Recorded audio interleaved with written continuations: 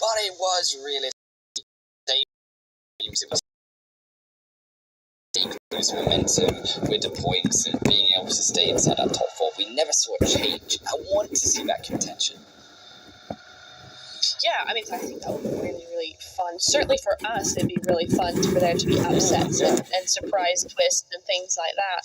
And I think with this, this group has more potential to do that just because, as you said, I think more of the teams are more volatile when it comes to getting that aggression, getting those points. And that's why we're seeing such a close leaderboard. I mean, it was close at the end of day one for Group A, but it wasn't this close. So I think we could see a little bit more suspense coming in to today, but we won't hold you in suspense any longer for those UC codes, because right after the last one, there's another one up on screen for you. Same procedure as the last one, so just go ahead and grab that if you missed the first one.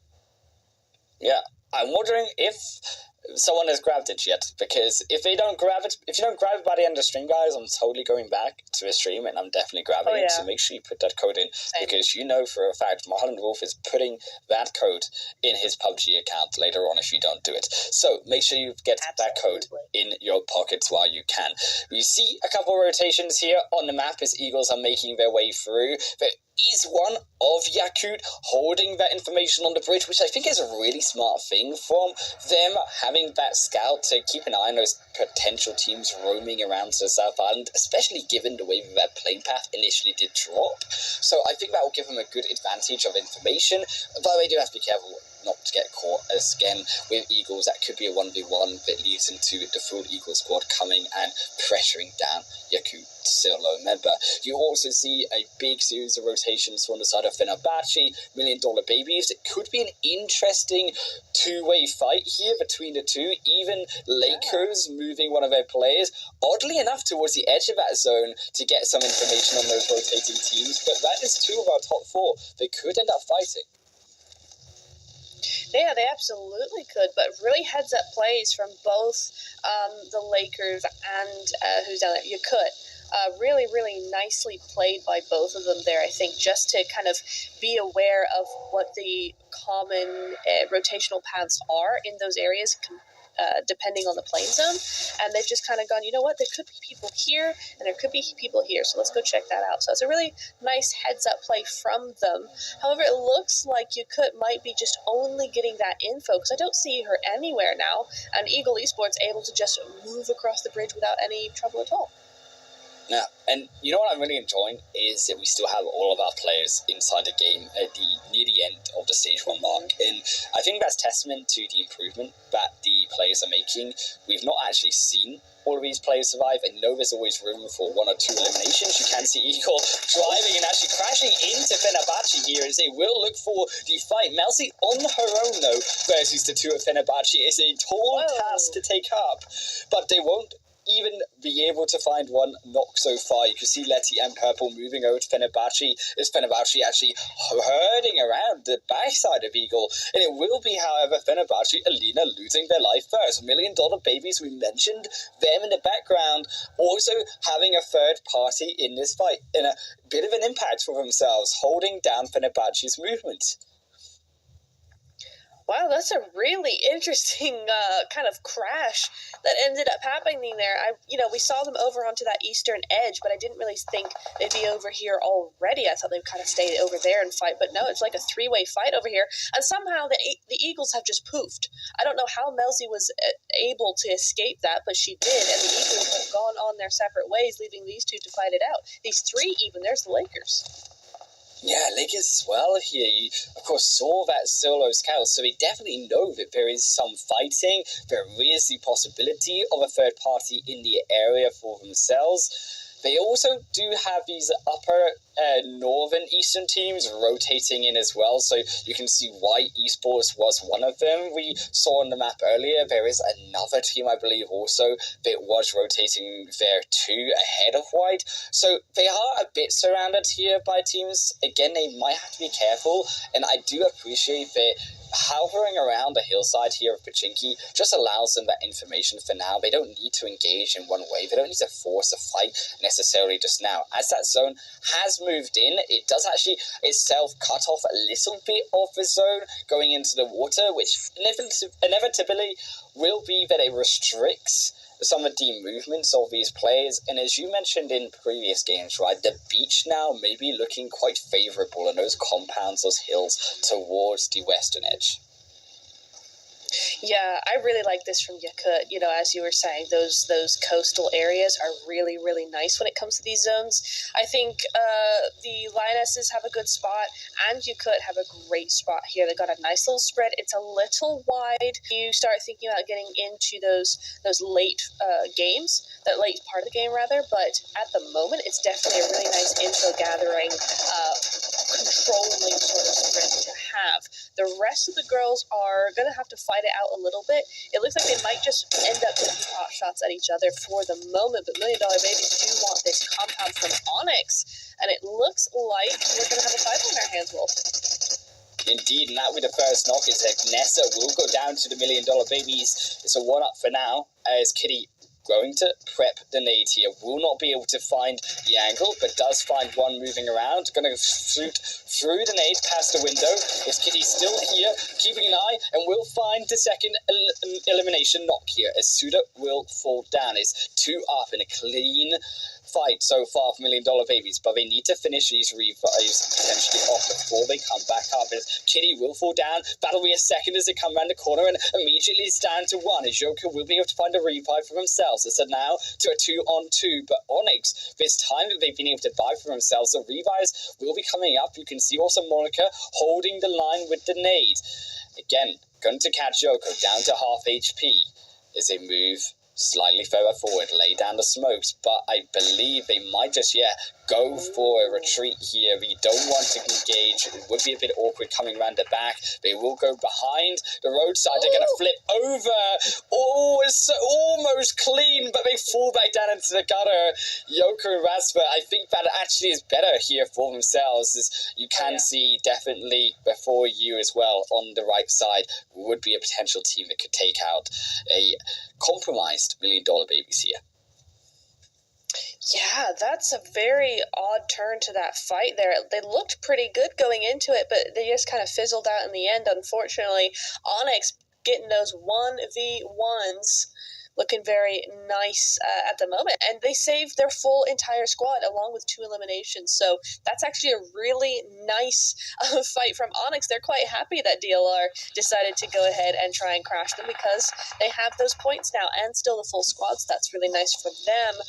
Women Moment, they've been up into the north side for ages. I was watching them be on the edge there over by North Georgia Pole. They finally come down into zone at the moment, but somehow have lost 2 of their players. We didn't quite see that there, but that is a shame because again, this is a team that I've had my eye on and they just can't seem to have a break here, and this game looks like it's going to be what's the word? No, exception. There we go. Exception, that's the word. I don't know what we were looking for. I was in my brain. I was calculating the words for you. I wanted to say obsession for some reason. I'm like, that's not it, but okay. Anyway, Inception, here we go. There's another word I should practice saying because I'm going to forget it. Looking at white this time around. Logica from the Lioness is getting another one of the Women Moment down in the kill feed there. Rin going down this time. That is a big shame for them. They need these points so very much. They're currently sitting on 9 points. So not a whole lot going their way for this game at least. But hey, you know what? We have that Sandhawk coming. True, and all of those points have been able to garner so far for Woman Moment was actually in eliminations, but I think we're in here really just getting ourselves a bit caught out in amongst those hay bales. It will be V-Nature who is able to finish the elimination off, and they will grab themselves their second point of the game so far.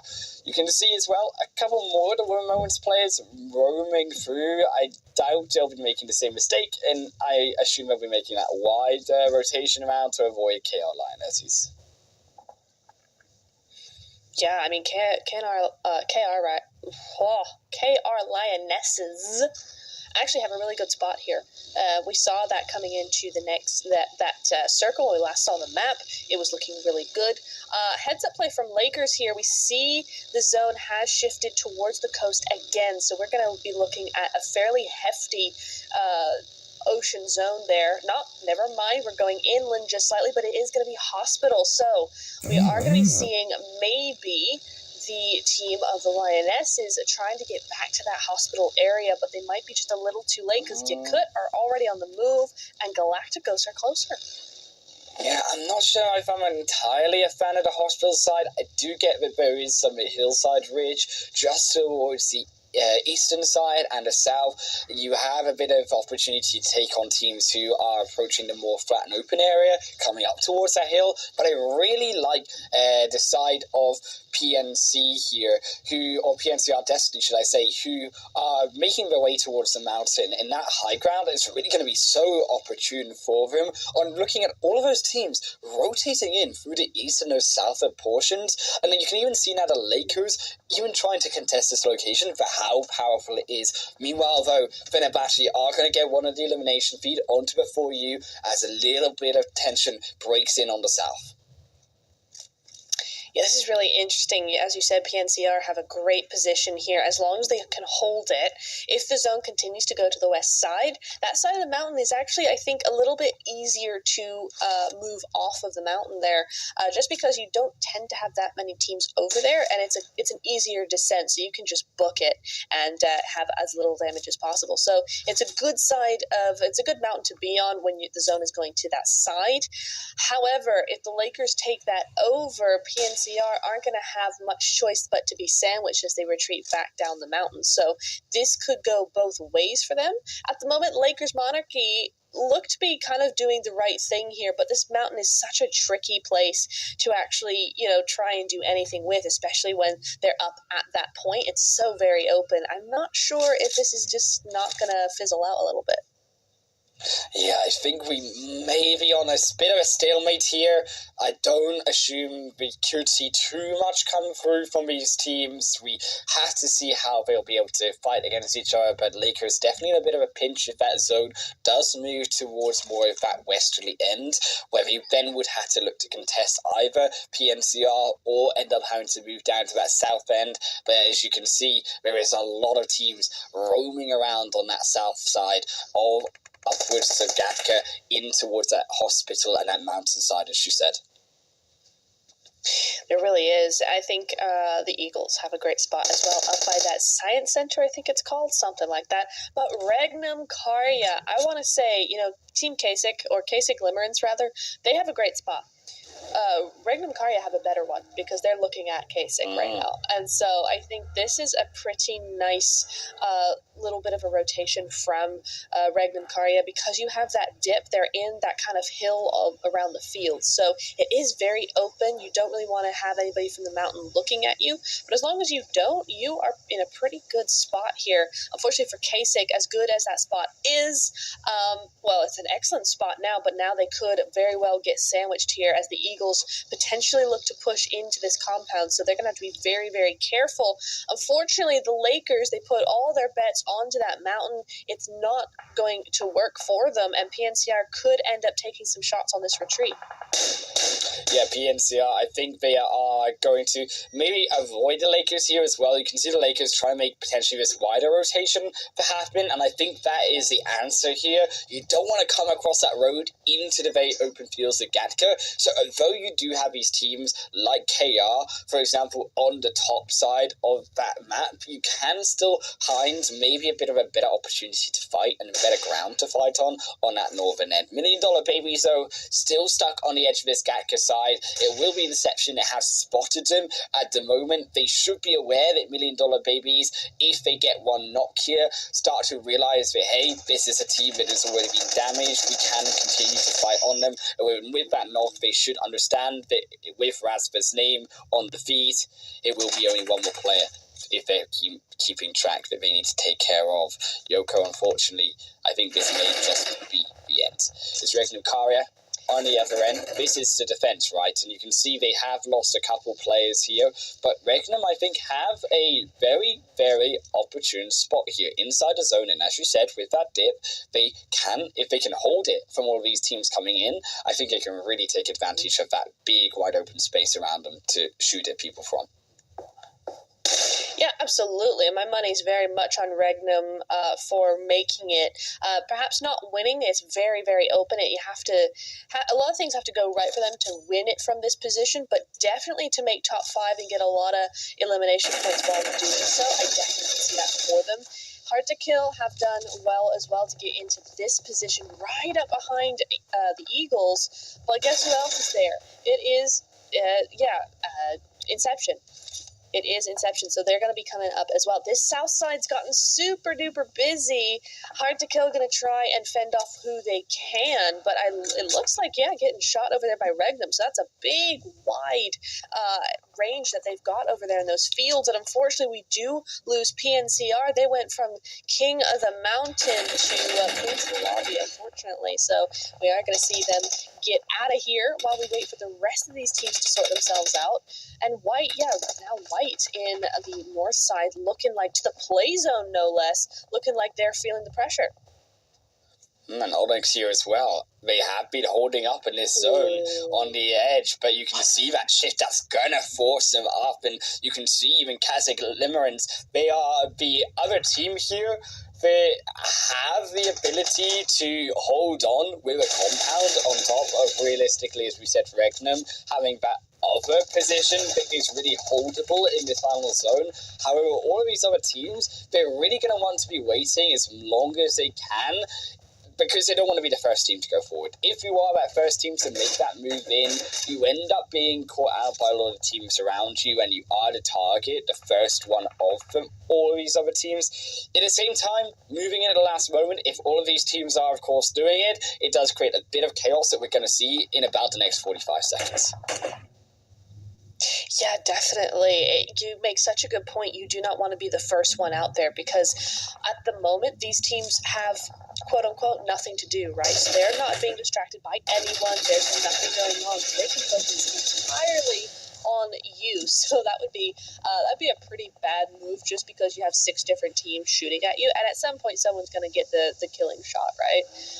But as we start to see now, everybody starts to rotate together. Now, this is a bit of a smarter play from some teams. If somebody else is rotating, you rotate at the same time. Some really nice car moves being held here, except for Zeros, who gets stuck on a boulder on the way down. But is this going to be a push on to Kasich right now? Kind of looks like it might be, but you could. Really good work with those sprays. Yeah, lovely spray, able to grab 2 there on the rotation. Onyx really also going to be able to struggle now getting inside of his zone without those extra players. And Yakut also just taking advantage of having a better setup here. It's all about the setup as you move into zone. And Inception also going to suffer as they were not able here to have the time to set up versus a fight onto Kazakh, and they took advantage of that better position inside the compound. They also do not, though, take advantage of Eagle moving in, as Eagle do secure themselves a spot inside of the grass, only though to be shot down by Yakut, as Yakut will be able to send beyond packing. Yeah, for real, Yakut now with 5 eliminations, all feeling pretty bad about it, though. They're pretty injured at the moment. Fenerbahce going down now as the zone continues to favor Regnum Karya. I mean, I don't know how much more of the zone left you want. That is terrible for most of these teams. I mean, except for these random, little duos and solos, it's just Regnum. It's H2K as a duo, it's White as a duo, it's Zeros as a solo. Everybody else, all these bigger teams, they have to all move in. This is going to be very interesting. Yeah, Yakut and Kazakh's on this backside. If one of these winning teams can be able to keep their players alive, there is a possibility they can come in and contest Regnum in the chaos of these other squads coming forward in onto Regnum as well. But it's still not a guaranteed win here. They've got a lot of teams and players to take care of still. But Yakut as well, especially not being able to take one down here of Kazakh. That's still another full squad that we've got here that can contest these solos and these duos coming in. However, coming across that roadside and into the likes of Hard to Kill and such, this will be a really tall task for them. Mm-hmm. Yeah, absolutely. It is going to be a beam. Yeah, they did some excellent work.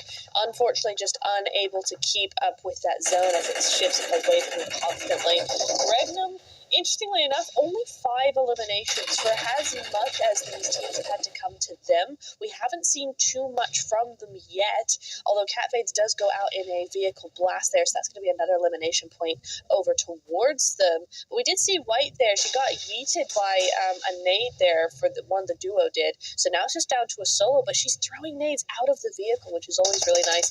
But we'll look at the mini-map. Look how many circles are there struggling for this tiny zone. That's almost hilarious now. How many are still alive? Right, and you can see now Kazakh as well. With this tiny area, they're going to make their push forward. You can see that the zone's moved up. They need to make a move. They need to make a push on to Regnum. One nade will go through on to the rest of Kazakhs approaching above the hill, but it hits no one. They're gonna have to step back now, as they would need a bit more time. They're gonna lay down the smokes behind them to allow some space to retreat forward into Kazakhs. Though their line of aggression moving slowly forward with the smokes. They found Cakes, now they're looking for the next, and inside the smokes even of Kazakh, of Regnum, sorry, actually blinds their vision onto here the rest of Kazakh Limerence, and you can see how they can still take advantage of those few spots left to hide in. They'll take the third knock, and it's only now Milena left, and they will fall down to the rest of Kazakhs. That will be the quick elimination back down to the hill, get back healed up, because you can also see KR Lionesses, they're looking for this potential opportunity to third party Galactico Sirens as well. That was beautifully done by Kasich. Unfortunately, Regnum just unable to hold down that position. I think they were a little worried about their backside as well, which doesn't make it easy. But Kasich have been playing this game really, really, really well. Yeah. Very nicely done. Mia even going down in the end there. But Galacticos in zone, they had that zone shift favor them. So they're up to 4 eliminations at the moment, but not for long. That is going to be going up fairly soon, I would have thought. But Kawhi over here just wrecking people left, right, and center. 3 eliminations for her, 3 eliminations for her teammate here. It's looking really good for all these teams, but honestly, my money's on Kasich for this one. Yeah, Kasich, look at them here. They've got their 3 players back up. They've got the formation ready. Kawhi, though, they're moving forward. They're looting up the dead bodies of their enemies. As Kawhi now uses the molly, chucks it forward into the smoke, hoping to try find those damage ticks onto Amaya. Inside the smoke, there will be flames, but Amaya lies on the front side. One tap. Love Kaya as well, roaming round to the flank, looking to try get a better angle onto KR here in this final fight. Another smoke goes wide, but it will miss. Nate, back in return, will also miss, only going to tickle away, but it does do some damage. It's a Maya on one tap, still behind the smoke.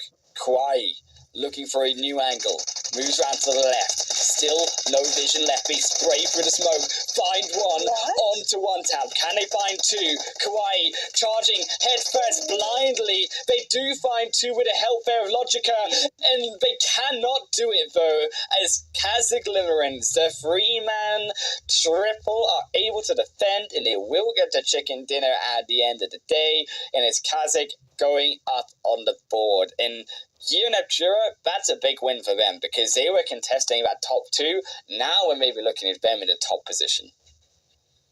Oh, absolutely. There is no, they are not way ahead of the rest of the teams now. I mean, the Lionesses there, they're currently in 5th place with 35 points, and Kasich in 2nd with 53. So both these teams are going to go up pretty dramatically, I would have thought. But yeah, Kasich with an outstanding performance on that. I mean, if you want a masterclass on how to be aggressive in those tough zones, just watch that game. That was so well done by them.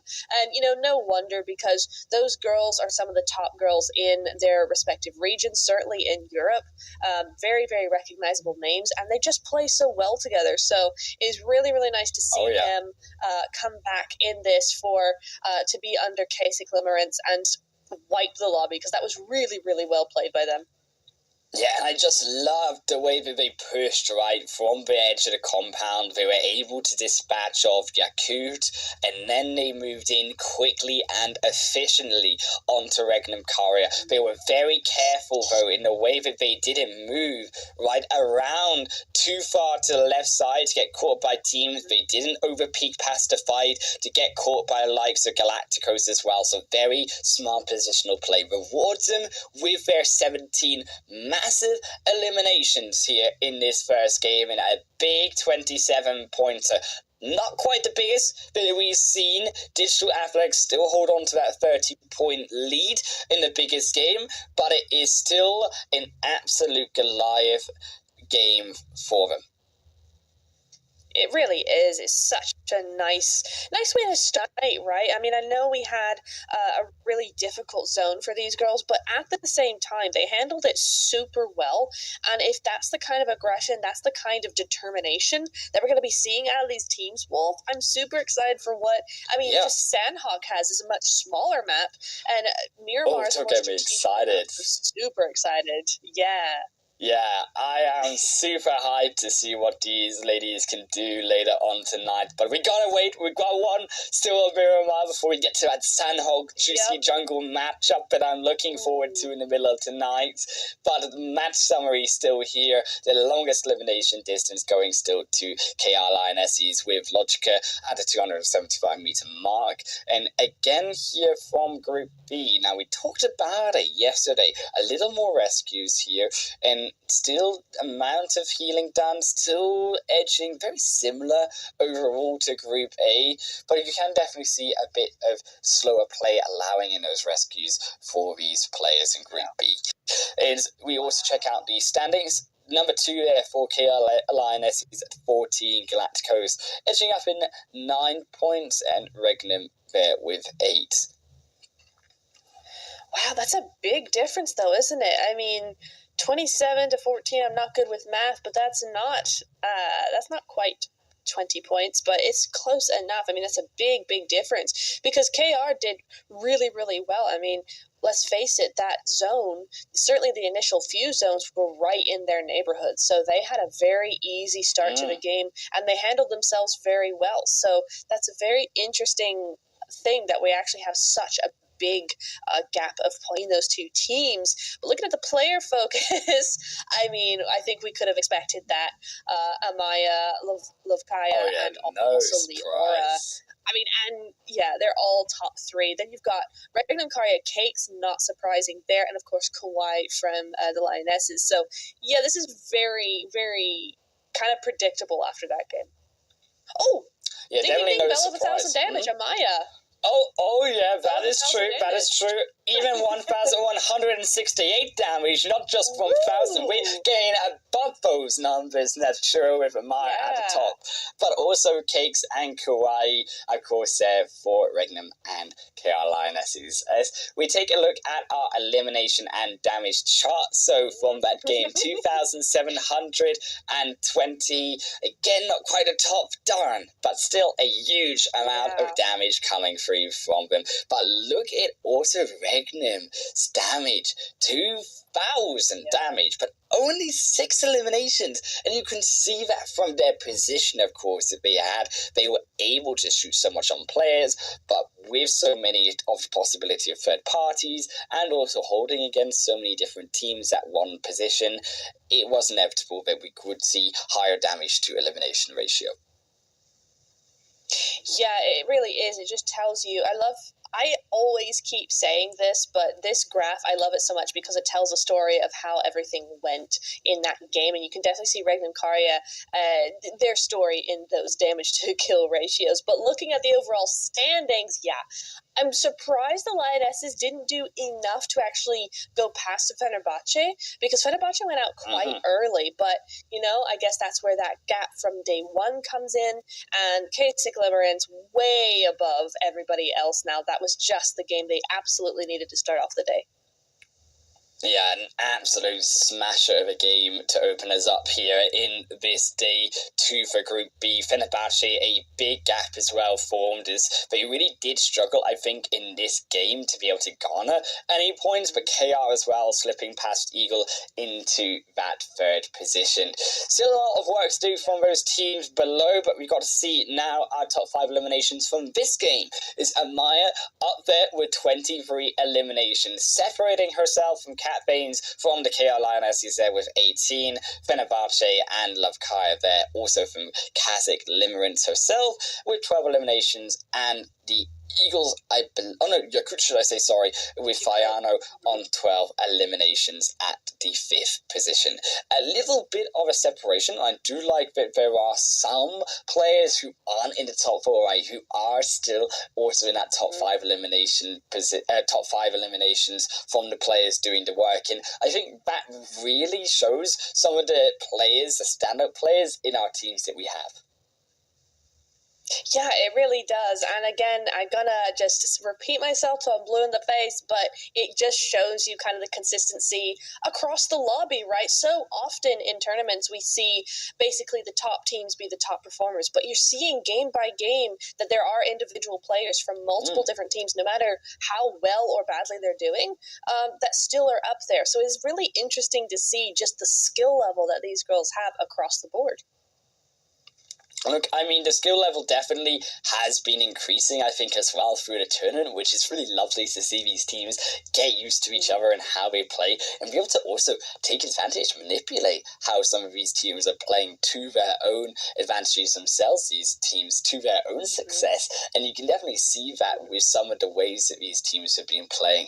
I'm excited to see as well, can we now look at Kazakh Limerence keeping the consistency up in today? Because, as we say, we've got Miramar up next. It's going to be a difficult one to keep it up, that consistency. We'll have to see if it can do it after a short break.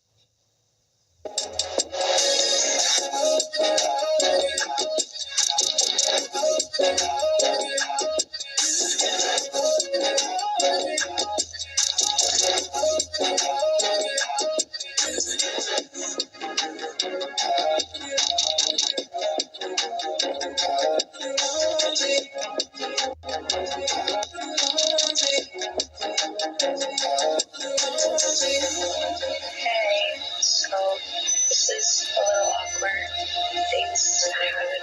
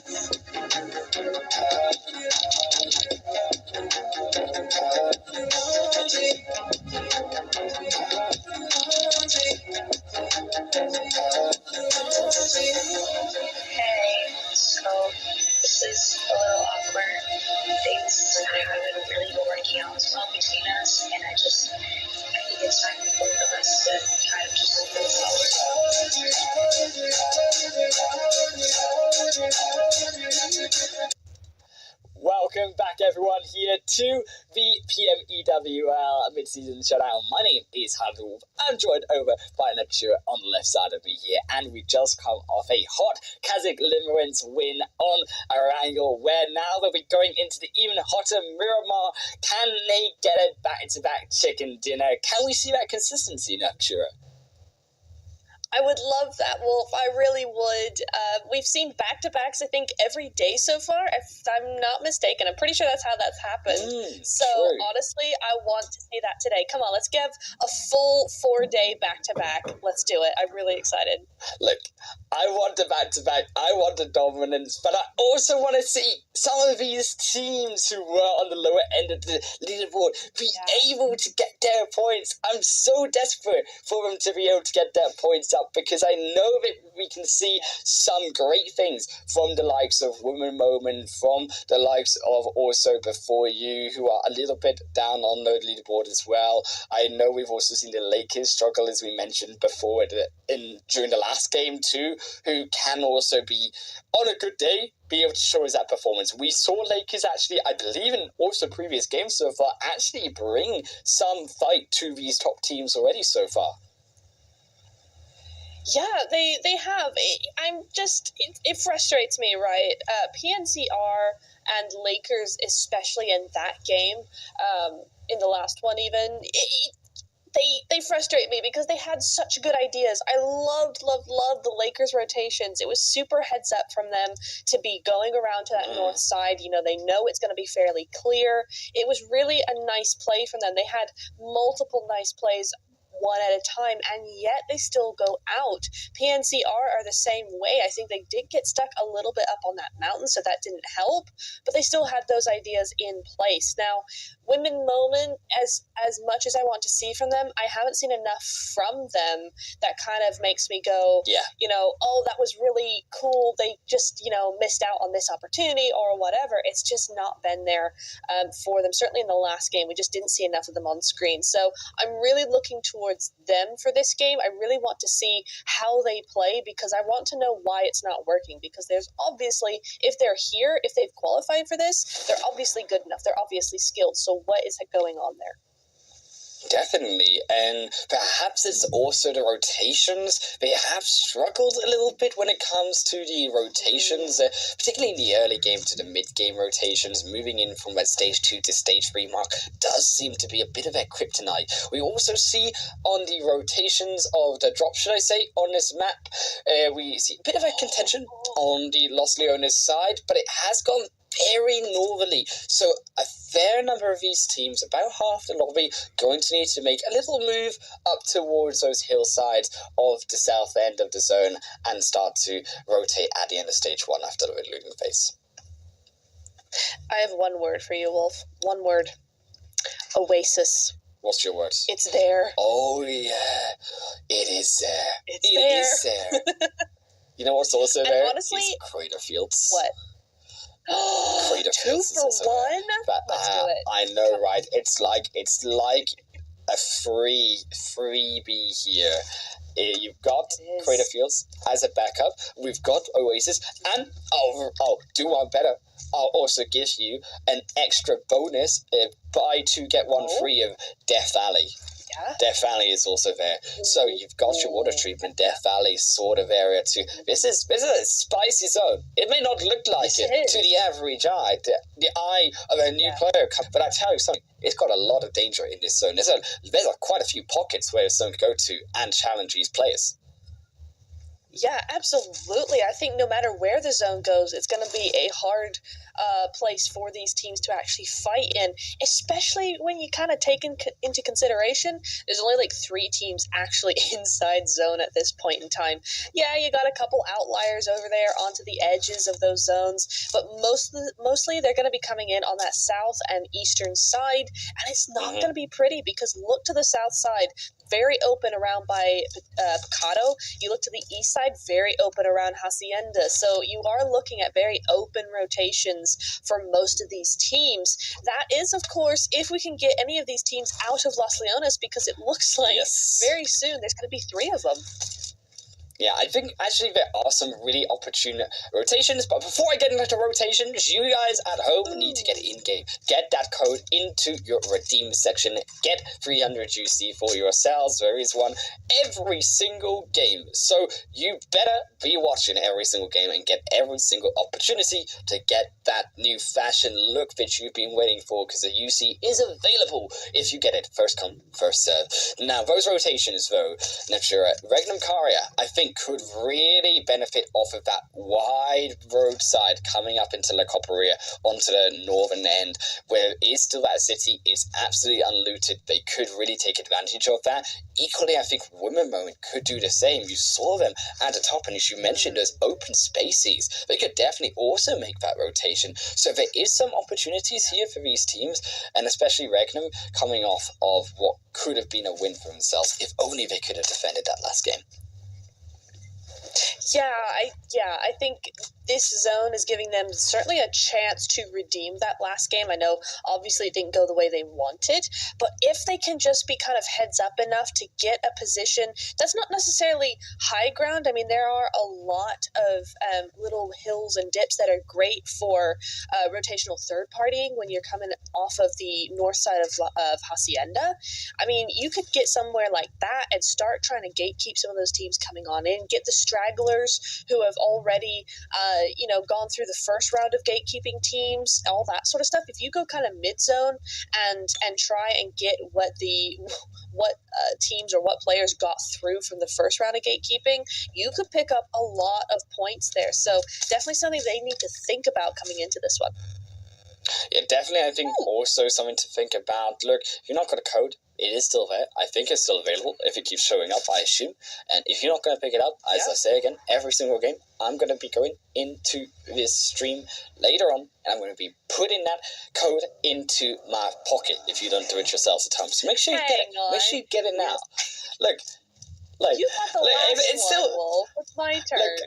Look, Okay, I'll give this one to you, that Shura, and then I'll take the one in Sanhok, and then if you get the one in next Miramar, I'll get the third one in the lasso angle. I know it's not fair, but it happens sometimes like this, and maybe if we can share. We can do Saturday. I'll give you the 3 on Saturday, and then I'll take the 2. How does that sound? Epic. That sounds great. That's a good arrangement. I like this. Sharing's caring, right, at the end of the day. And also sharing this zone is something that these teams need to start doing. Because there's still, as we get to this end of phase 1 stage, now the movements to the rotations of these teams to come through. I'm interested in Regnum are actually making a bit of a more inner rotation up towards Monte Nuevo. Now, it is going to be quicker, and Monte Nuevo, I believe, still hasn't been touched by the players so far in this game, so it does give them that opportunity. Again, as well, another opportunity to rotate further up and maybe take advantage of those really high hills above Power Grid and to the right side of where you can see Hard to Kill and Eagles right now. So there is a great opportunity for them on their rotation there. However, you do have to make that a quicker rotation, because if you stop over Monte Nuevo, you would end up having potential teams already take those mountains up later on. Yeah, absolutely. I think there's a lot of teams who are kind of bunching up in the San Martin area. The only team you have to think about is before you. They have a really good angle onto that road where Regnum Karya would move up through Monte Nuevo and north side. So something to think about there. But apart from that, they've got, as you said, a really good rotation into zone. It's fairly easy. I'd also kind of like to see, even if not them, perhaps the other team that's near them, actually go up to the west side of El Pozo and use that Ruins Road. No one ever goes up there. It's such an underutilized rotation path up there, and I think it's going to be crucial to those teams to take those underrated paths before teams start looking at them, because if they go elsewhere, they're going to go out fairly early. It's getting very busy as we speak. Yeah, for sure. And that's something that we've also noticed in the tournament so far, is these wider rotations that could be happening earlier on are something that the ladies just aren't really taking an interest in. I think that this is definitely something underrated these ladies could be doing, as you say, using these wider movements earlier at the beginning of stage 1, rotating into those cities with the plane path are more likely to be unlooted, still continue looting phase as you're going, and break it up with that longer rotation, something that could be taken advantage of a little bit more, I think. Yeah, I think honestly it comes down to these girls are impatient to get firing their bullets. They've collected them. They want to show them off. They want to go, hey, look at my bullets. You want to see them? And I think, Roswera thought she could be the first one to do her show and tell, but it looks like you already knew Hard to Kill was going to be up here, and a beautiful little split coming in from them. Now, we can all do like a sort of circle time here, and we can all show off what we were able to gather in the midway stage of Miramar, and we can all do little dances and whatever you would like to do. I mean, that would be quite interesting. And then until someone decides to whip out the Uzi and spray everyone down and get many eliminations. Exactly. Yeah, that would there's always, if you were a child, there's always that one child, right? It's circle time that always brought something fancy and always ruined it. Always ruined it. Like, they're always like, they're always like, I've got my DS. Like, I've got my fancy, expensive technological device. Yeah. Well, that's that makes me feel a bit old now, actually. Goodness. Yes. Yeah. Oh, gosh, yeah. I didn't even think about it. Oh, dear. Oh, no! I was just celebrating internally because Piper did get a elimination onto white there. So I was like, yes, some early points where there's no repercussions. But Piper does face the consequences for that cheeky little knock and finish there. So they do have an elimination. But what good is it when you're now going to lose almost 2 of your players? Women moment, what is happening? One moment. They need their started moment. It's just not quite there. They're warming up. The batteries are charging. We put it in. They're almost they're almost there. I trust that it's going to happen sometime. It might not be this game, as Patoki will unfortunately be left for dead here in this second match. And the zone will also move a little bit up towards the north. Oasis is still in there. It's still there. I still see it. I'm excited. You can feel the anticipation in the air. Just move up just a little bit, zone. That's it. We'll guide you up in towards the water. Yeah. That's it. Lean closer. Exactly. Lean up there towards Oasis just a little bit. But we've also got Death Valley, as you mentioned, that little bit of Death Valley coming in to water treatment as well. You've also got the very edge of Crater Fields, which Regnum Karya did make their way up there. But so did DLR, so did Eagles. So there could be some very interesting plays coming in here. But I'm just noticing now, what on earth is that stack of teams coming up? Hang on. No, hold the phone. K6 just now coming into zone?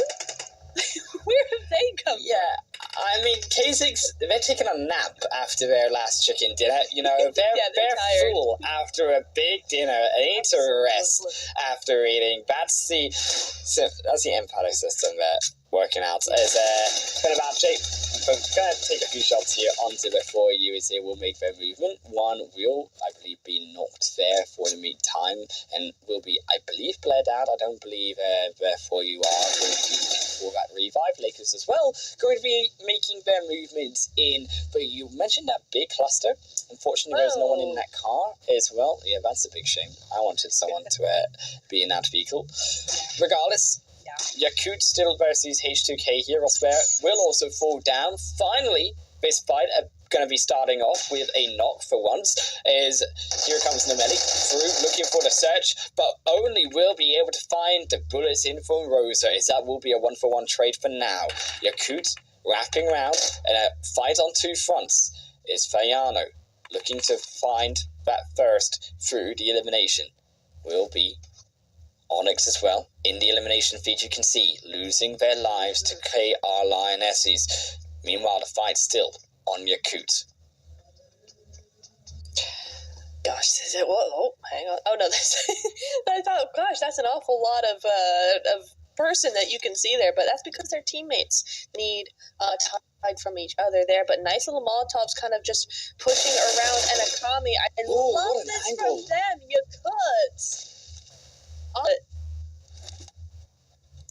That's got to be the push, though, right? That's got to be the push now.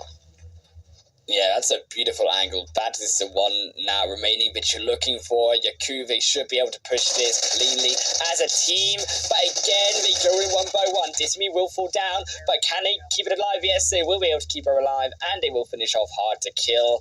Almost a bit of a disaster there, but they keep all four up, crucially, and they still got the time to move forward in. Unfortunately, Galacticos aren't going to be able to do so much as Lakers here, stepping up slightly on their first elimination. Galacticos going to be moving away a bit wounded, but will be able to survive. It's interesting. We've seen a little bit now from each of our top three from last game. Of course, the Lionesses starting out strong. They had that second place. They almost had that first in the last game. So they really are hungry for that chicken dinner. Now it got stolen from them in the last game just a little bit there. So we're going to be seeing that. I think Fenerbahce probably wanting to look out for their points as well. They're being super cautious with these rotations here, being very careful about who they go into and where they go there. So that is nice to see. Galacticos from the top three, though, we are seeing them down to a duo. Of course, that is favoring Yakut there. So, not too bad. Yakut has been, if I'm not mistaken, hang on, let me check that. Yakut. Yeah, they're down in 13th. Well, not 13th before last match. So they also need those points. So not too bad either way there. But looks like people have decided it is going to be going over by the water treatment, that North San Martin area. We're seeing a lot of teams start to focus in here. Kasich, very, very late rotation, so late into the game. Could find an advantage maybe backstabbing Eagles just a little bit. Yeah, focus, I think, a big amount on the high hills. You can see really avoiding the roadies teams, even Lakers, as you mentioned, right, moving around in between the mountains for a bit of cover. However, yeah, Eagles are also there on the other end, and Kazakh Limerence, now with that big late rotation, are going to be moving in. A big shift, though, keeping a lot of these teams inside the zone, crucially, so they won't have a bit of too much disruption.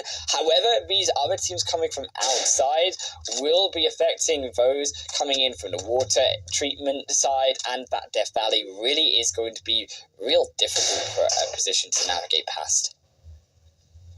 Absolutely. I just want to say this is perfect for Kasich. That couldn't have been a better zone shift, honestly, because now they're going to move around to that left side and actually start to gatekeep Eagles. So they're going to cut them off from entrance further into the zone. If they're smart about this, that is where I would put them.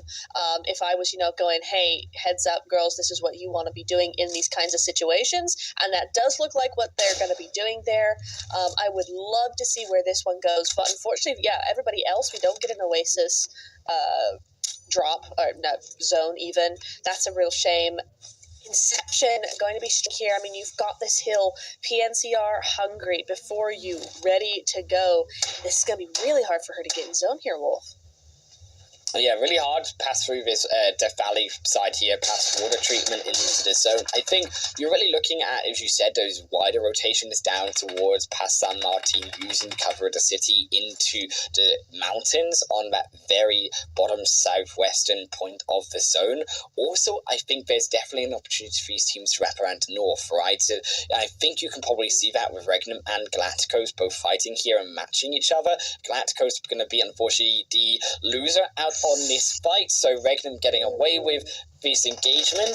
However, if they can rotate up north, that'll be an opportunity for them. But unfortunately, look at the explosion, a triple knock from PNCR, and you can see how crucial this position is for themselves. Getting another 3 eliminations into their pocket, moving their way now up to 7 is before you annihilated. Oh my goodness. This is why you always take multiple vehicles. That was 3 people in that vehicle. They brought it on themselves, I have to say. Andrea, unfortunately, the only one left of her squad. And wow, I mean, I guess they didn't have those vehicles because everybody knows you don't use the same vehicle for more than 2 people. But what was that? I mean, kudos to PNCR spotting that and taking them out like that. These are the points that PNCR need. We love to see it. And now they do know that there should be a solo in there. So this could be a push they might want to take. I don't really see it being super advantageous apart from that 1 kill, but it could be something they might want to do later on. The more I talk about it, the more I dislike it, though. Yeah, I really not a fan of pushing down into that Death Valley. You saw exactly what happened to the solo player from PNCR doing the damage onto them. So I think, moving about, taking your eliminations that you can get here, moving from teams coming into the new zone, and then moving it into the zone yourselves, makes the most sense here as they are doing Fenerbahce as well. Just going to catch out one of the $1 million babies on the rotation there too. Just going to take down Razva. Perhaps the team just also isn't around. I believe it also, you can even see Yoko here fall to Regnum. So it looks like $1 million babies are fairly split by the sounds of it. Yeah, it does seem that way. I'm going to call it now. Oh, yeah, we found them. No, we did. There they are. Regnum Karya taking some points here, about to make that 1.4 if they're careful about this. Kitty has to do something here. Oh, and she does it. Melina goes down on top there, just overpeaking a little. Nice moment for that defense. Razva giving all that information that she can. Can Kitty do this again? I mean, if Cake's overpeak. Yeah, we've got to be careful here in case they start to get themselves back into this fight. That crucial knock there from Kitty has extended this fight out, and as Cakes moves further forward, they will now just realize that they don't want to take this fight solo. They will now revive up Melina. However, this also buys time for $1 million babies. You can see Kitty barely getting Razva up back into his game on the sliver of health. It's now Cakes as well, going to be able to take them out, though, on the revive. We'll be able to finish that up as $1 Million Babies take the elimination to themselves. I'm going to say it now. I think that $1 Million Babies, they're going to be a team that are going to come back after Sandhawk. I think they're going to be the ones that we're going to see come in here and wipe the floor with these teams after that Sandhawk. I think they're going to be the ones that need this little bit of extra time because we're just not seeing the same team that we saw in day one so far. So I'm hoping that's all they need, but it is interesting to see, after such a strong, consistent day on day one, we are starting to see them fall out a little bit. Yeah, also that consistency, something $1 Million Babies they can fix. There's still 3 games here for them to continue to do so and improve, so it's not all over yet. There's Eagle Esports as well. Moving here a little bit towards the edge north side of the zone, we have got the Lakers around them. You do have, I believe, that is a KR Lionesses member also in the vicinity. Moment 2 making their later rotation in. Could be a little bit difficult here for one moment. They are scouting it out, but you can see very difficult to move in. 3 different teams moving on top of them with the too late green. Really just moving in too late to this zone. Will be taken out. I like the idea of moving later, but they will at least get one, hopefully, in.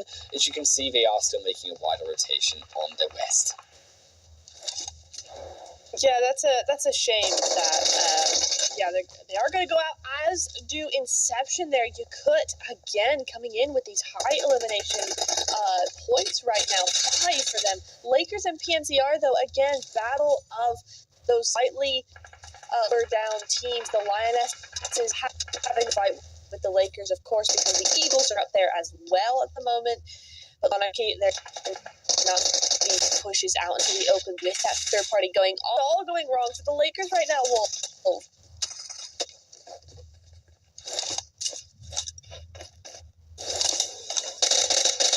It is indeedy there, so we're going to be seeing nice, interesting rotation around from the Eagles actually. Yeah, I mean, Lakers, that is a little bit of a smoke scare, looking to try to defend themselves. I almost wish they would nade actually into that building. I mean, that could have been an absolute team wipe of a nade. You can see they've got 4 in their hand, so maybe V-Nature being a little bit too passive here on the opportunity to also take out Lakers given their amount of players remaining. It will also be Eagles taking their own fight. You can see on the elimination feed as well. Meanwhile, though, just a defensive opportunity being given here for V-Nature. It will be there.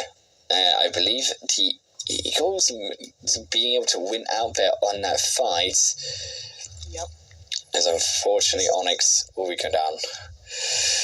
They will indeed. This is interesting from Eagles, though. They've kept 1, maybe 2, but it looks like 1 up on top of that hill overlooking that fight there. And the rest of them have moved on into a better position in zone. So that's an interesting thing that we're starting to see from these teams. We've seen that a lot. Regnum Kari has to be very careful, though, because Yakut are right on top of that.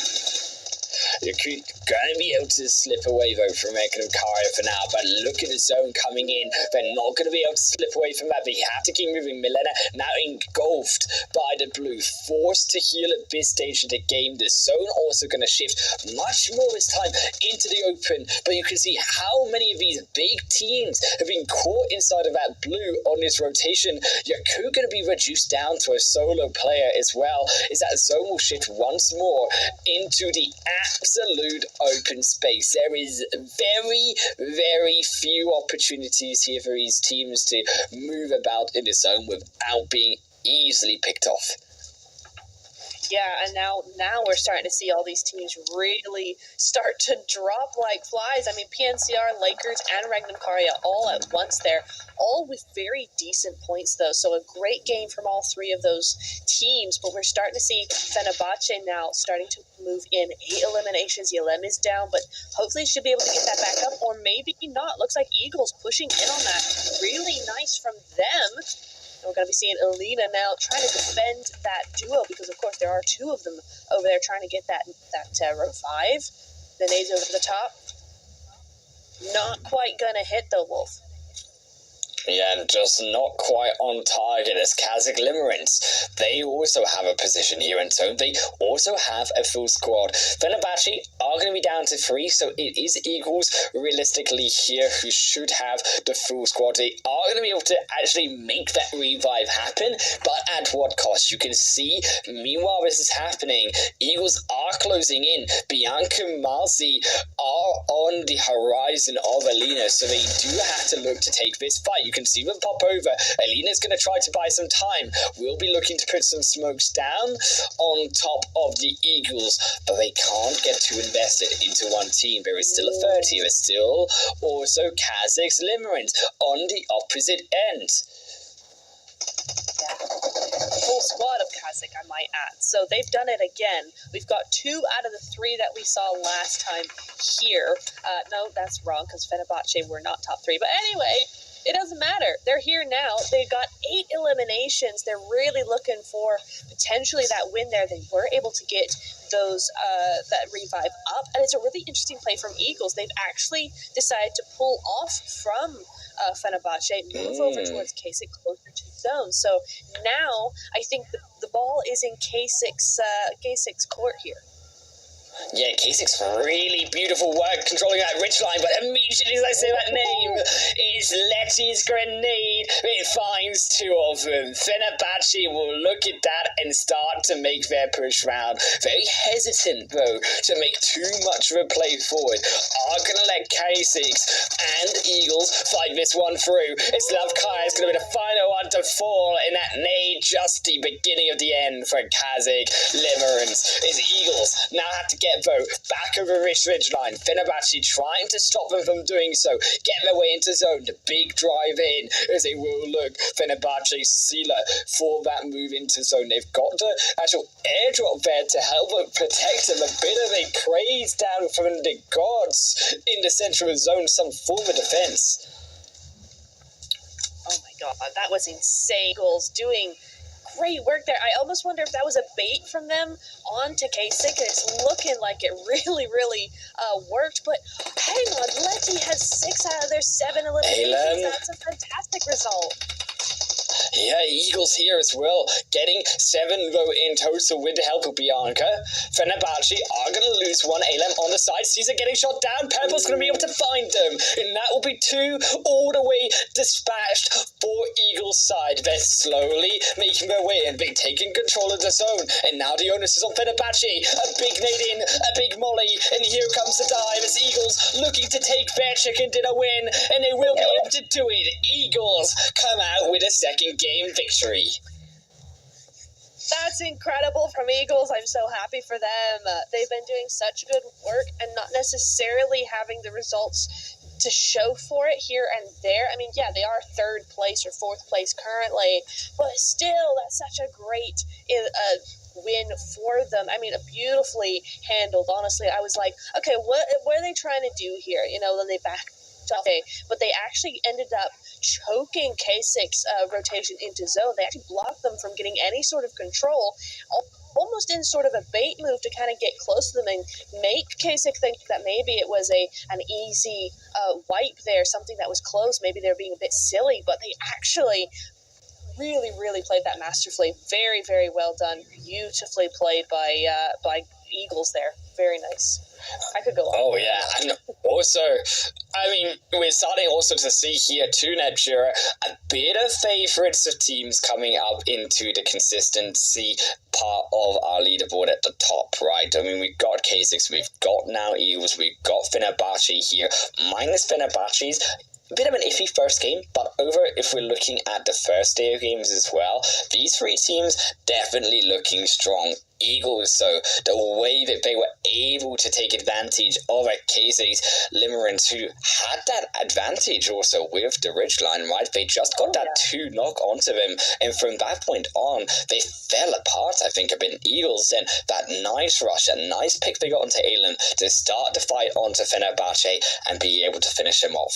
The biggest shot, though, going to go to Alem, however, with 367 meters, so still fairly long distance shot here from Fenerbahce, and I think that definitely all comes through from the earlier control that we had on those high ground of those northern teams.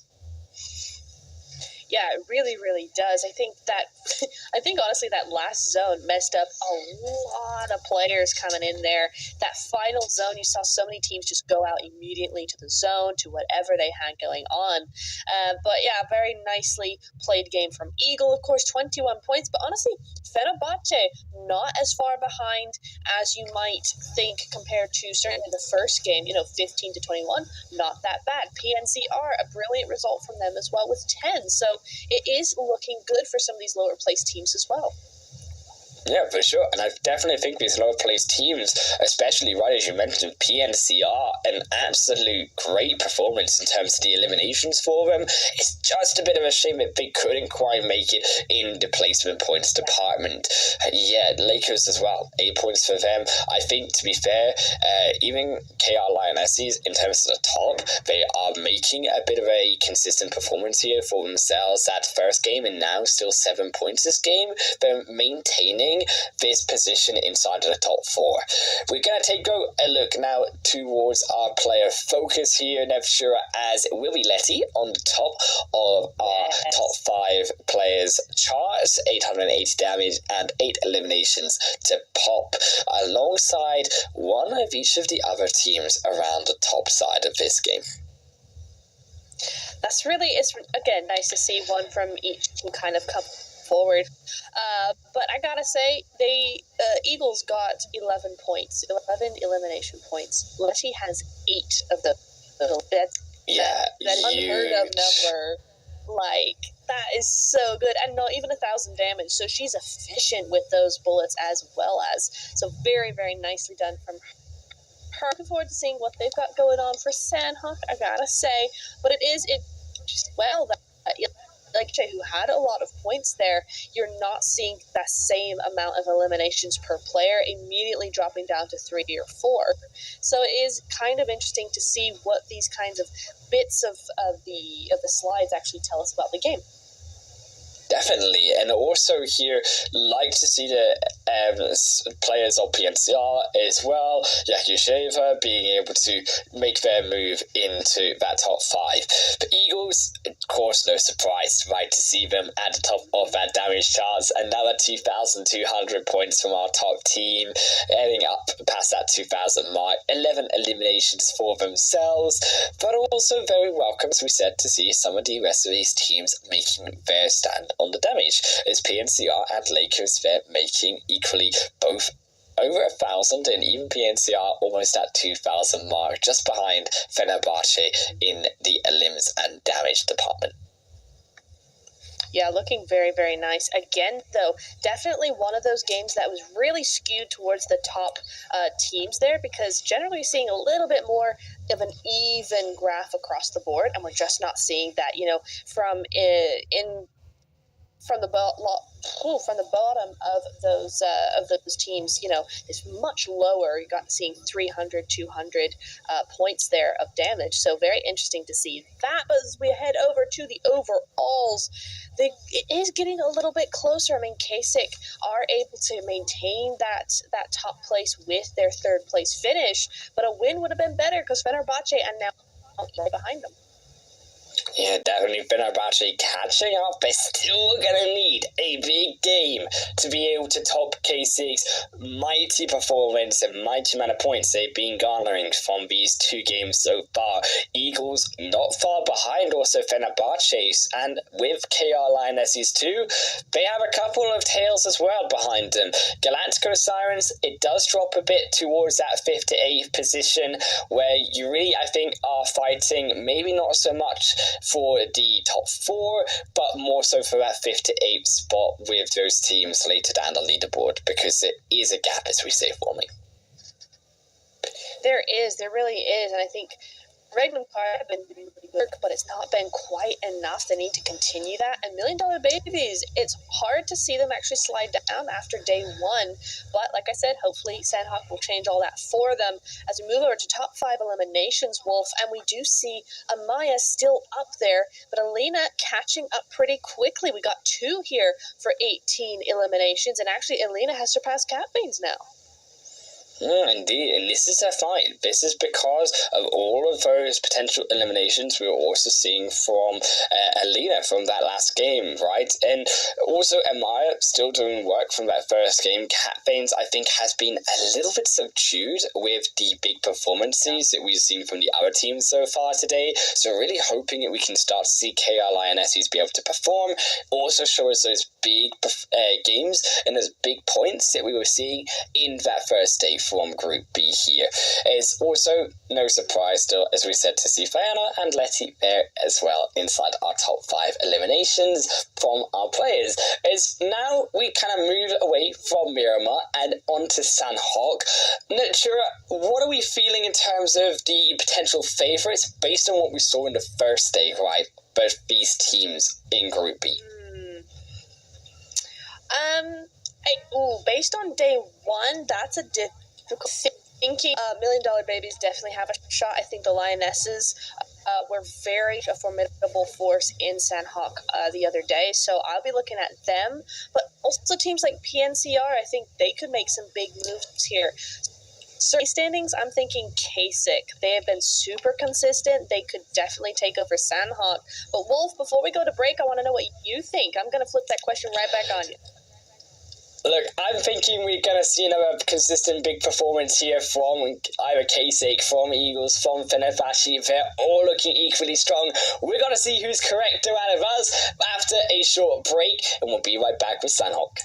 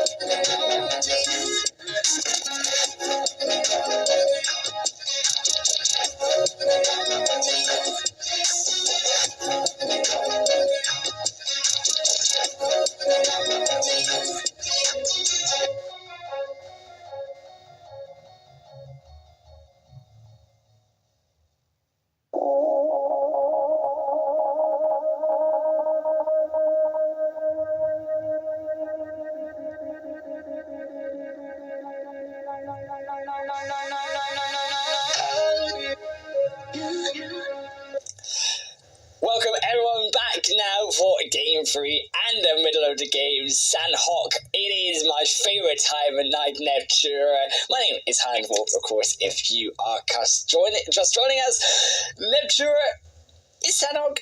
If you don't know me, I'm so excited about this map because it's so evil, because it's so exciting, and because it always shapes up how our teams perform in every night so far.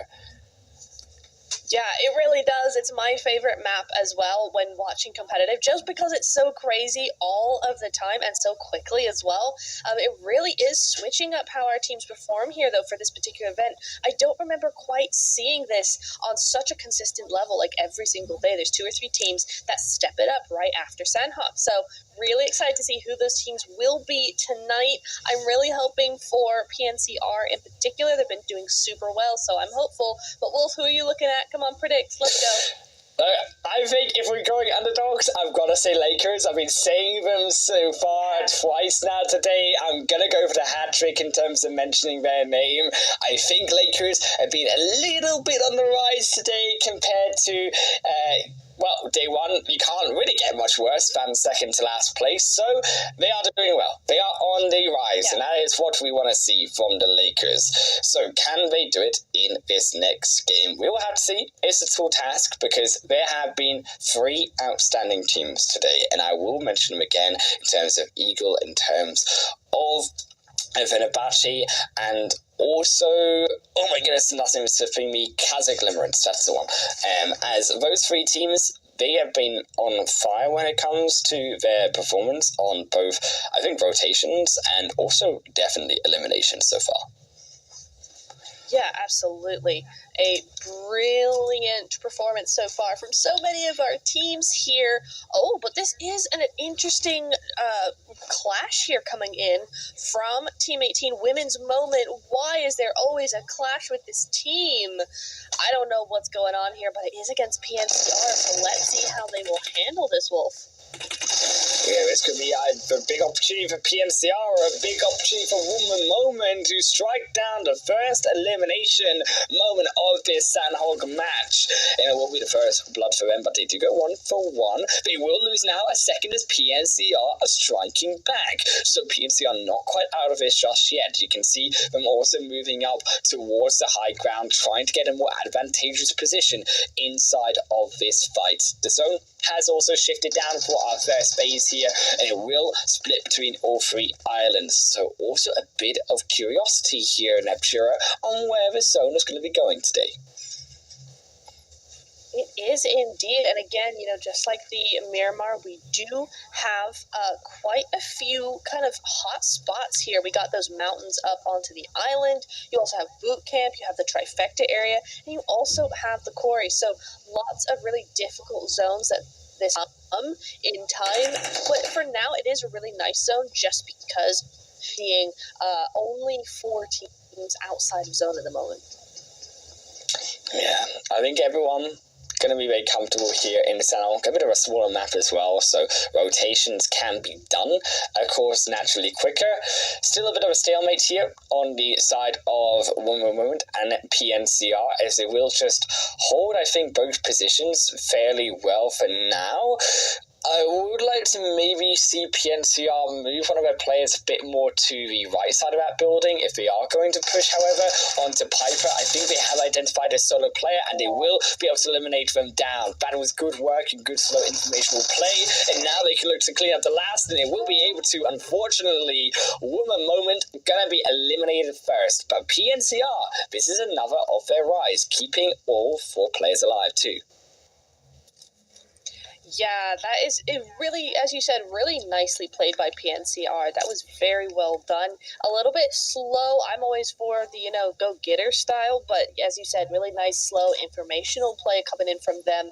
Very nicely done. I don't know what's going on with Woman Moment. They opened that fight really well. They had some good spots going, but it just didn't hold up, and I don't know why. I mean, maybe they're a team to really start analyzing, because I just don't understand what's going on with them. If you missed the codes, I hope you didn't. You can go back and, go back 5 seconds on the stream and pause and get those codes, because 300 more you see coming your way as we wait for these teams to start making their rotations, which I think a few of them are already doing, Wolf.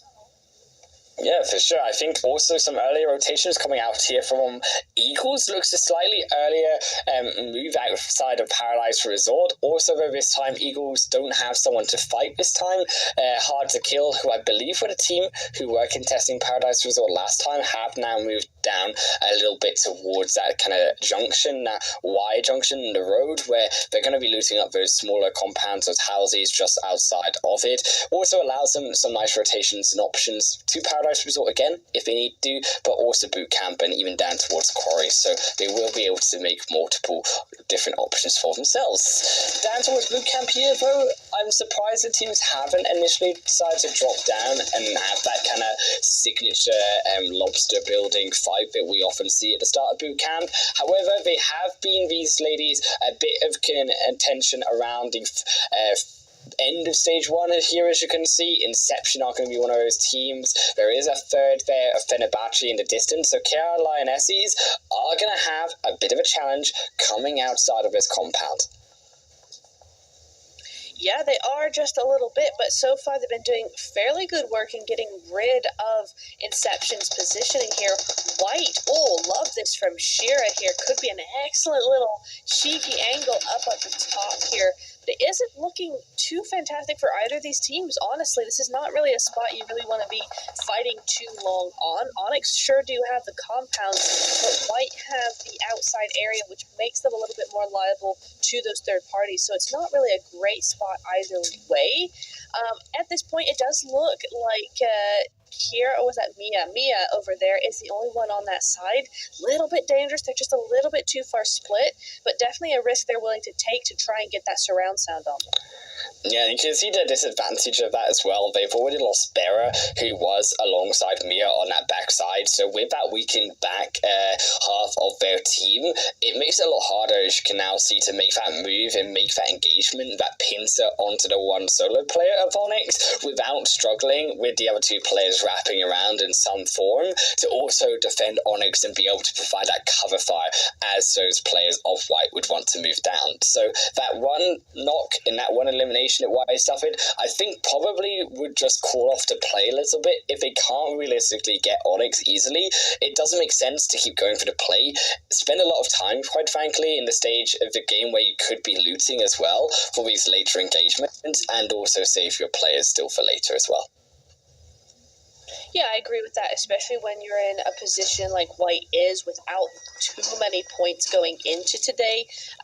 White at the beginning of today had 21 points in 11th place. Now, of course, that will have changed a little bit with the last couple of games having been played, but still, we saw them go out fairly early in the last game, so it's not something they really want to do. Fortunately, it looks like they have turned their attention elsewhere, but Kira is down at the moment, so they're going to have to do something, and Mia now has to go straight past Onyx, but she's not going to be able to because Onyx are right here. They are going to get the jump shot on her, and White done. Just 2 split there. Yeah, I think the hesitancy on the decision, right, and with those shots that were coming out before Galacticos begin to hear them, and they will take that third party. Eagles, though, are up against before you, and Letty, oh my days, just waking up to the nade. That is not the morning coffee that she wanted coming into the end of tonight and tomorrow. Eagles, though, are going to be 3 more, and they're looking to try and contest 1 nade back onto Ara, but they're not going to be finding it for now. It's Daria now also coming around the side. They're looking to stick together, use these rocks as a means to be able to defend themselves. However, also down to 3. Their back player a little bit of a ways behind, and you can see how difficult it is for Icepack here to move into the fight. Purple doing a great job at just holding these 2 together with that other one split apart from the team. Yeah, definitely. I'm just looking at the kill feed right now, Wolf, because DLR are down to a solo player. I don't know what's happening with them tonight. They seem to have lost a little bit of that spark that was happening in day 1, unfortunately for them.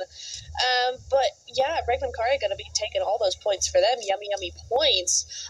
It is such a shame that Letty was the one to have a nade to the face. Of course, she was the one who had those 8 out of 11 eliminations for her team. So it's a bit of a shame there, but what a nade coming in there. That was a really, really nice look. Nice POV as well for us to see that. Fenerbahce up at the top, though. We got Lakers down on the trifecta area, so Fenerbahce going to be up on to the boot camp hill there, so good spot for this zone here, as Onyx do go on out to Galacticos there. So we have missed that a little bit, but Galacticos up to 5 eliminations.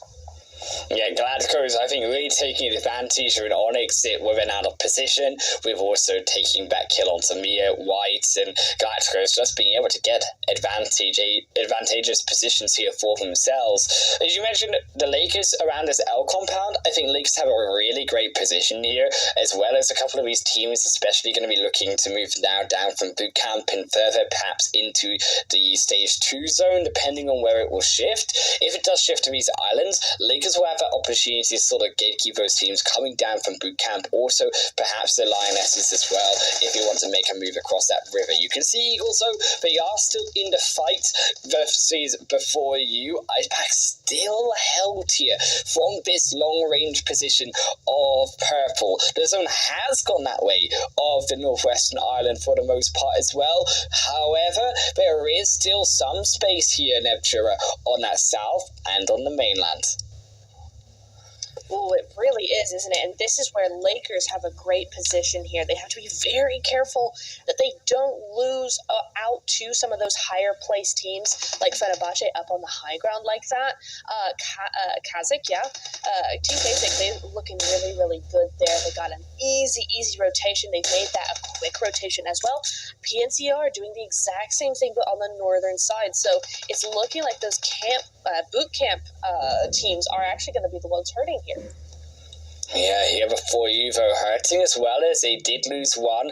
Ara as well going to be knocked. Daria going to have some difficulty also moving towards Ara for the revive. Icepack is just completely pinned.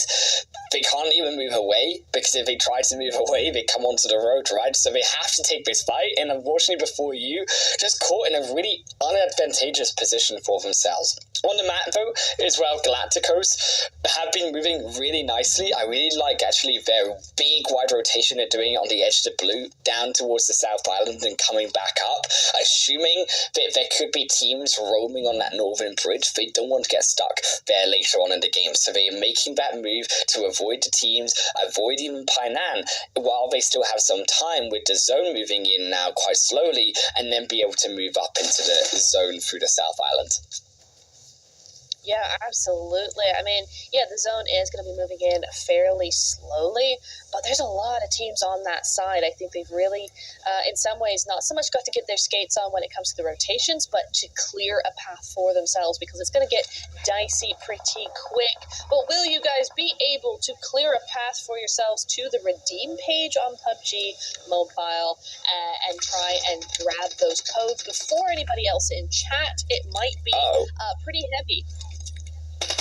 Yeah, very heavy mortar there. Too heavy to get through the window, so Inception are just going to have to run away from the fire and into the flames of Yakut here inside the building, as they will be able to find one. Now, many blown up, and that will be almost a second, but Yildiz cannot quite find the final shot. They will be able to get it as Yakut come through the edge of the wall, and that will be two quick ones for Inception for now. The rest of Yakut just not there to be able to take the fight. No, not indeed. That is a shame for Yakut. They really needed a really, really good game here. They've been consistent so far, but it's looking like they're going to have to make do as a duo. But you know what? This is what Sandhawk is all about. The battle of the solos, battle of the duos. Rarely do you see multiple full squads. And certainly right now, we've got a lot of just holding on. But Kasich, oh no! Defending her best, almost does it. Not quite, though. Very, very close, though. Celinda, not sure what her fire button was doing there, but it was not firing. That is for sure. So, big GG's over there. Very nearly got it, but Celinda will win out in the end, and just as well. Look at the rest of her team. Yeah, I mean, look at the rest of the team is in shambles, Nebshire. They're so far away, and K6 are going to be very concealing cleaning up. So getting this buggy, as two players, get the heck inside of that zone. You've lost your back line, but did try to come in from this wide angle. Unfortunately, that fight just went wrong for them. It's also PNCR, but taking a fight here towards the rest of Destiny. Also, should I say, KRLS is here. Destiny going to potentially be moving forward here. Tracy looking for the angle with the Molotov to cut off the movement of the Lionesses. The zone has gone back, though, to all three different islands, and this is the scary part. Even with this fight, you don't know if you're still going to be secure in the zone, because those bridges and the Lakers' position right now, it is all eyes on them, because they hold the movement point between these islands. I don't think that the zone could have gone to a more difficult spot for these teams, honestly. The trifecta area is just such a difficult place to play, especially if you're in trifecta, right? In those compounds, it's such low ground. The way those buildings are positioned, you can't really see all that much, so it is going to be very, very difficult for them to hold on to that successfully. But I tell you what, PNCR here, we're just looking at them against the Lionesses here, and KR, they have 2 eliminations. PNCR have 4. They have lost 2 of their players, however, so there is not that man advantage, especially with Cat Vapor. He's moving on, trying to get into zone, trying to get that off angle. But I tell you what, PNCR have done a really, really good job so far. So I am proud of their progress in this game. Whether or not they make it out of here is going to be a different story. Yeah, definitely going to be a different story if they can be able to survive Lionesses. They've always got to, of course, survive that zone, as we said. Fenerbahce going to be on top of that bootcamp hill. Don't think that they will be wanting to stay there, though, coming down, as we have mentioned, also towards the trifecta compound. Although the trifecta is on a lower position, there is a lot of open angles for them to shoot down the Lakers onto Fenerbahce if that zone goes the wrong way. Though, however, Cat Banes couldn't find that flank side, and now I think PNCR, an opening seemed to have been there for the moment, but that extra angle for the shot, V-Nature allows the rush to help come through. And PNCR eliminated away. KR Lionesses are going to be able to continue the opportunity here for a comeback and consistency in this game to continue their climb on the leaderboard. Yeah, absolutely. That was vital for the Lionesses to actually end up doing that, because now they are good to go to try and make their way into zone. There's no one on that side of their side of zone that is actually going to try and threaten them in any way. So they are good to go for now. But Kasich, Lovkaya, she knows there's someone out there. she knows there's someone called DLR lurking out there, medding up, but I think they're going to have to leave it alone and just let her med up in peace, because the zone has continued to move away from them. They're down over now to ruins. The Lakers have a bit of a better opportunity now. They can work on their eye level, right? They can work across the water, work on getting those gatekeeps coming through here. Fenerbahce going to be moving from that high ground, so they're no longer going to have that really looming presence above them. Now that they just have to think about who's in the center zone now. Yeah, and also K6, I think we really need to make that move down the bridge, be able to move into those compounds you can see on the edge, because now they haven't done so. Inception are going to move up. They're going to be able to take that one compound that K6 could have. So K6 are really in a bit of a trouble position with also the likes of Regnum Karia. Fenerbahce moving in on their own fight as K6 says, because we run over. It's here, Regnum Karia, they're not stopping it all. They're on a highway mission straight across that bridge onto a fight with Inception. As H2K also going to fall inside the elimination feed. Yakut going to be grabbing those points for themselves. Fenerbahce might be able to steal these eliminations away, though. You can see them eyeing it up, but their position really is not safe. ALEM just a bit too close to the edge of that door side, gets spotted and gets punished. That was a really heads-up play there against ALEM, and Yakut, time and time again, we see Yakut really make these pushes in with really great reaction times. You love to see it. It's so important here. Regnum Karia, though, gonna get caught out at the end of the day. They've had such a good game so far. Really aggressive and not letting any teams get away with things, but in turn, they can't get away with such a late rotation across the only bridge in zone. They're gonna have to think of something else. Yeah, definitely a really tricky rotation here for Regnum. I think they've really come to the end of the line for themselves. Inception, they're going to have to do an all-or-nothing push without that. Even their $1 million babies behind them. Going to be that awkward third-party solo that no one ever likes. Trying to focus on a really difficult position and having that solo player also shoot you down. Inception here, you can see them when we come into the Jeep. It really should be about trying to use one player, heal up as long as you can, and just try to survive in this game. Yeah, absolutely. It definitely should be. I do like the rotation they're making, though. Going straight down to that south side. Looks like they got... Hang on. Who's doing that? Regnum. Oh, I see. Okay, there's a Regnum over here. I thought that Regnum was in those vehicles that were getting shot down there. I thought that was going to be a really heads-up play, but they've gone straight down, and Yakut now under fire because, of course, they're still under this bridge. They have 20 seconds to get into the zone, and there's still two teams ahead of them. There's a bit of a stalemate in those compounds behind them. I see it was the Lakers that were moving in really quickly on those vehicles, so we will be seeing what the Lakers have in store now, because the zone has moved away from the trifecta. Eagles coming up behind them. And that's what you got to do in a zone like this, Neptune. You've got to move fast, you've got to move quickly without allowing these teams to prepare to those movements that you are making. Hard to kill are going to be eyeing up, though, the rest of KR Lionesses stuck on the other end of this island here. It's just not going to work out for Logica. Kwai trying to stay under the water and out of the line of sight of these other players. Cat Banes as well going to do what damage they can versus the Eagles, but as that zone engulfs them, they've got no healing whatsoever. Cat Banes is going to be leaving this game too. But not before Bianca goes. Cat Banes. Oh, Bianca going down there, but Cat Banes has nothing to heal up with. You're right, she is going to be going down there, but at least an attempt on a knock there. Yildiz going down, it's all happening. DLR from the back, where has she come from after all this time?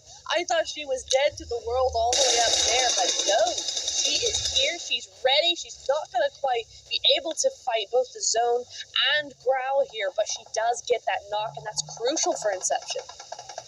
Yeah, that is crucial. They get one, indeed, and that's going to slow down Inception in this move out of Ruins, because they too are feeling the pressure of this Phase 6 zone. You can see just how quickly these players get stuck inside. The moment they try to cross onto the island, the Lakers knock them back down. The zone goes downwards even further onto the road as well. But look at Regnum, the sneaky beaky team here of Regnum. Aria have got themselves past Inception, past the big $1 million babies, and into a great spot inside of his zone. I'm so allergic to this zone. This is terrible. The Lionesses did their best, but down they go at the end of the day.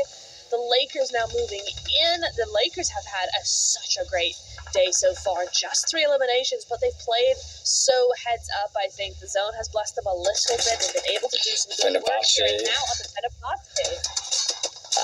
Fenerbahce on the road. It's a stun though. Beautifully done. It allows the opportunity to take down 2. That's how the stun grenade should be used. Futaba completely blind, trying to catch out Caesar. You can see the zone right on the edge, forcing Caesar Fenerbahce to come out into the open. Lakers will be able to find them, but that is a completely ruined.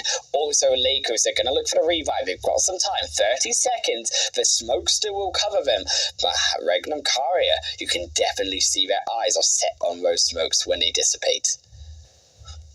Oh, they absolutely are. That was beautifully played for the stun grenades. I'm always like, God, they're so useless. Not in the hands of Fenerbahce, apparently. GG's on that one. But the Lakers, down to just a duo at the moment. But so are everybody else. Inception and Regnum Karya both still in it. Great eliminations as well. So high point games for most of these teams. But we're looking at, again, a really nice showing from this Sandhawk for these teams that need these points. All 3 of these teams could really use some extra points to get back up onto that top 5 spot, if not the left side. So who's it going to be? Inception. Yildiz with that nade could be doing some excellent work there, but might fall just a little bit short. I think it will in the end, but she's following it up with another one. That one's better, but the rock blocks it, so not going to be happening there. Lakers unfortunately going down to a solo. Done instead. They are going to have to be satisfied with 3rd place, but these nades are coming out, Wolf. Those nades are coming, and Regnum Karia are coming for their chicken dinner. Inception. They did not deal with this problem, and it's down to the 2v2 to decide who will now win. Can Inception bring themselves back? Those fire Molotovs are just going to burn them down. They don't need to fight. They'll take you from the distance. Regnum Karia sneak into the zone and sneak this chicken dinner away. They do indeed. That was beautifully done. Did you see the timing on the burn time of the Molotov and the final nade for the final player? Yildiz went down the moment that her teammate did. So it was like a double whammy for that chicken dinner. I think Inception had very little chance when it comes to those nades, man. I mean, it was really, really nicely done. Regnum Karya, a very strong, hard-fought win for them. Yeah, I think Regnum, I did actually think about it. I said that they should maybe heal, but actually when you see them moving all the way back past the camera, definitely there was an option for them there to start to work their way behind the teams. I'm just so surprised that these other teams didn't move down south as much towards this compound that you saw Regnum be able to take, and also those hillsides that you could see. I think a lot of the teams had a big focus on getting to the northern end of this zone and all of the opportunity of the hillside there, and then as soon as that zone hard shifted away, Regnum had the other great opportune spot, and they take the victory. They do indeed. Very well played by so many of those teams, though I have to say. It was, again, like most Sandhawks, really a game for the lower place teams. We're going to be seeing a lot of flipping around because, believe it or not, after these 3 games, we're still very, very close in points to each other. So 18 points going to be going to Regnum Karya. They were slipping down the leaderboard as we came into this game. They have gone right back up. Absolutely wonderful game from Regnum, and those rotations, I think, has to be the rotation of the game to get that chicken dinner for sure. Not only because they won, but how they got past that awful bridge position that they were stuck into. 283 meters, so it's going to be the longest elimination distance takedown, and it will go to Inception there. And no surprise to see the amount of total healing done as well is going to be a little bit low, I think, towards the end of that game. Was very fast paced, but definitely what doesn't surprise me is actually the increase in the throwable shoes. I think one of the highest throwables that we've seen in terms of stats so far. Absolutely. It is interesting to see how each map has their own sort of stats coming in here, but the match ranking is going to be 18 points and then 13 for Inception. So again, not a huge difference coming into this game. We are seeing a few teams have an sort of equal amount of good things coming their way. But what's interesting, we are seeing some teams that we may have expected more from in this game going out with only a few points, namely PNCR, H2K, and Kasich. All three of those teams worked really hard, and they stayed in the game a lot longer than we might have thought for that amount of points there. Yeah, for sure. I mean, Inception also picking those 13 points up for themselves. Definitely going to be an opportunity for them to rise and get into that top 8 position. On the other hand, though, $1 Million Babies, we said it. I think they've been really struggling today. Woman moment as well, the same for them. And yeah, as you said, big differences in terms of a few of these other big names so far that we've seen just not hitting the mark. Yeah, it has been very interesting to note kind of the differences between the two groups as well. But the player focuses, we have all 5 with a picture. Isn't that nice? We love to see it, but it's interesting. Melina getting the most amount of damage for 2 eliminations. We rarely, if ever, see that. So Regnum Karya coming in here with 2 and 4 eliminations each, Melina and Cakes, but also Inception as well. We are seeing 2 from them, so a little bit more turned towards in favor of the 2 top teams for this game. Yeah, I think towards these 2 top teams, definitely it was for them, the eliminations and the damage coming through. It was all the fighting that, of course, Regnum were doing before they crossed the bridge, and then also Inception controlling their position that they had to defend against all of those other teams. I'm a bit surprised that Lakers weren't able to, I think, do as much of work as I would have expected from them. Yeah, sure, they got some eliminations, but as we move towards that next graph of eliminations and damage, I'll be curious to see how their damage marker really comes out, because I think their position in that game really did give them a great opportunity to be able to do I think a lot more than what they did. Yeah, I think it's this. Oh, this is actually an interesting graph here. I'm looking all the way down to the bottom with $1 Million Babies there. 152 damage. They are the only team without any eliminations whatsoever. So a really rough game for them. But if we go back over to the top, we're seeing more eliminations than damage, and much more than we're used to seeing in that ratio. So there's definitely a lot of stealing going on, a lot of third parties. So it's really interesting to see that as well. Obviously, that's where the Regnum Karya and Melina thing is coming in. Lots of damage, only 2 eliminations. So either they're getting rezzed or they're getting stolen. Yeah, for sure. There were some sneaky strategies coming through for Regnum, as we've already said, but also Eagles, they're, I think, really the marker for we start to see the majority of those later teams having the higher damage counts as that game went on, just surviving longer, also allowing them to do more with that game. I think every team was putting up to a slower fight, and then again, right, we had some of the situations with higher damage counts and slower team fights. As we move on to those overall standings, so it will be Kaza Glimmerance with 89 points still at the top of that leaderboard. Fenerbahce, Eagle, and KR Lionesses maintaining their spot, but Regnum Karya, with that win, are edging closer to the KR Lionesses, and you can see even Galactico Sirens, Inception, and Hard to Kill. Yeah, sure, they aren't that far behind Neptune here. They aren't indeed. It is going to be interesting as we get down to, of course, the last 2 games there. We are going to be seeing it get super, super close. It still is very close. I do want to mention very quickly as well, women moment, 11 points. All of them are eliminations, so they do have that aggression. They just can't seem to get to those placements. So that is interesting to note there. Same with PNCR, though, 23 eliminations. That's crazy. That's really crazy. Yeah. And you can definitely see that it's got to be something in the mid-game, right? It's got to be something is stopping them getting to those kind of top point placement point positions by the end of the game.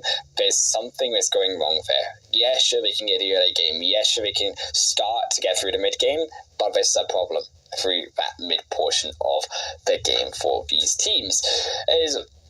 I think we move towards the eliminations here at Neptura. We can see Amaya maintain still their position at the top with those 26 eliminations. Cat Baines does now move up a little bit more in the second position with some work that the KI Lionesses were able to do in that match.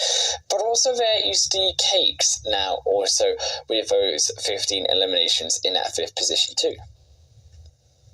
Yeah, and Cakes actually butting out Letty there from, who was that, from Eagles, I think? Yeah, with her 8 eliminations, something like that. So, yeah, butting her out completely there. So, very nicely done from them. And we're starting to see a little bit more of a representation closer to what we saw from day one. So, that is interesting to note as well.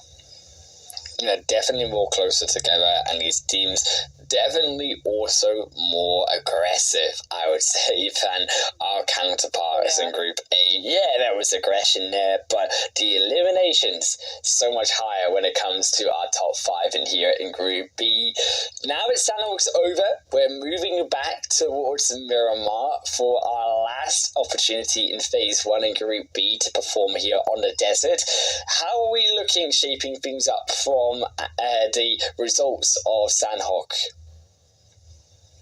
I think, honestly, I'm not seeing too much of a boost for those lower teams after Sandhawk. I think today actually might be a little bit different, so I'll be interested to see if it's going to be the same teams on top in Miramar, or we're going to see some different ones. Yeah, can we see those lower teams continue that rise up into the top of the leaderboard? It will be after a short break where we find this question out.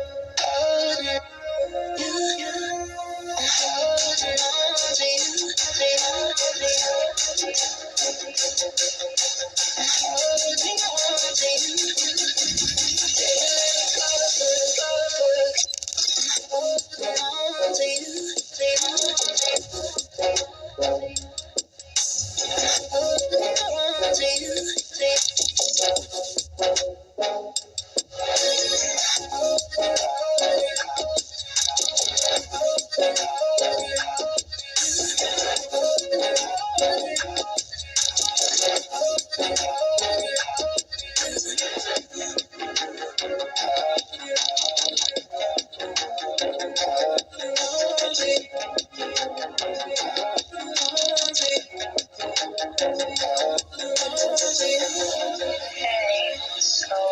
this is a little awkward. Things haven't really been working out as well between us, and I think it's time for both of us to kind of just move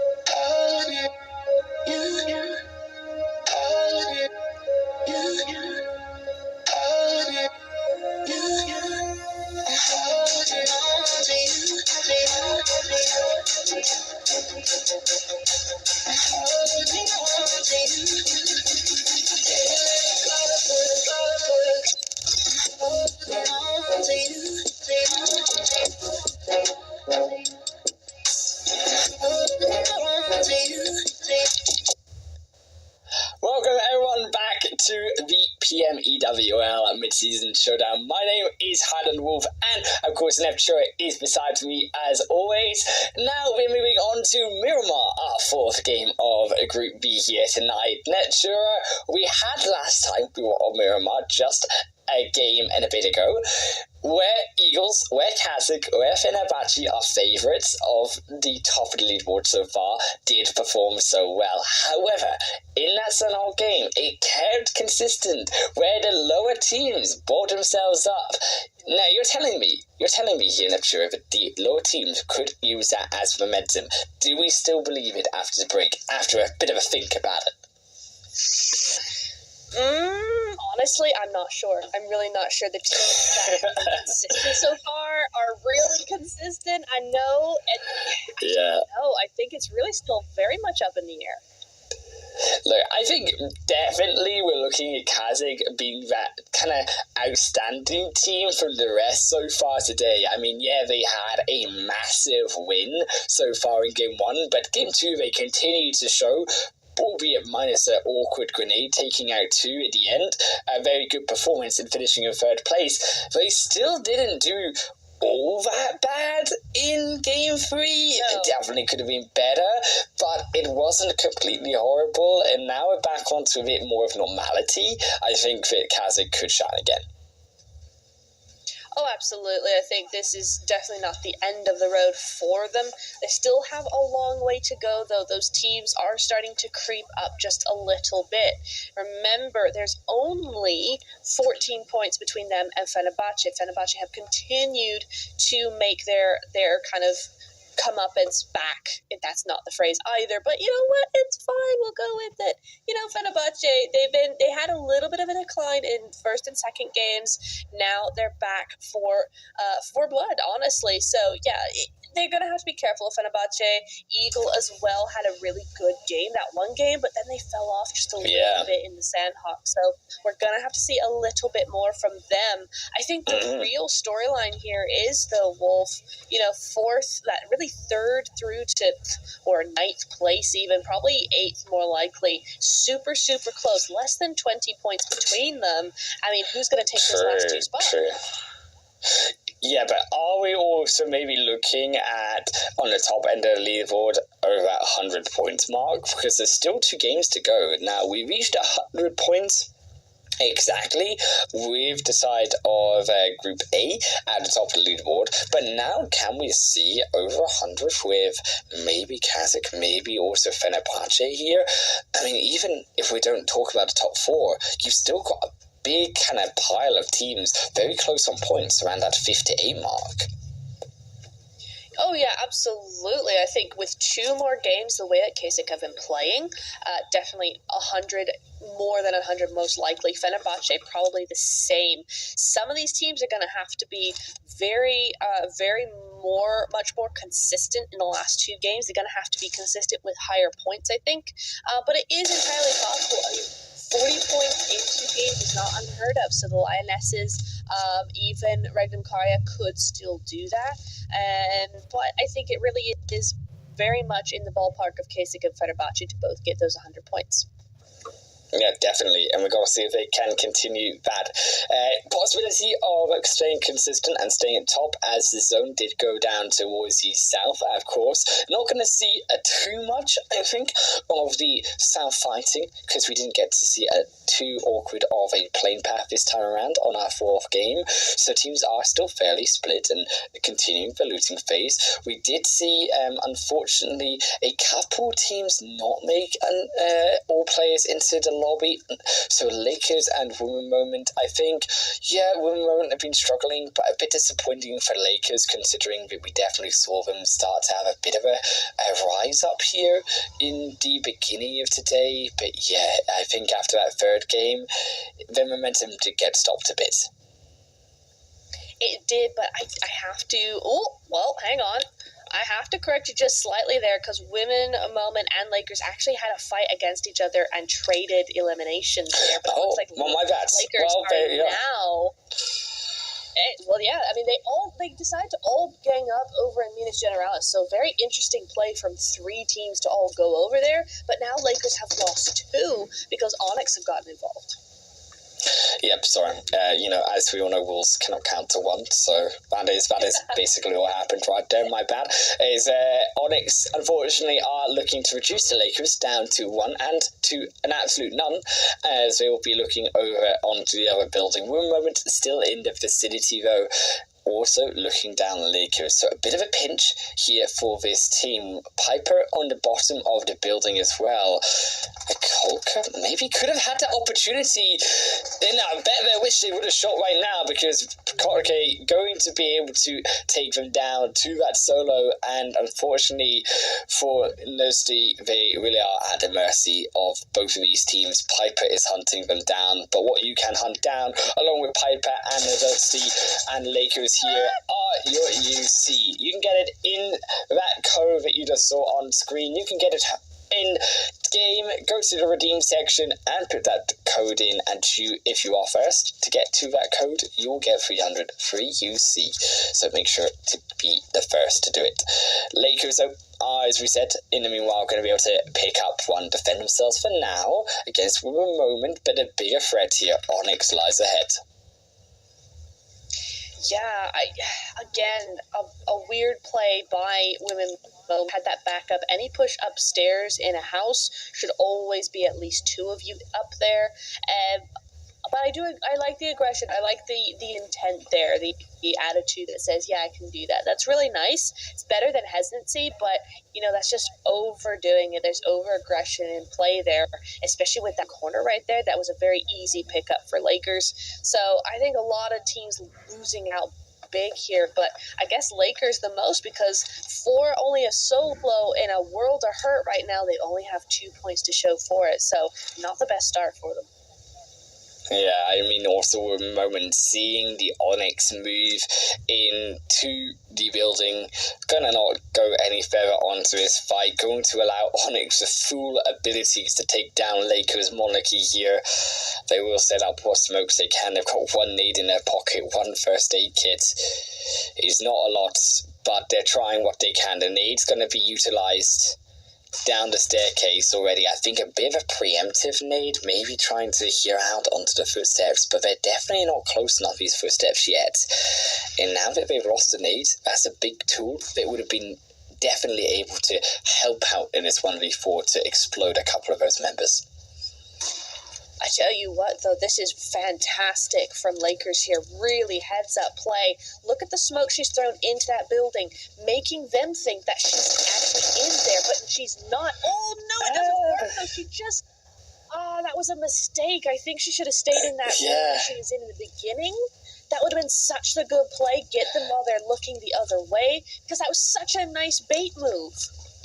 Oh yeah, if she had kept that grenade in, used the bait with the smoke, they walk into the smoke, you need them inside, that would have really put a lot of hurt into Onyx, but the execution just not quite there. Fenerbahce also pushing here as a team, trying to get into the side of Picardo here, as they will be looking around before you. Back to Onyx, so as Women Moment also overlooking Onyx, maybe looking for a bit of a aggression onto a separated Onyx here as they move out from the area. Quite possibly.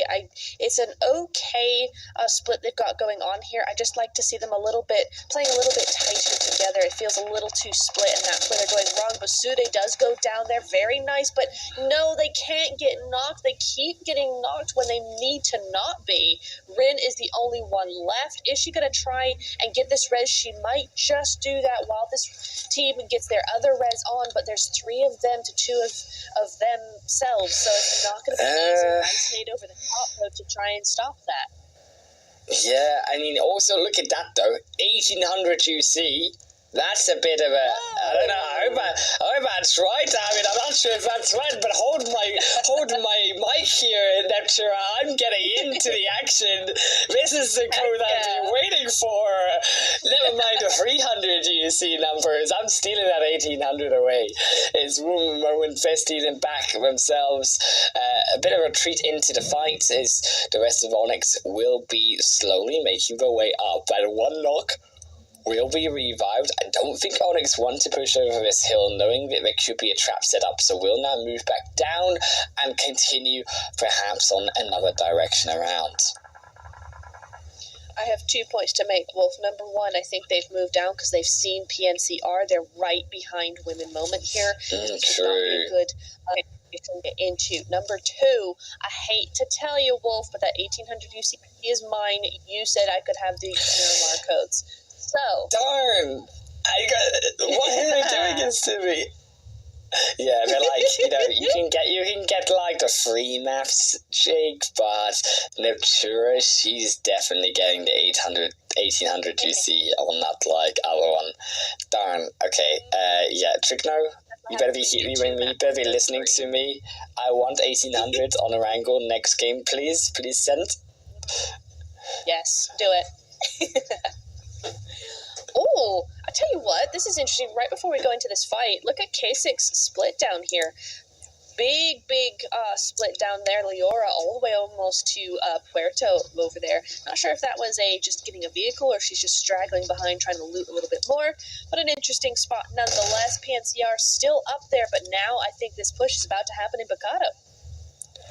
Before you have been sat here a fair while around Picado with Fenerbahce, a bit of a stalemate has occurred. Definitely questions around, of course, the loot, as always, when you are this tied together with 2 teams in Picado and also at a stalemate. Also, with the nature of this zone, I think some teams starting to possibly look around the hillsides up towards the north of Picado, definitely on their rotation in, so it will only complicate the situation here for Fenerbahce and also here before you. A bit nervous for both of these teams as this phase 2 does close in. It does indeed. Oh, and an interesting zone. We are going to Chumacera. So these teams now, PNCR have a knack for getting themselves into the right position here. Because look at that. They're now gatekeeping or have the potential to gatekeep both of those teams up by Monte Nuevo. But it's about to get very, very busy as we look over towards the Picado area. Teams starting to move on in. Los Leones, that Death Valley between Chumacera and Los Leones, looking very good. And DLR are in their favorite church spot. So hopefully for them, finally some good points for them. Definitely. I think that church position is a right banger of a position. So much information as well. I mean, Chumacera Hill, another one of those ones. I think Regan and Kari really have a great position right now over the top. I also love the rotations coming wide. Already you can see Kasich Limerence moving around towards that backside. There's definitely a lot of hillside and mountains on that very southern westerly point of the map, and teams could even on the more western side make that rotation past Valdemar and into those mountains as well. So some good opportunities, some good positions in the second zone still. Yeah, definitely. I think Kasich are going for that very spot on those mountainsides behind a tree. I think that's a good play for them. But please, can people stop fighting in these red buildings? It's so annoying because it's a stalemate forever and ever and ever. Before you, either of these teams could go out super early just because they refuse to not fight, or to fight. Refuse to not fight. There we go. In these red buildings. It's so silly. Yeah, and also keep in mind, right, again, they're sharing their loot inside Picardo. They've not moved anywhere else. They've been in this position for a very long time.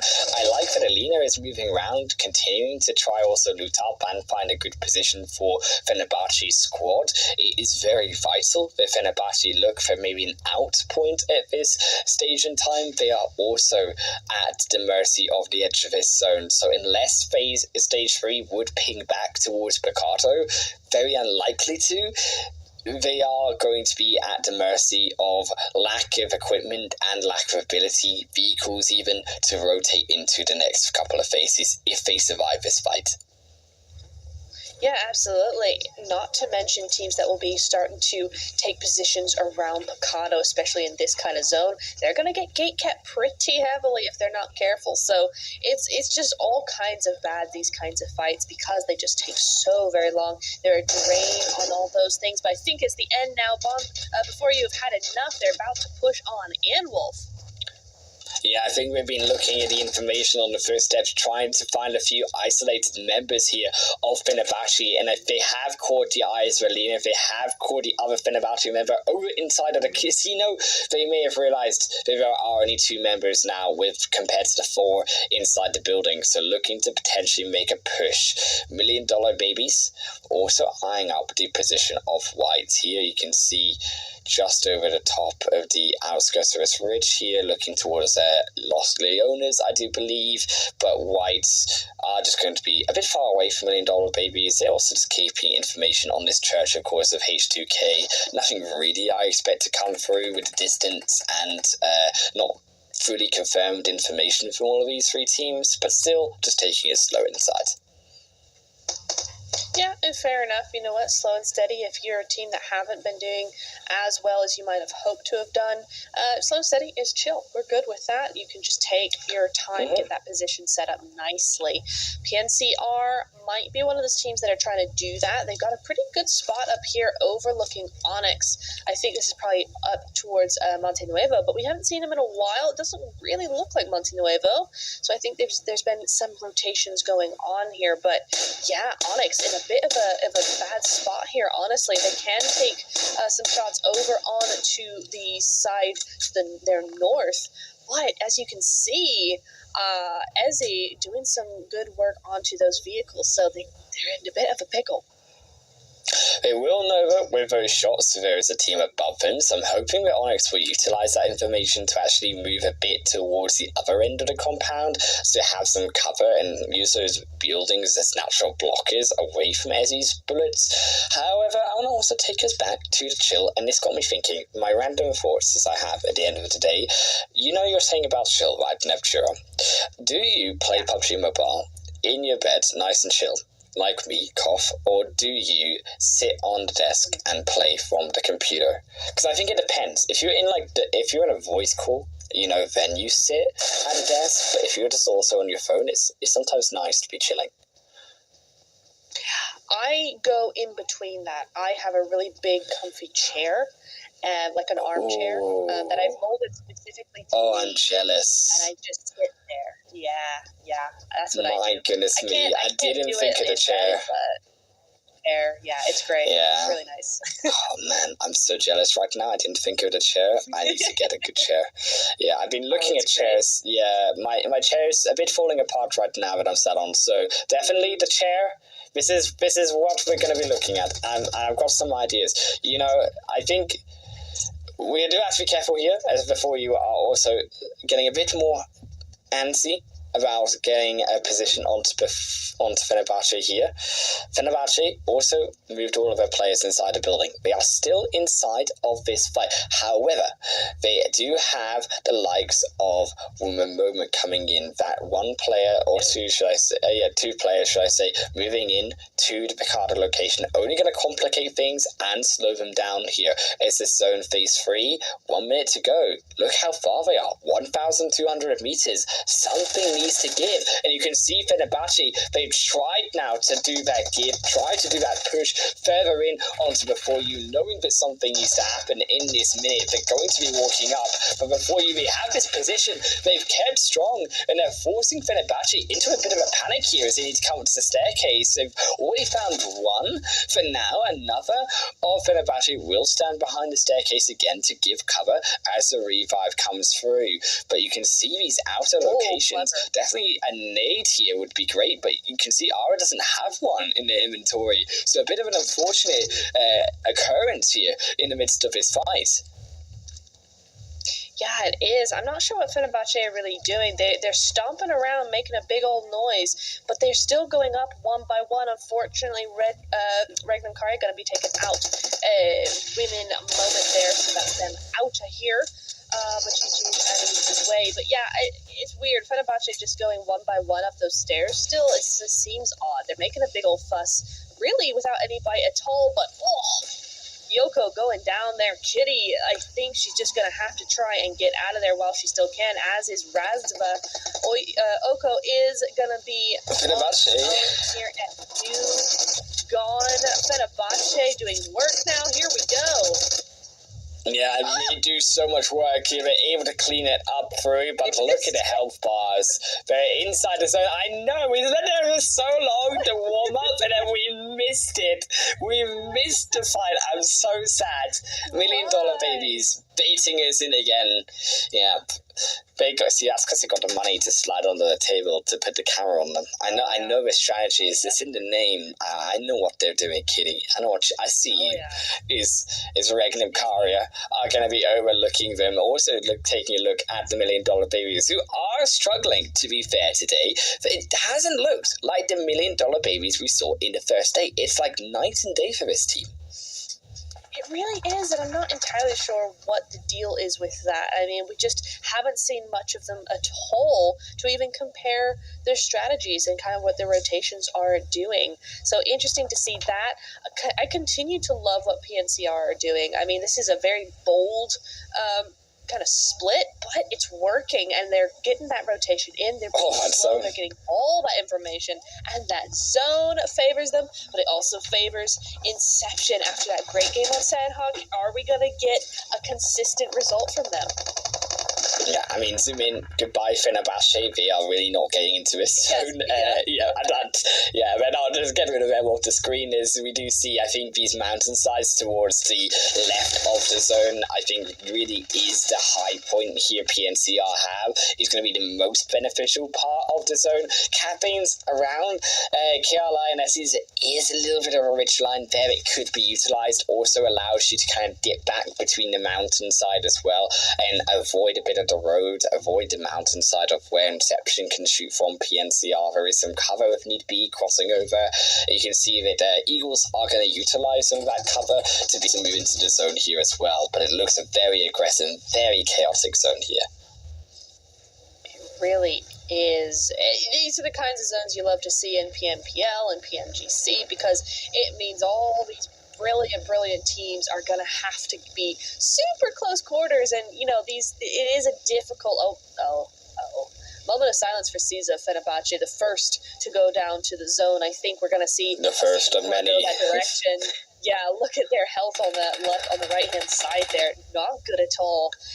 But I think this is such a dynamic zone, and Regnum Karya, after getting rid PLR there, they're having some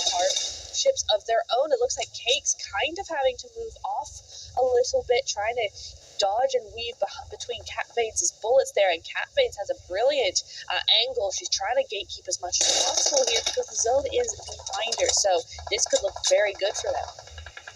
Yeah, we're in a great position, as we said, on the edge here to the right, the other high point of the zone compared to the high of PNCR on the terrain and the elevation point of view.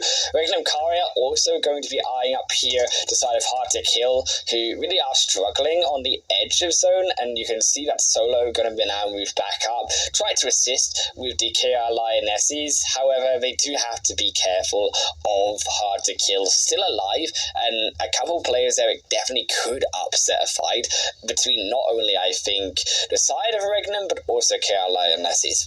Thankfully for the both of the two, though, they have decided to move back towards the south, where the rest of their team are, but now at the mercy here of KR Lionesses. As you can see, they're trying to move around, move into the zone, as they will need to get a better position. The zone moving down towards this sort of southwesterly part here. Yes, you can see beside the road, those western mountains really are the location of the end of the game. Yeah, Hard to Kill doing some really good work here tonight. They've been really putting in a good fight and putting a good word for themselves, I think. Right now, a little bit difficult on that hillside. They're going to have to try and do something. Regnum Karia in a world of hurt. They're trying so hard, and yet it's not doing very much at all. And now they have H2K, full team, pushing on in. Beautiful response there from Cakes to this push. Great fight on both sides so far. Regnum Karia doing good work here as Cakes getting themselves and their squad inside of that zone. They're going to find another one.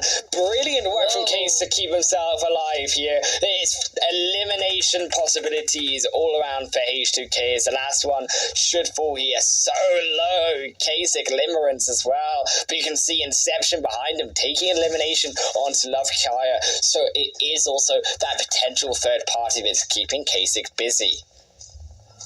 It is indeed. Regnum just clutching that up. Look at Cakes, 5 eliminations. I bet you that the one before. Kudos to H2K. They did a super good job there. They just fell apart a little bit on that push. I think they just did a little bit too much 1v1. Oh, Fenerbahce, goodbye. Down they go. They get 4 points, but at what cost? Not able to get quite into zone effectively there. I think one solo did get in. I was watching her health and it wasn't going down any further, but she did get yeeted in the end. She wasn't going up any either. So the zone is starting to push up now. You can see that, and here comes the scramble for teams. PNCR are in, but so are Inception. They are looking really, really good. Very strong.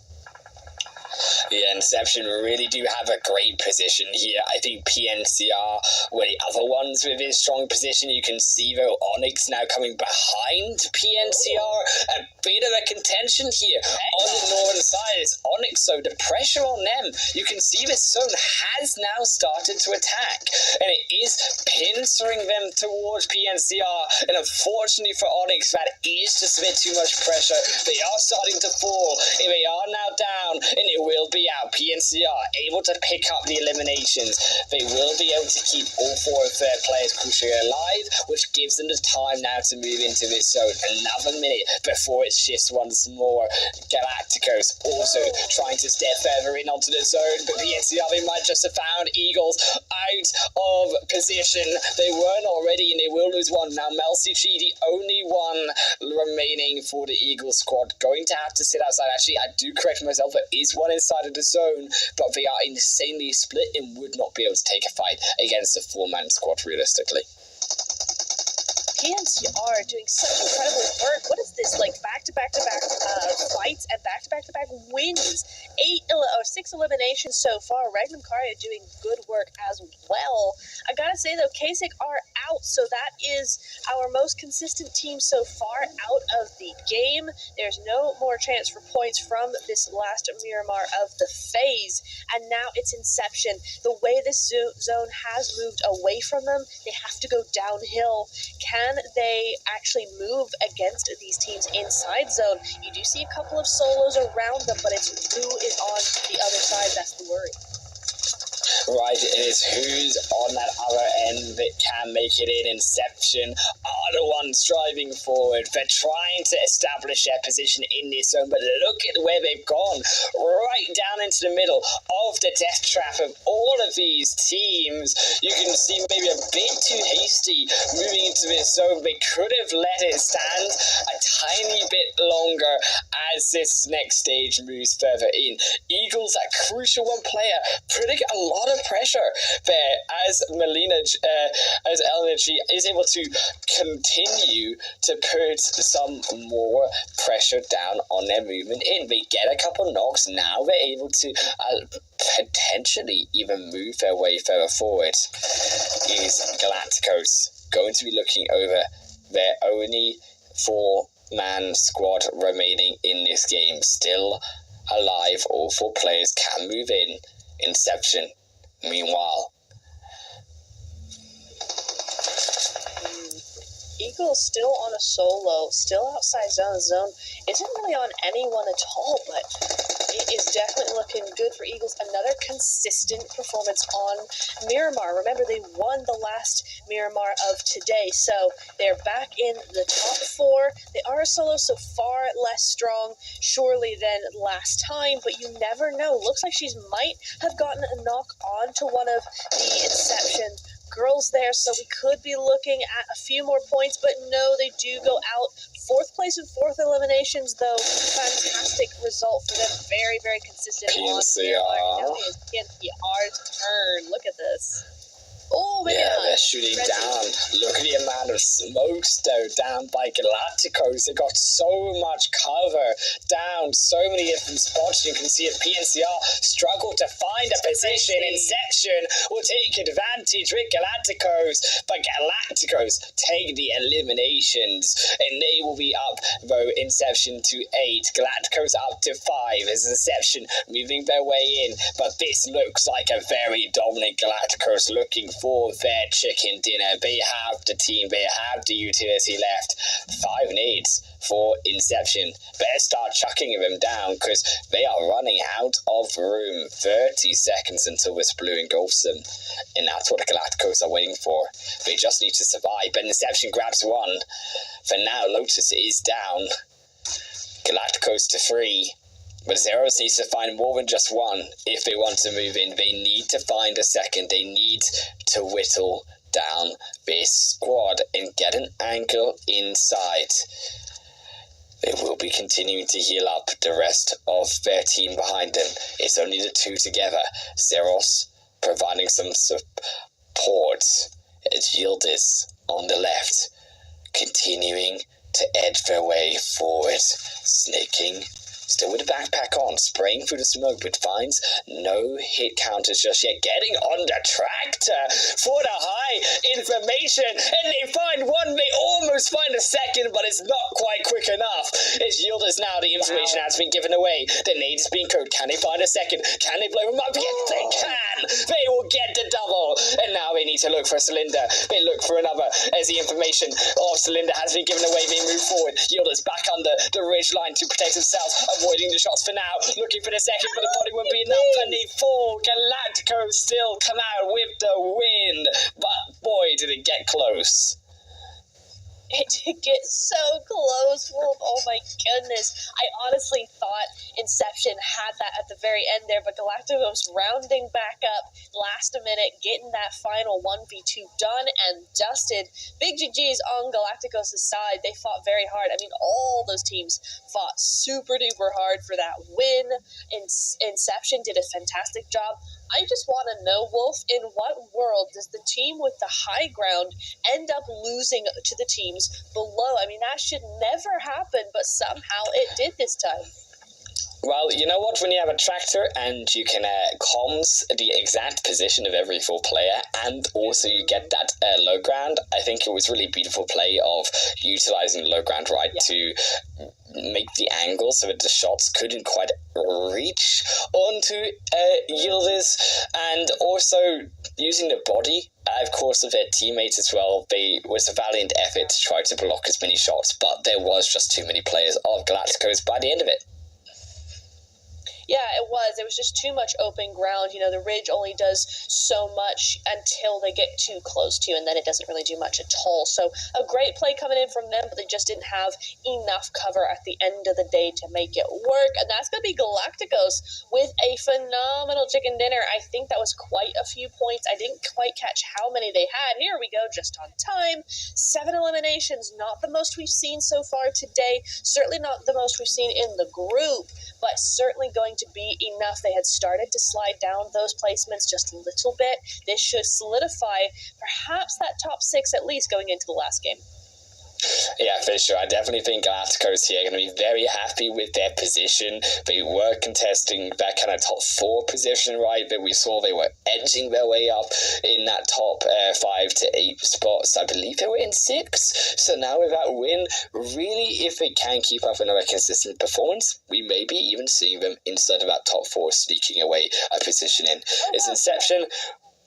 Yeah, we'll be also getting their 298-meter longest elimination takedown here in this Miramar game. A lot of healing done, as you can see this version. 8,600. I mean, that is a lot of healing. Wow. That 220 is, nades. It's not even knock.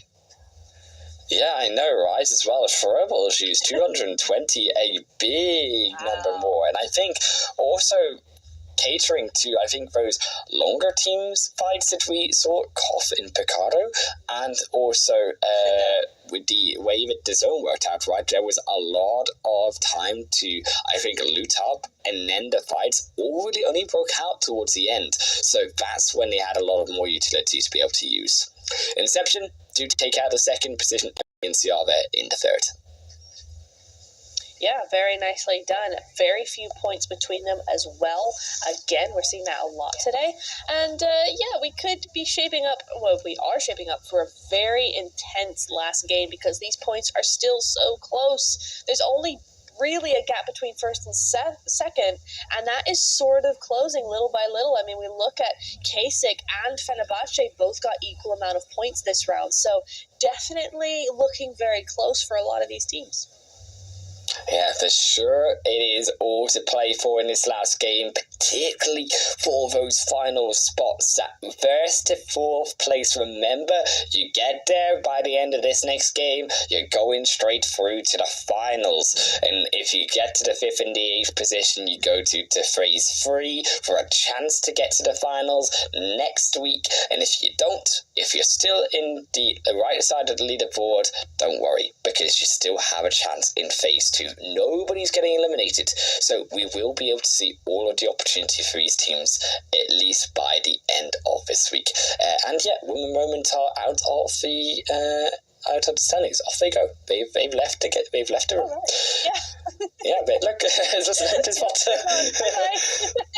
Yeah, I got it was bad, but I didn't think it was that bad. Like, very like, that you know, bad, yeah. You said about, we're like, you're not getting eliminated. Like, I have other words to say. I'm eliminating myself. Self, yeah. Definitely. Oh my goodness, that's kind of funny. But yeah, they'll be back. Don't worry. That's just a glitch. It's all good. As we'll be moving on to what's next on our rotation, let's have a little bit of a look. But yeah, we'll be looking at some of these teams, how they're kind of shaping up in general. But we're coming back to us. Hello. Hi, it's us again. Look, I mean, we get to look at the overall standings a bit later. We're having a little bit of technical issues. You can see Women Moments have been running away, so we need to go back and make sure that they're okay. As we will be moving into a wrangle for our next game here. It's one more game here, Neptura.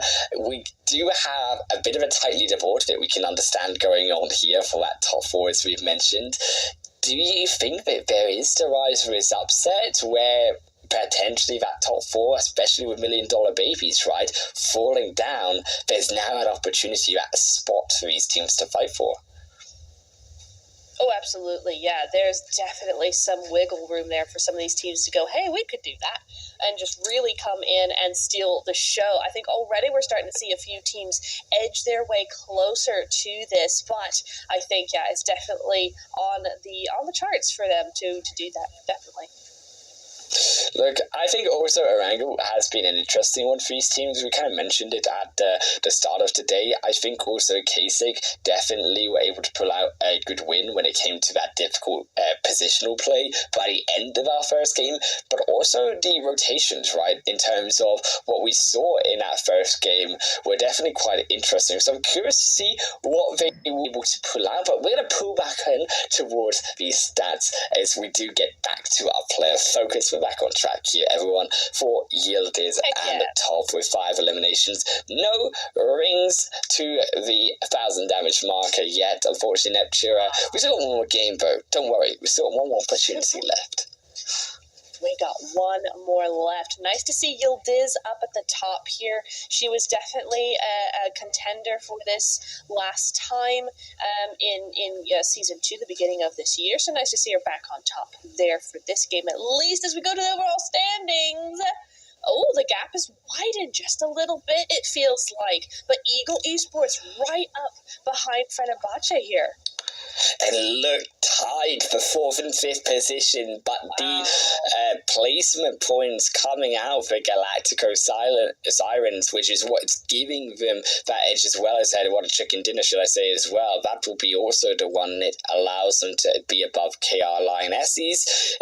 Regnum Caria as well, very close behind, 2 points there. Inception only 4 points away. So yeah, hard to kill. There is a gap there. There is a fight maybe for that 8th position, but that 4th to 7th position, very close indeed. And these top 5 eliminations are very close, apart from the top, where Amaya is setting down her stamp in the top position. 28 eliminations there in number 1. Yeah, isn't she just? That's a great result, continuing that. But I think it's been 28 for a little while now. I don't really remember, but it feels like the rest of the girls are just still trying to catch up a little bit. Cat Vane's up here with 21 now, and Cakes with 20. So again, needing to do their bit for their team. And I think, honestly, if we saw kind of the head-to-heads and their contribution, I think it would be not that much, because all 4 players are doing their utmost. Yeah, definitely. I think, especially with the teams such as Kasich Limerence, you can see the teamwork there. Also, Regnum Caria is, yeah, sure, Cakes is up there as the fragger, but there's definitely a lot of support coming through from their team. We'll have to see if it can all stack up for these teams competing for that 4th place position in Erangel. One more shot to get to those finals. We'll be right there after a break.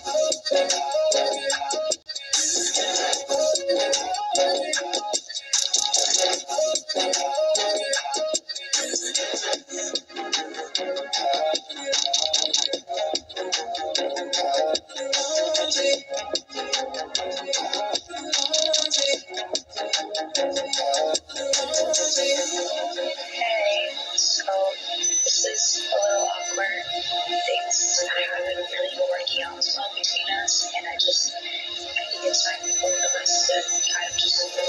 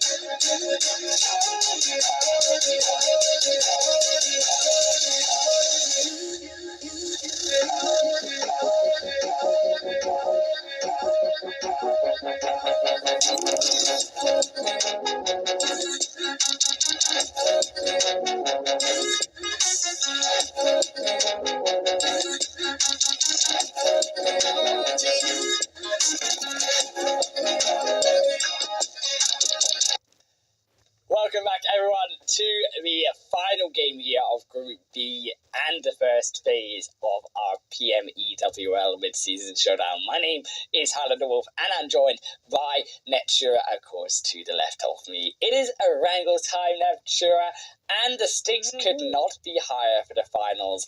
A spot to compete for $7,000 and $80,000 you see on the line for some of these teams. A bypass ticket there, but they gotta get to the top four, and that's where the contention lies. Yeah, it really is. I mean, we saw that just before the break, those the overalls happening. I mean, fourth is tied right now. Fourth and fifth are tied. There's less than 20 points, or exactly 20 points, between eighth and fourth right now. So all to play for, absolutely coming into this Orango Wolf.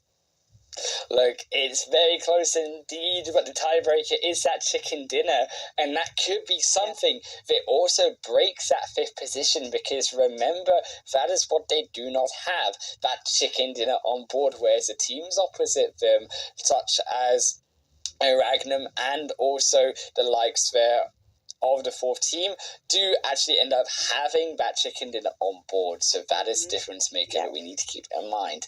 Can that be enough if it comes to tie breaks? On the other hand, we also do have to look at that eighth position as well, because that eighth position, hard to kill, do control that spot right now. That is also on the bubble. There is some contention between them and the 9th and 10th or so placed teams, and that is also a difference between making it to phase 3 to then compete for the finals, or making it to phase 2 later this weekend, where they will have to compete with only 1 day's break and continue on their way, only to have to compete for phase 3 and then another time for the finals. So a lot more longer road if they do not make it into this top 8.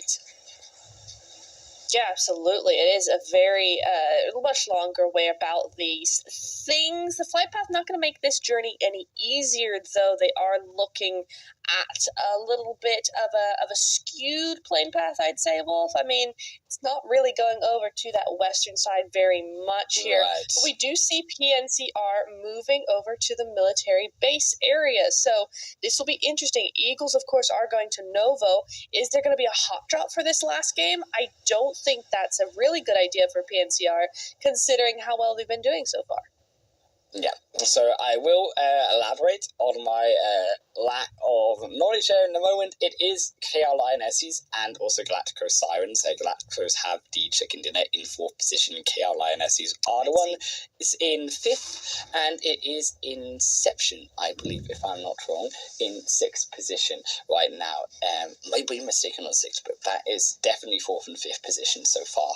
They are contesting each other. Hard to Kill, speaking of also other contentions, are going to be up against Ragnum Caria, interestingly enough here. They will be down towards the farm side, and a bit of contention even in Novo, where you've even got the side of Eagles looking over PNCR Destiny.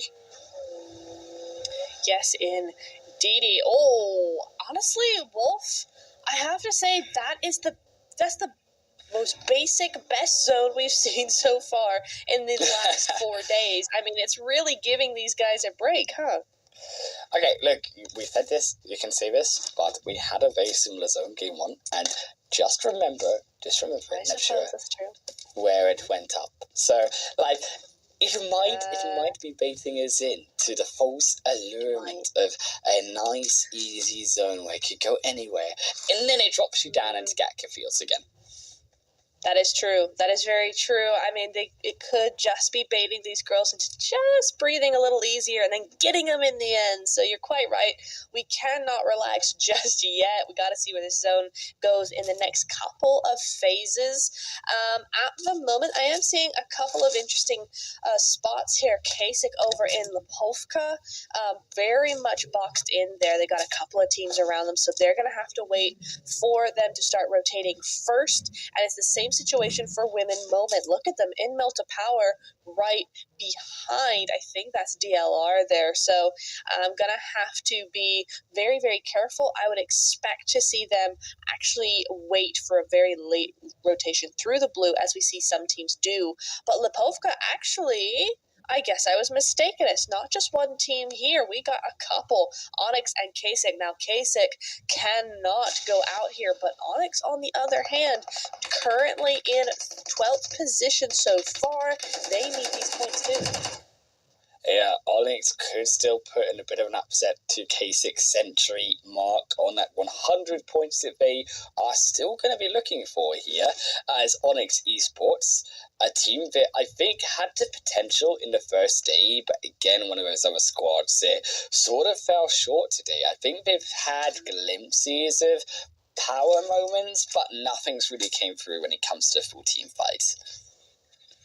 Yeah, it just hasn't. It has been a little bit lackluster for them. I'm stopping my words or slowing down my words because I'm just looking at the minimap there with a 3-1 split. That is interesting from Kasich. It's very risky in a place like this where there are a lot of buildings. You don't know all the angles specifically.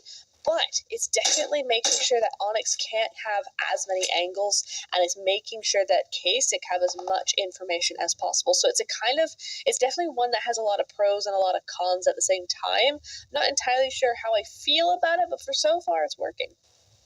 Yeah, definitely as long as this back part of the solar pressure can continue to live, there is definitely an advantage for Kasich here. As $1 Million Baby, so in amongst the fight versus here, Women Moment, and Women Moment are taking it to the $1 Million Babies, and they are taking advantage of the fact that, well, Yoko just wasn't there in the fight, so it was a disadvantaged position. They also are a player down. They're definitely a player down. I see it this time, Yes. as they will be 1 down to 2 this time. So I'm doing my maths. I can count up to 4. I am very impressed with myself. Yes. Nice, well done. Really good work from both of you. Clap, clap. Everybody clap.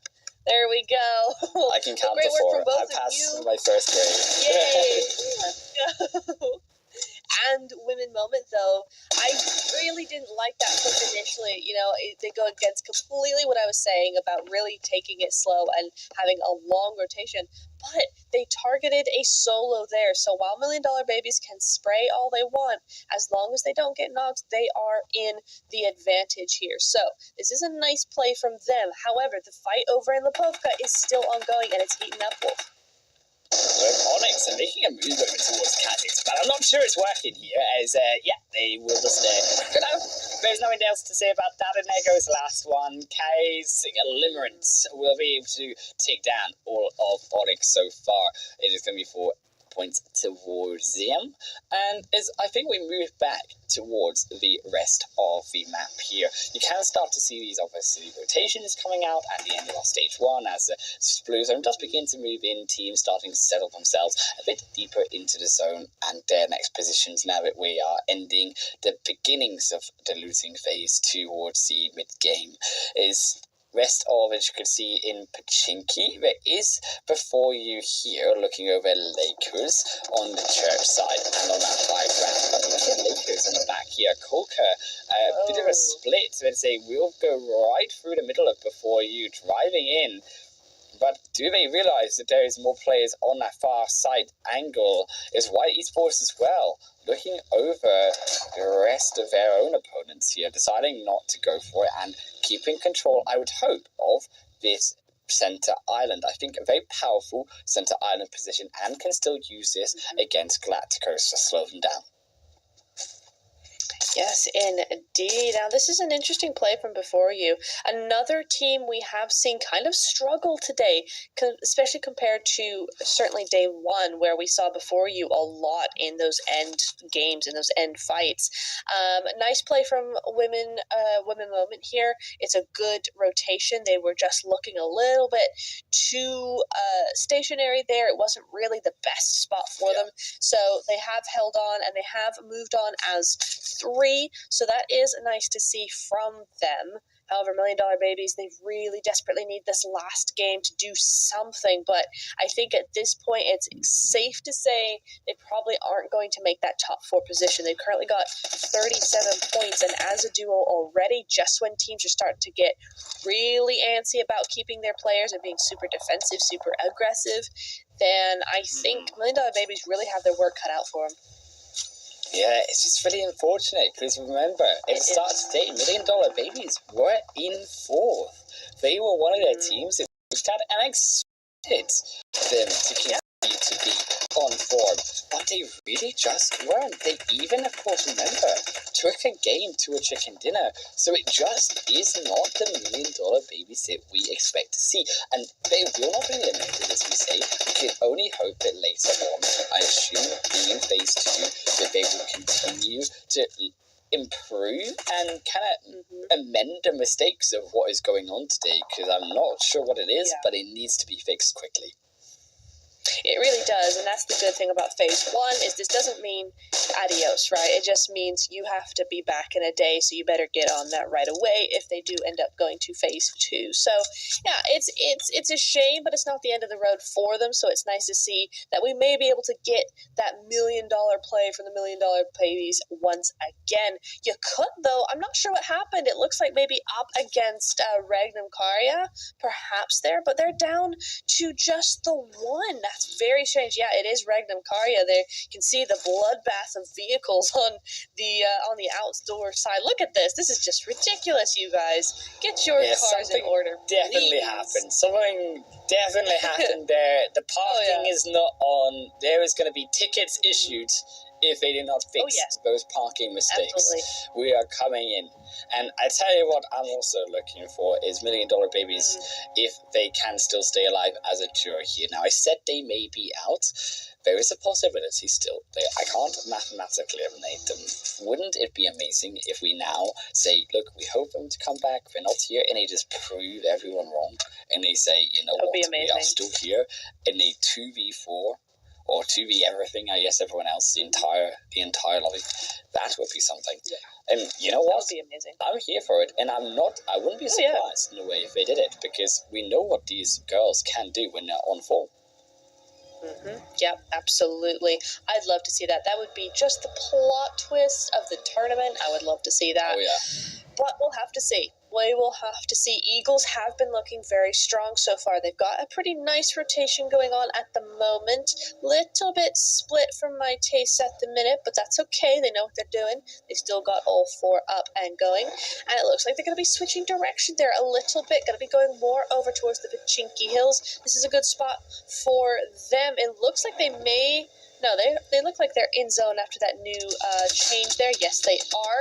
So it is going to be going down to the south side. We are seeing a little bit of Sosnovka Island there, but I think it's safe to say we won't be seeing that in zone anytime soon. I'm sorry, I need to just take us back to this vehicle, because but Eagles are running. Are those like lasers coming out of the vehicle? I'm sorry, there's like fire coming out and there's lasers? Like, is that like the back? How is the field on fire? Like, I know, right? Literally, yes. Like those exhaust fumes, man, is doing something. I don't know. Yeah, imagine you had that IRL. Just 6 like fire exhausts coming out, lasers coming out. That's like when you get on the road. Imagine being behind that. I would keep my distance, like at least triple the distance behind. Like that sounds way too scary to have to come up against. It does. It does. I mean, it'd be a great anti-tailgate maneuver, handbrake, and then imagine now you do like the moves like a J turn on it. You like pull on like the handbrake and you like turn around while moving. Just set the entire like field on fire in a circle. Like, please add that. Yeah. Can you imagine if they added that to Now Fire in PUBG? The exhaust just lighting flames to everything. Yeah. Oh my days. What chaos. Imagine the zone is just fire.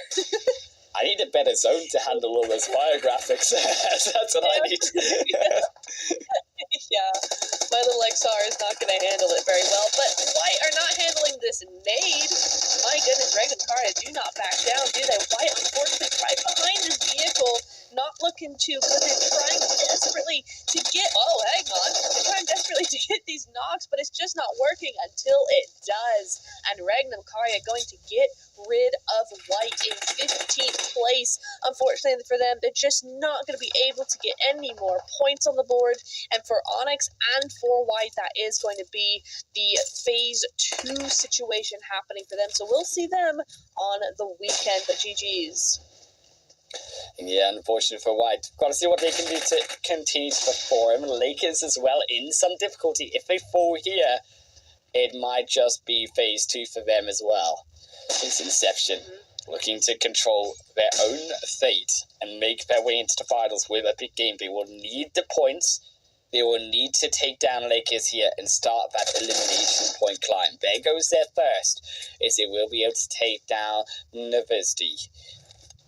And as Inception move forward, they will begin to pick off these Lakers members. Just a bit split here, I think, on the Lakers side. They're trying their best. They almost get 2, but you can see with a numbers advantage, there's just no way the Lakers in a solo position can take on the Inception squad. Yeah, not at all. We got a third party going on there, though, as well. I did see yellow and orange being very sneaky over there, so we'll have to see what is unfolding in Pachinki at the end of the day. We do see Hard to Kill have moved up on to Pachinki Hill. We don't see anything from the Eagles. I thought they were going to be moving into this position, and they just haven't. Instead, it is the Lionesses. Yeah, almost hard to kill. Malafit is going quite low there. KR Lioness's got the long range ability. Lexa as well, peeking behind that little bit of a ridge on the edge of Potato Hill here of Pachinki. And hard to kill. Going to be looking over it. This is still a great position here over the rest of the Gatka fields and looking past Pachinki further into the centre of zone. I am curious of where that phase 2 currently is actually in Epura. You do get a look at it, is it has centred pretty nicely, I would say, up towards the centre. There is always that question mark at the South Island, but I'm pretty sure that he will be going towards that main part of the wrangle. Yeah, and I think everybody else thinks that as well. In fact, they are deciding that we are going to be going down to it's not Farm. I'm not sure what that area is. It's in between Pachinki and Farm, that little bit of space there. Big old hill and lots of little compounds, but not a whole lot of cover in between those. So a very interesting spot for the zone to go. We'll see if these teams are right. Generally, when the majority of them are in a position, it generally means they're kind of right here. But interesting to note, Yakut is not moving, and DLR are making some late rotations. They're still in zone, still well within their right to do so. But where will the zone go? Will it favor them? I don't know. Yeah, before you're going to be on the opposite end here for Inception, but I definitely can see, why these teams were positioned down towards the south, because if it does go down to the South Island, then you can, of course, move off of the cliffside, you can move off these small compounds into the ocean and make your way over. So it made a lot of sense why we were seeing actually a big cluster of teams down towards that bottom side, but KRINS's bang into the centre of this zone. That road going to 50-50 split, as well as the slight edge of that road coming through from Farm, as you mentioned, will actually cut off a bit of the bottom towards the top end of that right side of the zone on the east, but it is fairly nice overall for these players. There is a lot of hills, there's a good amount of ridges that these teams can begin to set up against. The problem is if you are rotating late into this zone, that becomes obviously a lot more complex. We are navigating a lot of ridges, a lot of positions where teams could be sneaking around inside of. Yeah, absolutely. I think we're going to start seeing a lot of gatekeeping coming into this. Kasich now with already 6 eliminations, continuing to be on fire. Regnum Karya also doing some really good work there. 7 eliminations, but they are currently very much hurt right now. I'm not sure where they've ended up going. Maybe this is up against Eagles. I'm not entirely sure. No, that is Kasich. And Yakut just running through their full sending straight into the new zone. So far, going well for her. She seems to have made it. That's an amazing feat for her. She is in a vehicle. She's going to be staying that way. But who is in brown? It is Regnum Karya versus Kasich. These two powerhouses of the game so far going head-to-head already. Yeah, Kasich, though, seemed to be at a bit of an advantage here. 6 cakes as well. The core player, really, here, as we said, of Regnum Karya. The fragger is also down. 1 moment are behind, as they will not be able here. Kasich to confirm, that elimination. Eagles will be able to take cakes away. And that will also, of course, give Kasich the information that there is a third party on top of that hill. So it is beneficial in some sense, but of course they would have loved that elimination point that they worked on. Yeah, absolutely. Lakers going out 0 eliminations. That is really quite a surprise, I have to say. Lakers were looking very good coming into this game, but unfortunately just weren't able to make the positioning stick. Regnum Karya, in the end, do go out in 12th place. Now, that is huge because they were currently vying for that 6th position, 2 points behind 4th. So for them to go out like this, 12th position, 7 eliminations, but no placement points and lots of opportunities for these teams to surpass them, they got to be very nervous right now. Yeah, at least with those 7 points, he should be able to guarantee third phase. The team that I'm scared of, though, getting to that third phase is hard to kill. They already are out 0 points. They are now at their mercy and will likely or almost certainly be moved down to phase 2. So very unfortunate for them as well. Here's winning moments. Still in defense here as $1 Million Babies. They seem to keep meeting on these rotations, but $1 Million Babies a big split here as they'll go 1-on-1. Unfortunately, the northern side rotation is not going to work out. Straight into the open, loving arms of PNCR, or the bullet firing arms of PNCR, as they will take that elimination point. $1 Million Babies down to a single, and that zone moving continually in favor still of KILINS, as they will keep this hillside over Pachinki so powerful on especially these teams coming out of Pachinki, and that is the point that they would contest. Yet, I say that, they still are on the other end of the ridge, so they won't have that full information of the city. Definitely their focus, you can see by the positions on this southern rotational side. Yeah, definitely. I think for many teams, this is kind of the way to go in a sense. Yes, you have that low ground. Yes, it's mostly fields up down there, but you don't have, these strong positions already, foundational, sort of teams that have been there for a while, and then you have to try and take that from them. That's just not going to work if you're trying to come from the low ground, especially. So for teams like this, the south side is really the only side. Eagles Letty getting rid of $1 Million Babies in the end, though, with 0 points. That has not been a good game for them at all, and that is going to cement them into phase 3. So will they have enough time to sort out whatever's going on? I sure hope so, because we know there's so much better.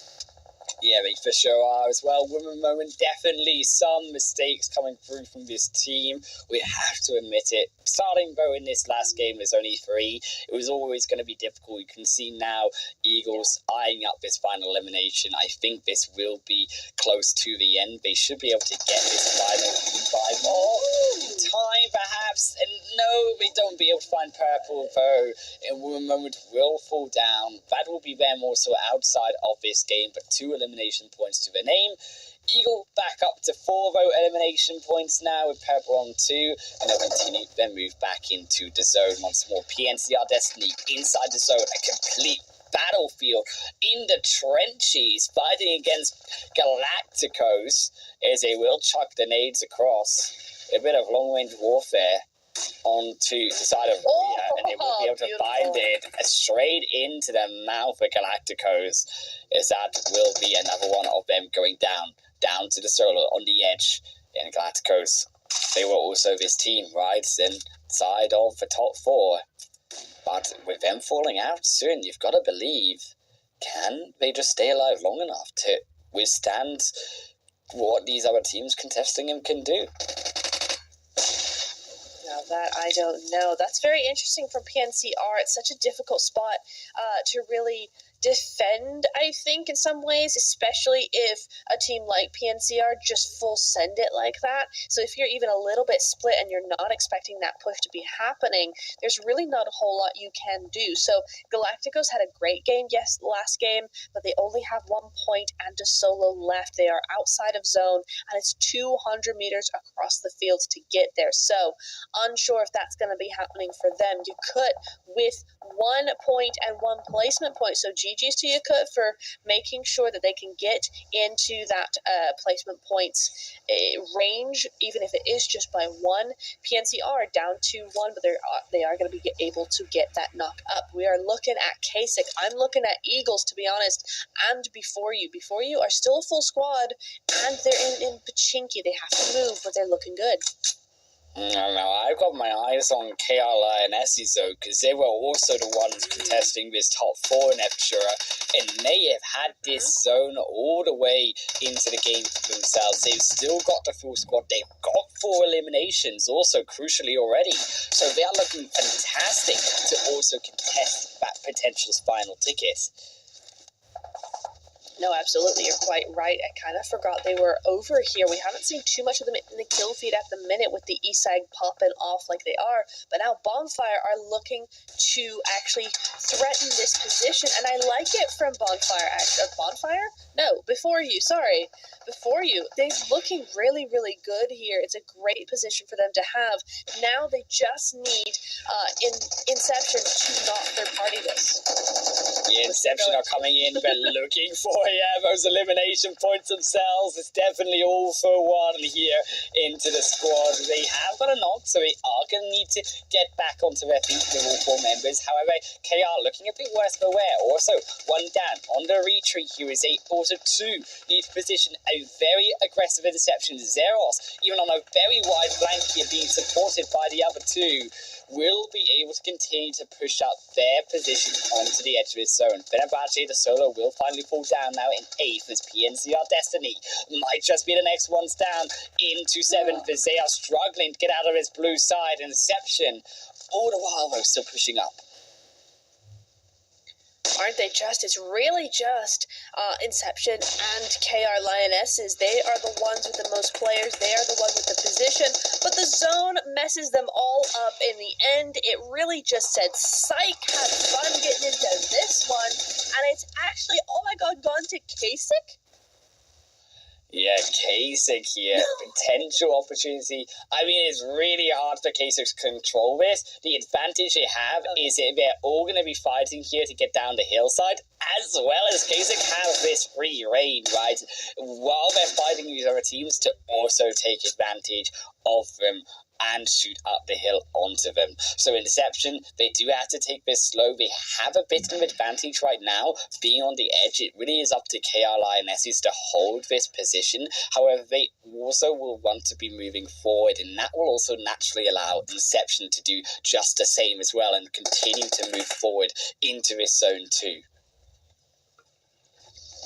Yeah, absolutely. This has just become a massive war zone, even more so than it already was. You see Logica got her wee little eyes on Diz there. She's going to go ahead and grab her. Yeah, I thought she wasn't going to quite get that knock, but she does in the end. But now the entire team is knowing her position now. Now she's low. The zone's coming in. Oh, Logica, it's turned bad for her. The zone is creeping up quickly. She has to get a move on right now. Nobody can wait to pick up their teammates.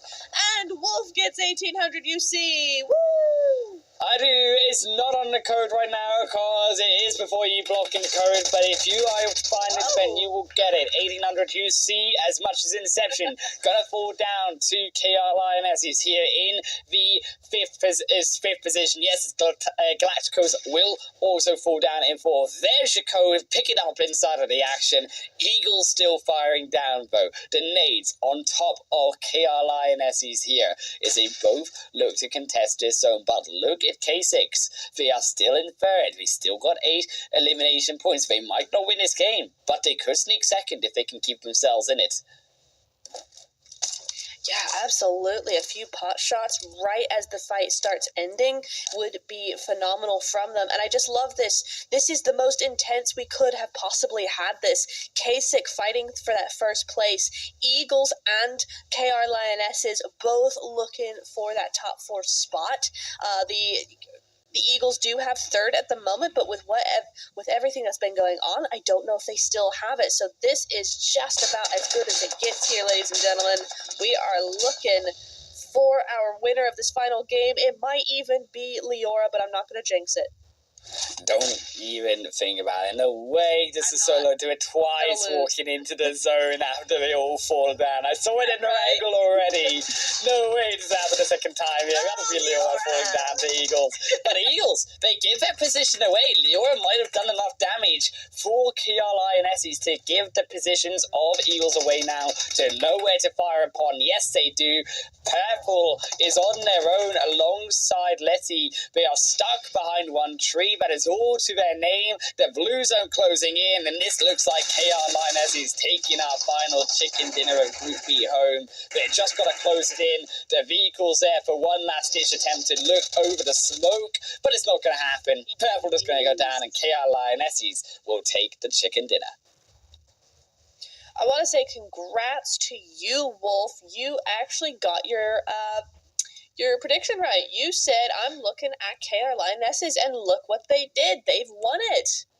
Yeah, I mean, it definitely was a little bit of zone blessing, and that's definitely in the recipe of the chicken dinner win. But, I mean, also comes the aggression and comes the smart plays, and that's what KR Lionesses were able to do, right? They were able to control, crucially, Inception behind them, and as soon as I think Inception fell, there was no longer this issue with a team behind them. They could focus in that one direction, and Eagles giving that position away on Leora really was the downfall at the end. It absolutely was. It was such a great game, though, wasn't it? I mean, I gotta say, kudos to KR Lionesses. They battled two simultaneous challenges to their position up there, with rightly so. They had the best position in zone there, so they did manage to fend them off. The zone did help a little by moving away totally and causing a few of those teams to kind of panic and kind of go, okay, we need to move now. But it was such a well-played game from everybody concerned. It was, again, a super, super hard zone, I think, for many of these teams. But you know what? The Lionesses were the best for this one, and we got 14 eliminations, 24 points. I'm not going to spoil anything, but I got the overalls before this match here, and I could do a little bit of math, not much, but a little, and it's looking pretty good.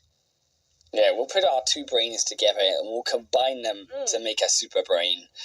Like, nice. You know how we have, like, you know, the Rangers Unite? We can be like, Brains Unite. Yes, like, a caster Brains Unite. Yes. Making one brain cell into two. Let's go. Yeah, let's go. 322 meters on the longest elimination distance. Takedown on one tap. Getting it done, as we will also move to our match rankings pretty quickly through here. You can see, yeah, KLS is on top with 24. Eagles there on 18. Kasich, Limerence on 13. Inception, and PNCR still grabbing their 7 points alongside Regnum, respectively. Yeah, really even numbers coming in there. Yeah, 7-7-7, 5-5. A lot of teams without any points whatsoever, which is so disappointing for them, because so many of those teams are actually doing quite well tonight. But it isn't going to happen in that final game. But it does for some of them. PNCR still taking home 7 points for this game alone. So looking like a big up from them. Will it be enough to put them into phase 2 instead of phase 3? I don't know. Yeah, I'm not entirely sure. I also worry about H2K, right? Because they also really are going to struggle now on their fight for that phase 3. It's a player focus, so going back to the nature, 8 eliminations, and ding ding dong here. Woo! As we have reached our 1,100 damage mark at the top of the leaderboards, as also the 2 from Eagles, Purple and Lee behind them. Kasich, Limerence is Lure in 4th, and Logica in 5th with the 2 eliminations and 650 damage. Very, very nice indeed from all these girls. Again, big difference in eliminations themselves, but super duper close in survival time, and even to some point into the damage as well. So looking good on that front. We do see the graph. Wow. There was definitely some big plays and hardly any plays at all. I don't think I've seen a graph this low in a very long time.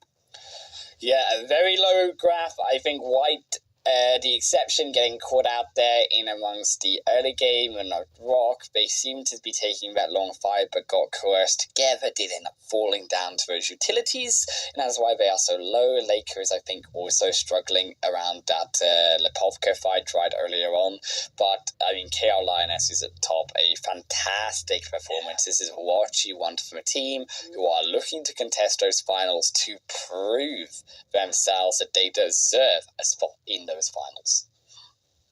Oh yeah, absolutely. I mean, you look at their damage to elimination ratio, and it is neck and neck. So you know they were putting in that work to get those eliminations and to just stop other teams anywhere near them. So really, really nicely played on all ends. But we will be moving on to our overalls, and it is Kasich just getting up ahead of the 100-point mark, but Eagles in second, Lionesses in third, Fenerbahce clinging on somehow to fourth place, less than wanted performance tonight. They managed to hold on to it. Regnum Karya, Galactico Sirens, Inception do not make it, but Hard to Kill does.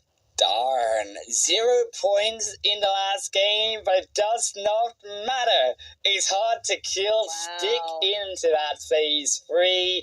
They have got to be happy about that. Yeah, disappointed about that last game, but wipe that one away because we'll be seeing them only next week for that last chance to get into the finals. PNCR Destiny, they will be in that phase 2, though, unfortunately, alongside all the other teams on our right side of the leaderboard. None of them eliminated, but all will have to fight on Saturday and Sunday to get into the top 10 to make it through to phase 3 alongside those teams that were also in the bottom 8 of Group A. So that is also exciting. Yes, we might not see those top teams anymore in the finals, but definitely exciting to see how Group A and Group B will fare up. To go back to the top 5 eliminations of Group B of Phase 1, no, Amaya will be taking out the top spot with 30 eliminations.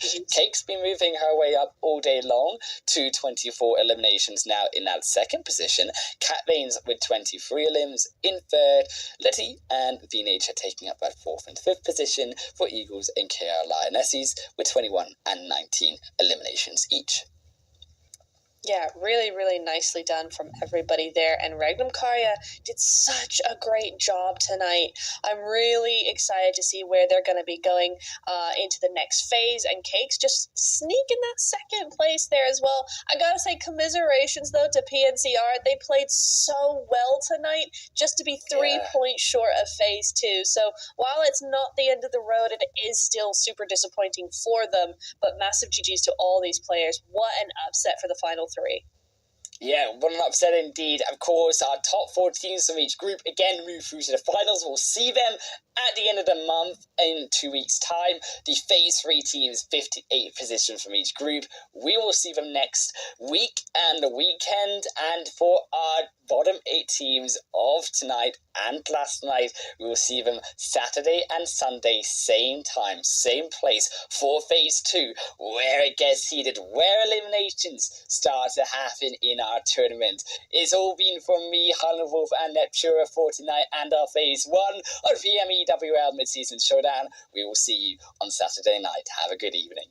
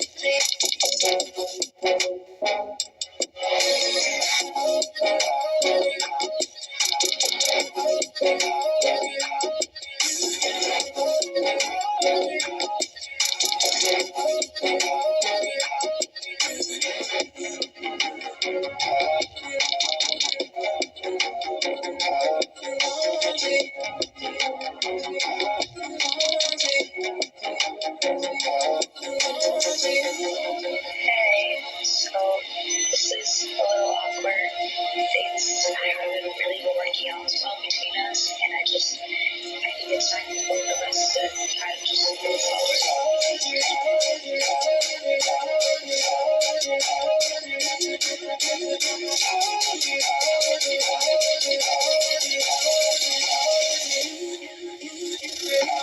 forward.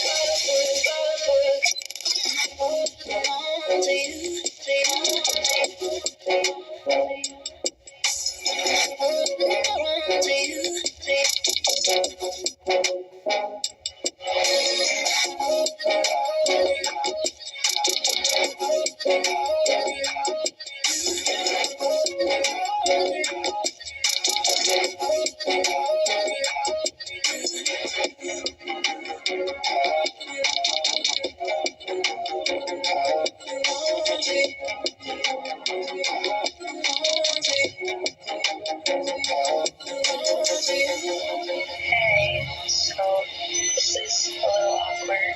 Things haven't really been working out well between us, and I think it's time for both of us to try to just move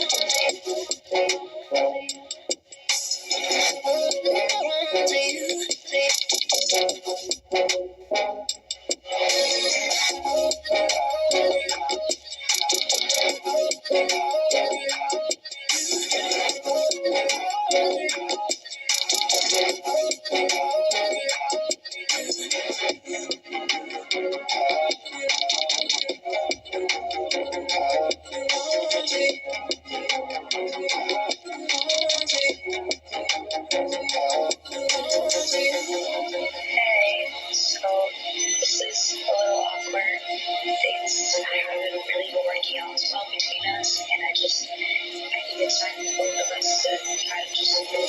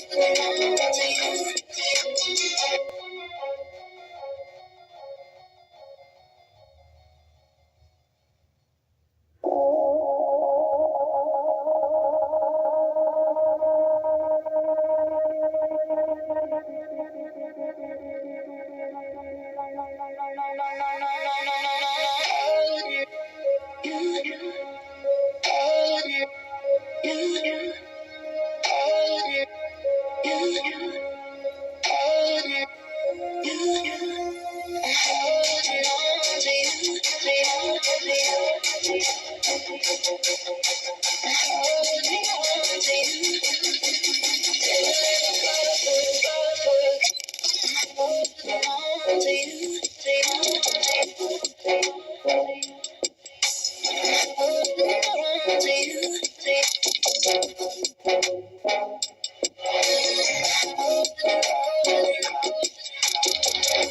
So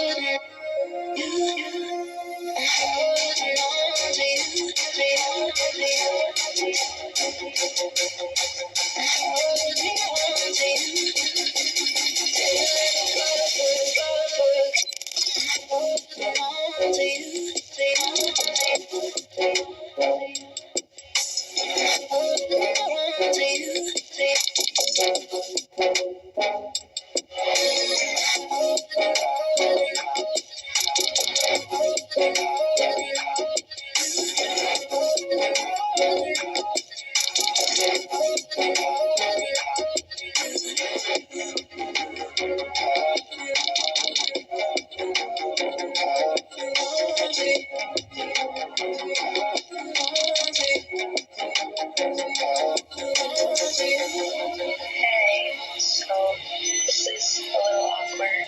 Things kind of haven't really been working out well between us, and I think it's time for both of us to kind of just move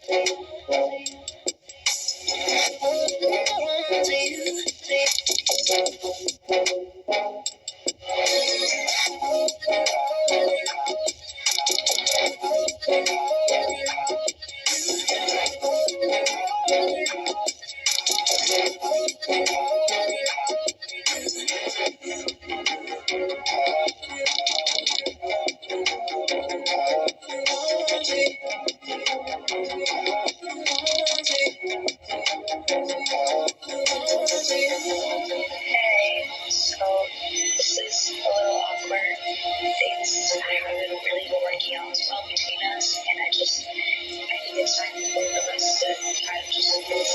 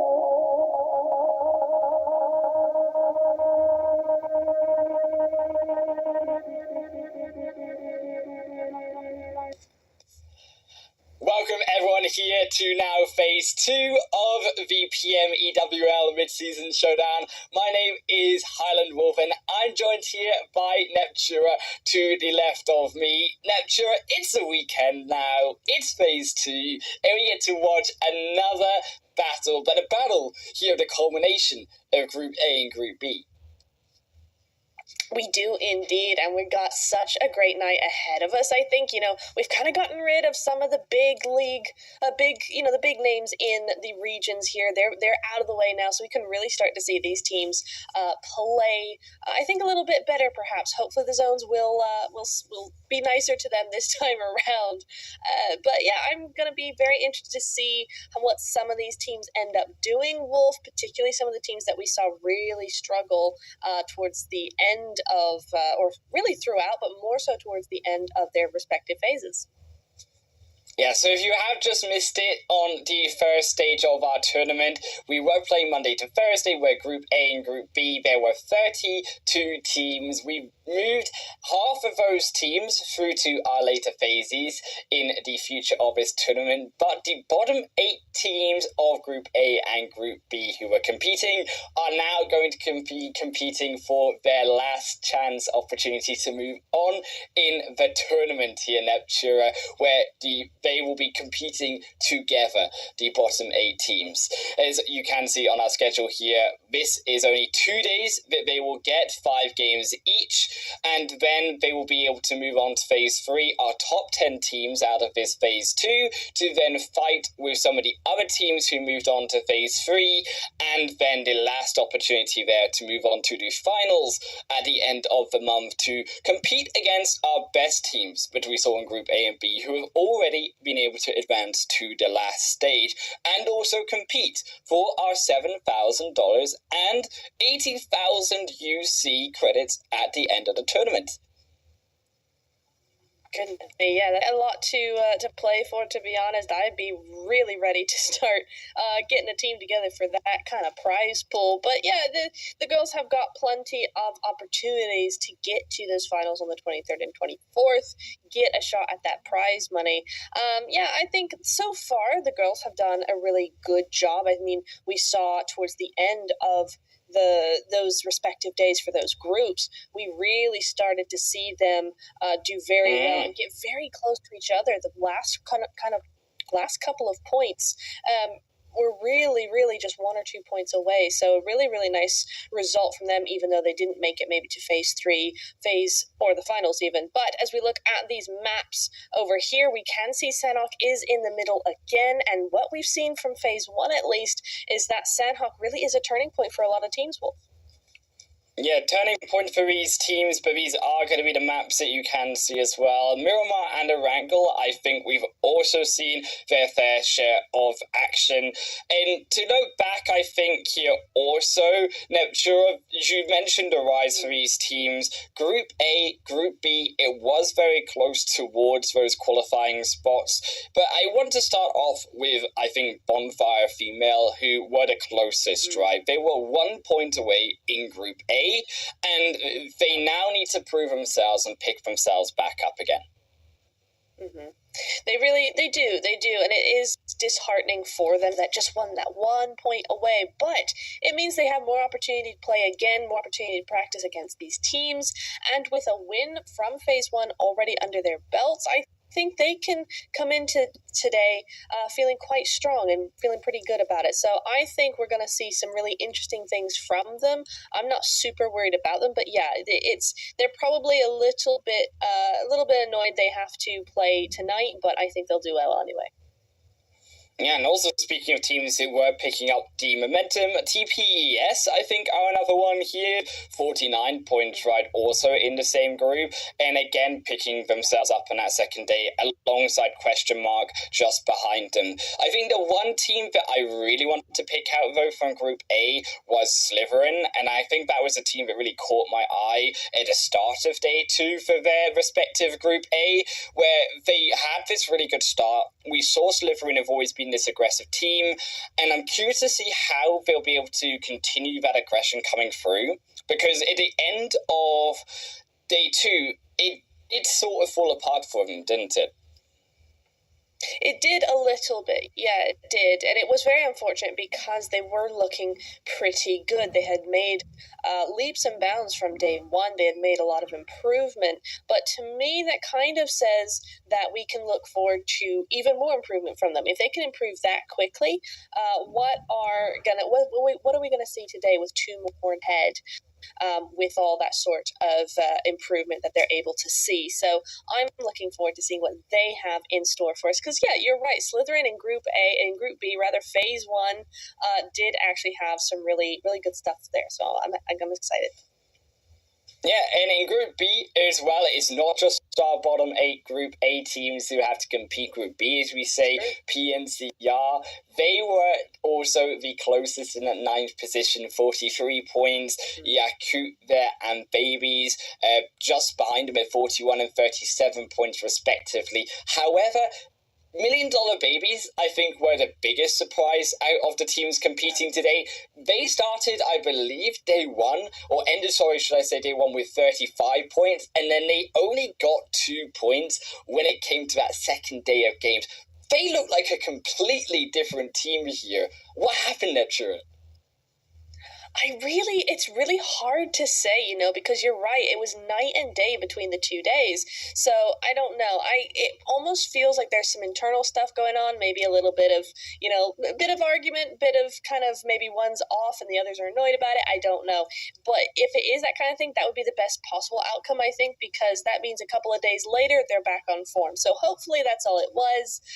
But yeah, it is an odd kind of thing that a team can be so night and day like that, but hopefully it is daytime tonight. Yeah, I'm hoping that they can get some points and the sun will shine for them on the maps, but as you said, yes, it wasn't just Million Dollar Babies who have had these issues. I think there's been some issues also when we come to the bottom of the leaderboard as well, Neptura, and you've got 2 teams in mind, don't you, at the bottom? I do, unfortunately. We were rooting for them the entire day 2 of their respective groups, but it just wasn't working for them, and I'm hoping we'll be able to see a bit of a comeback from, of course, Women's Moment and Wild Pixies. I think both of them had some really star moments, but they just couldn't keep that consistency going, and they couldn't keep it, even the consistency in-game to get to those top spots often enough. They were doing well in the early game, but just falling apart in the mid to late. So I'm really hoping maybe we can see a little bit of a change in that. Yeah, I mean, I'm also looking actually at Before You as well in Group A. I thought Before You were one of those really curious teams, right, where they actually got 7 placement points, but their elimination points, they got 23 of those throughout the first 2 days. And they were also, in terms of their team fighting, were up against the likes of Galatasaray and those other top teams sometimes when it came to the beginnings of the fights. And I think that was that one fight in Miramar, right, we saw them fighting in Picado. So we know that they have the ability to be able to fight against the top teams. I'm hoping that we can see a bit more from them.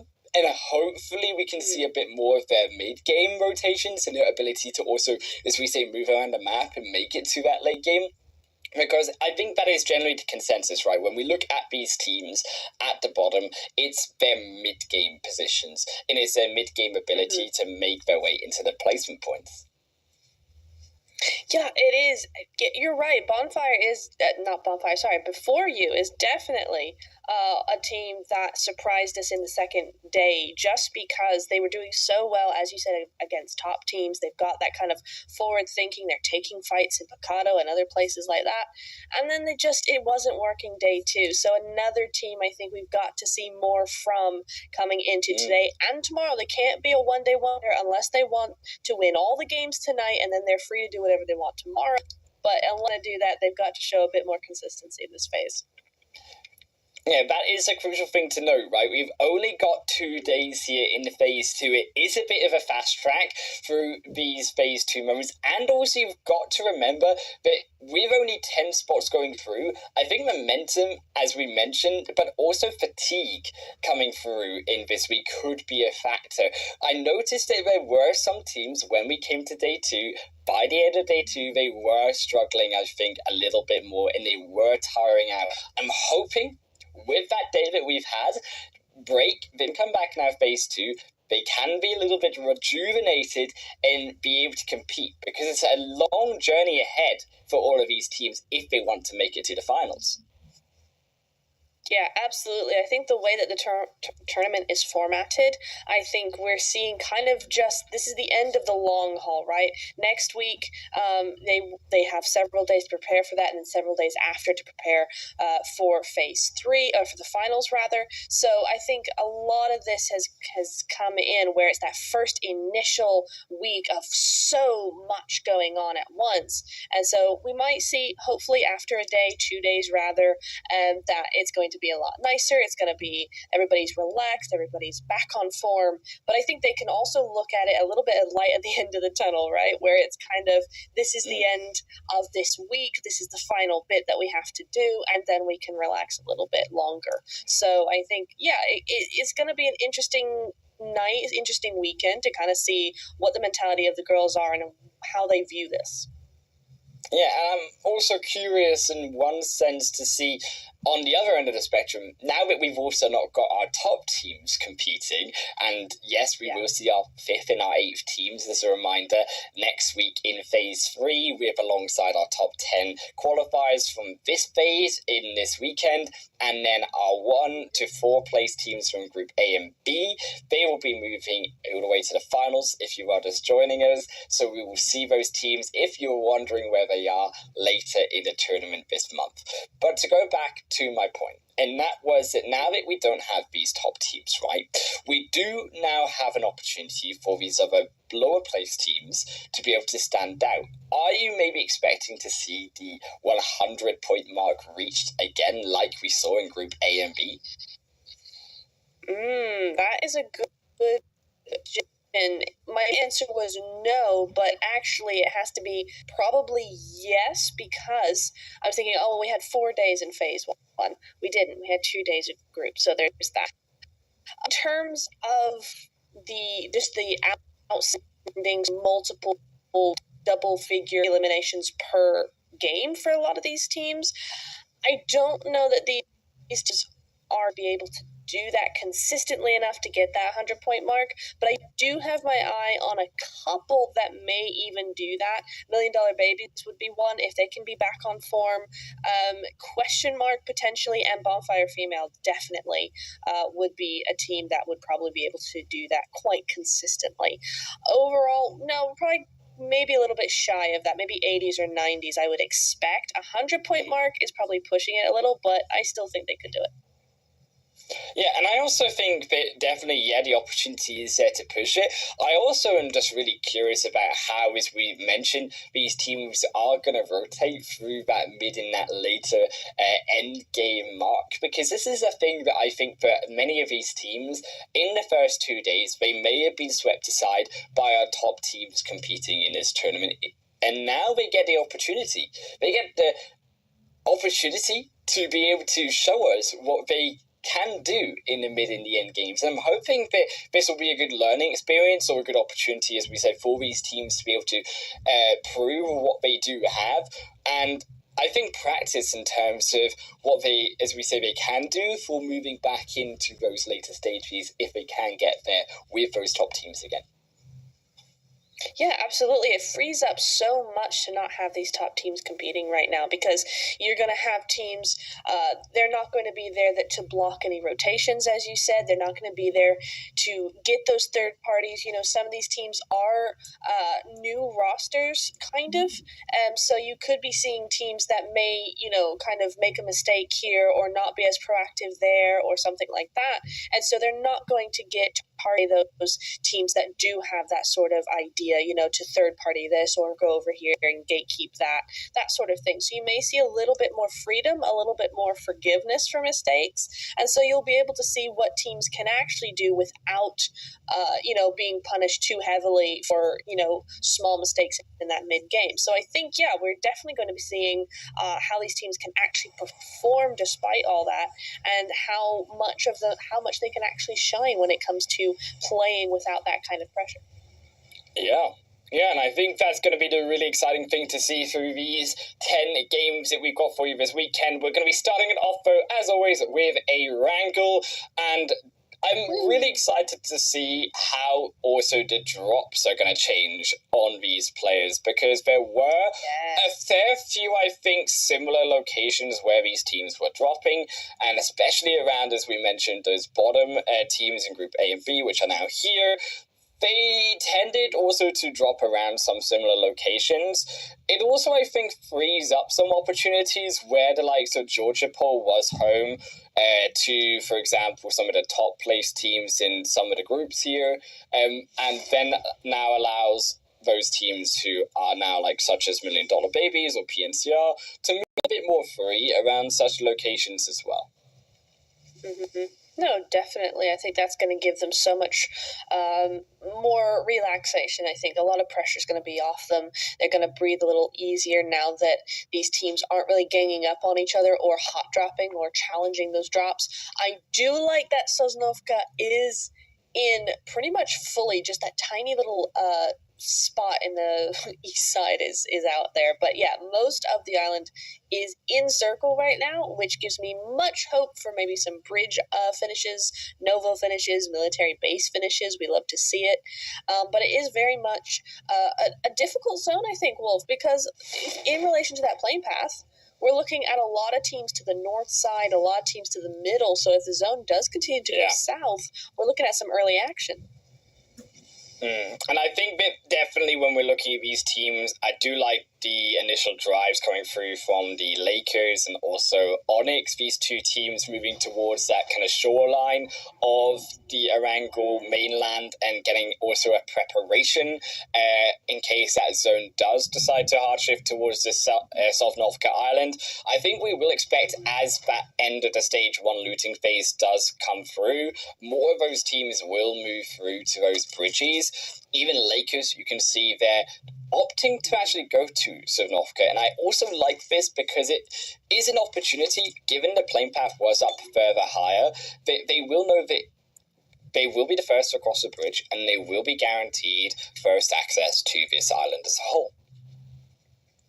Yeah, absolutely. I think looking at the map stream that they don't have, obviously, but looking at it, it's also a good play because no one's in Milta right now. Most likely no one's going to be on that eastern bridge for a while. So when that bridge on the west side starts getting crowded, as we're seeing already happening, they have another point of entry onto that mainland if the zone does shift up. So that's a really nice play from Lakers. It's going to work well in their favor. The only thing is we have a straggler about to go straight through Yakut there. She looks like she was going to grab a vehicle, and now she has to try and sneak past without any damage here. Yeah, this is a bit of an aggressive, I think, or risky play coming through from Lakers if they are trying to grab that extra vehicle. I can definitely understand why.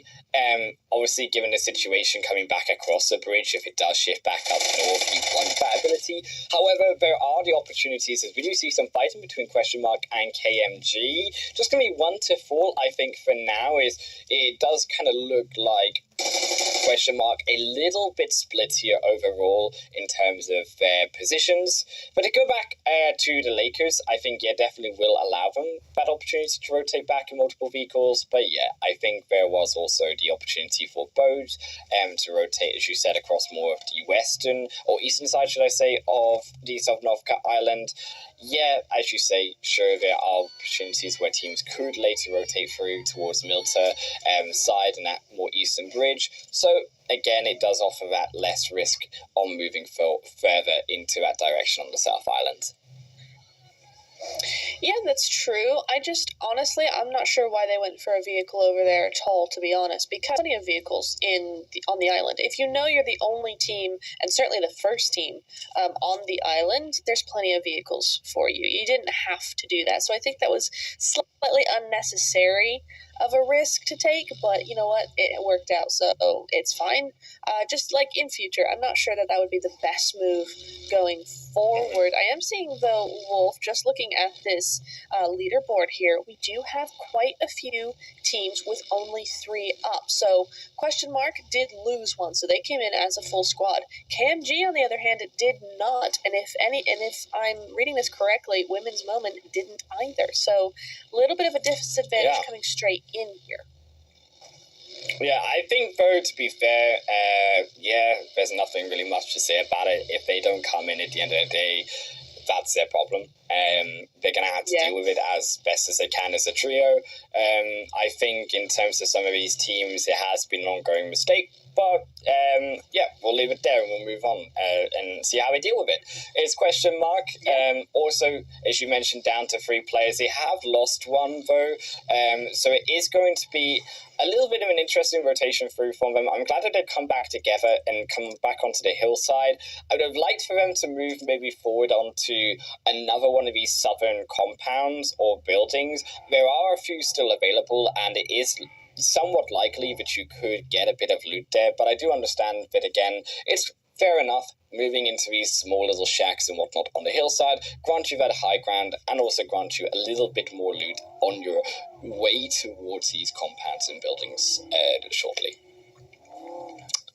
Yeah, it does. It's definitely the safer play, although it's only KMG up there. It is interesting, I guess they didn't really think about KMG actually making that their drop spot. KMG have been going there in their group, as have question mark in theirs. So I think, I'm not sure what went on there. Maybe a little bit of a miscommunication there or something, but they have gone their separate ways as the zone does start to move in now, and we are already seeing several teams lining up along that western bridge side. They look like they might be, skeptical, wondering if that zone is going to be moving over onto that side. The rest of the teams, though, look like they're going for a school potato hill finish. So it'll be interesting to see which of these groups are right. But for now, Wolf, we're still seeing a lot of teams out in the zone. Yeah, definitely a lot of the teams out in the zone. I'm not too scared for now for $1 Million Babies and the likes, if you mentioned, of KMG, as unfortunately for Women Moment, it does look like we are going to lose one of their players here on a long-range shot-through from Mia. It's going to be a confirmed elimination also, so Women Moment down to just 2 players here. I think this is something that they have also been really struggling with. When it comes to the first 2 days of play, it's their rotations, and it hasn't been the best when it comes to allowing time for information gathering before those big moves. Yeah, it really hasn't. I think another thing that a lot of teams fail to see sometimes in the rotations is the way that they make those rotations ends up actually going into sight lines that they're even unaware of, right? So I think Women Moment didn't need to come down that hill. It is a combination of, as you said, no information. They didn't take the time to get that information to know that there was somebody down there. But at the same time, if they didn't have the information, they didn't have to go down that hill completely. They could have just stayed up top and made that station. So it's those sorts of little things that end up making a team lose players. And I have seen teams that will go like, well, I don't understand what's happening. We just keep losing players on the rotation. And you actually go and watch them and you're like, yeah, because you're doing this, that, and the other, and you're going into those sight lines. So it is something that's very subtle that often teams miss, but in the end, it is super, super crucial. I also think in terms of the rotation, it's a big ping. First of all, back up with this zone to the mainland. I would have actually been really curious to see if Lakers would have moved further towards that eastern bridge. Actually, when you look at the potential drop locations, right, Milta isn't really one of those locations that a lot of these teams are going for. Similarly, Prison also, and towards those Milta power locations. Teams just generally aren't dropping in these spots when it comes to these bottom 8 teams from each group respectively. Yeah. So understanding the research coming into the game, there would have been a much more opportune position for these teams to move onto the eastern bridge. Whereas on the other hand, right, we know a lot of teams have been really focusing on that western side and that sort of southern end of the mainland of Triangle. I would have really appreciated it if Lakers actually could have done that slow rotation towards that eastern side with that information. Regardless, though, NTX also going to be losing one of their players, KYS Virtue. Just going to pick up one on the rotation here of NTX. They are indeed, but KYS Virtue got to start thinking about their back as well. You got TPES coming into view there as Women Moment Juniors Piper as well as, so not great there. NTX, though, making a full push, full send all the way over into Pachinki and getting shot down as they do. That Piper does get rezzed back up, though, so Onyx do get denied a 1 point to start off the game, but those nades are coming in. Nice push from them, actually. Yeah, I think Onyx, you can see this player, right, on the northern side as well. I think that is the extra portion I really like about Onyx's move here, is they're continuing to pincer down with the moment. Yeah, you've already got one player very far out of the fight. It's going to be realistically a solo, which is trying to defend against a whole team of Onyx, and I do expect Onyx will close as soon as we move back towards before Yuvo and NTX moving into another compound and another fight. But before you, Nicole on fire has set themselves ablaze, but they will be able to get back and recover from the teammate there. Slows down the potential engagement, and yeah, NTX, I think rightly so with that mistake. Might not have realized it was a mistake coming through from before you, but are very quick on the trigger to get out of that compound. But it might be from the frying pan into the fire a little bit here. Yakut made a very quick rotation up to Pachinki Hills. This is really heads up from them as the zone goes up this direction. They know there's going to be a lot of teams either moving from the island or moving from the coast. So I really like this from Yakut, actually, Wolf. And NXT, I don't know where they're going exactly. It almost feels like they're trying to go outside of zone, but it looks like they might hole up in a shack or just go all the way around up to that western side of the zone as well. That would be a good play from them. It's very much covered and not in anybody's way up there, so I would appreciate that. But look, Wolf, the Lakers have gone to the eastern side.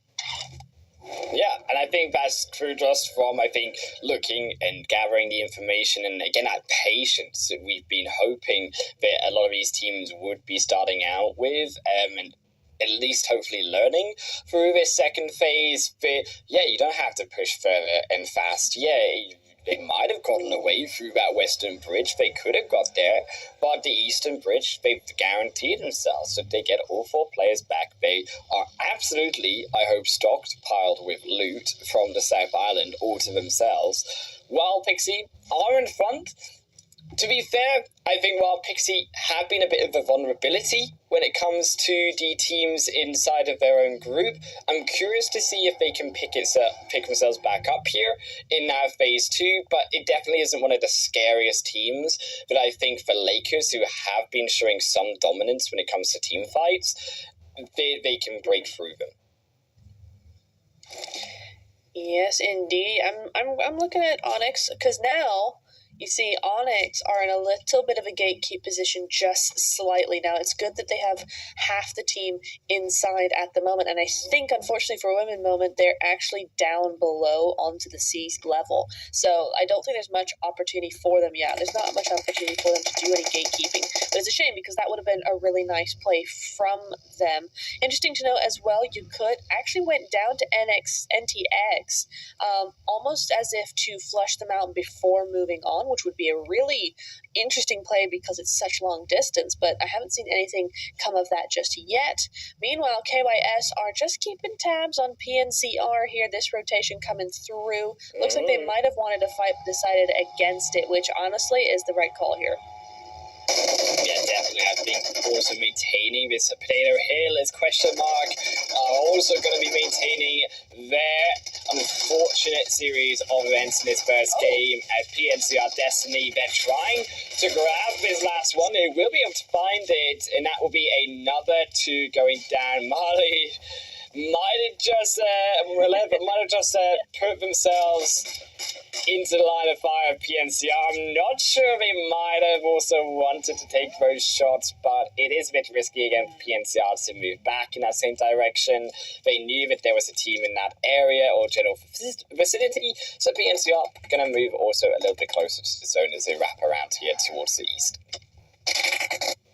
Oh dear, Onyx pushing a little too far potentially, and NTX actually are unscathed. They moved up behind Onyx, so now, unfortunately, it's all gone wrong. Monica is going to go out because Yakut now backstabbing the team. That is a big shame. They were looking really good on those cliffs.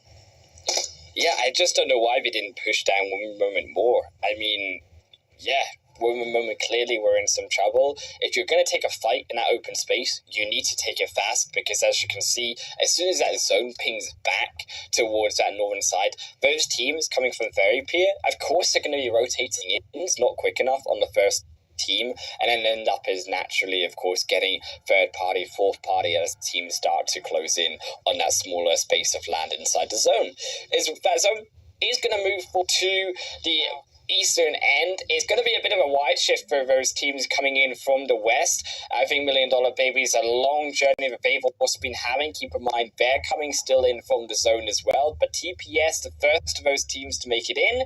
Right now, I think Bonfire Female, dead in the center. Not the greatest of spots, but has some cover. I think realistically, when you're looking towards those Potato Hill and the hills towards the more eastern side of the zone, that's definitely where the stronger parts of the stage 4 lies. Yeah, it could definitely be there. It depends on what compound they actually have. I didn't quite see it on that map just there. But KYS looking to get rid of this edge of zone position from white here. This could be a nice play for them. If they get rid of white, this is a great compound. One of my favorites on Orango, cough, cough. But I think, yeah, it could be a really interesting compound to use. It's got great views down to the entirety of zone. Oh, that was a nice nade, but isn't going to quite do enough there. 24 KA, she's doing her best. Nice cover from white, though, coming in here as well. The Lakers just being blown up here and there. Oh, no. Nades herself. Oh. Yeah, a bit of an unfortunate oopsie there coming through in perhaps the worst time it could have. Slytherin, no, they're not going to make that oopsie. They're going to be looking for an elimination, but as I say, that a caster curse to versus QSE is going to fall down. Hopefully, yes, they do have the backup, and as you can see, unfortunately from before you, there's too many angles that Slytherin are coming from, and Slytherin up to 4. What I kind of expected from Slytherin, I think one of the favorites coming into this group.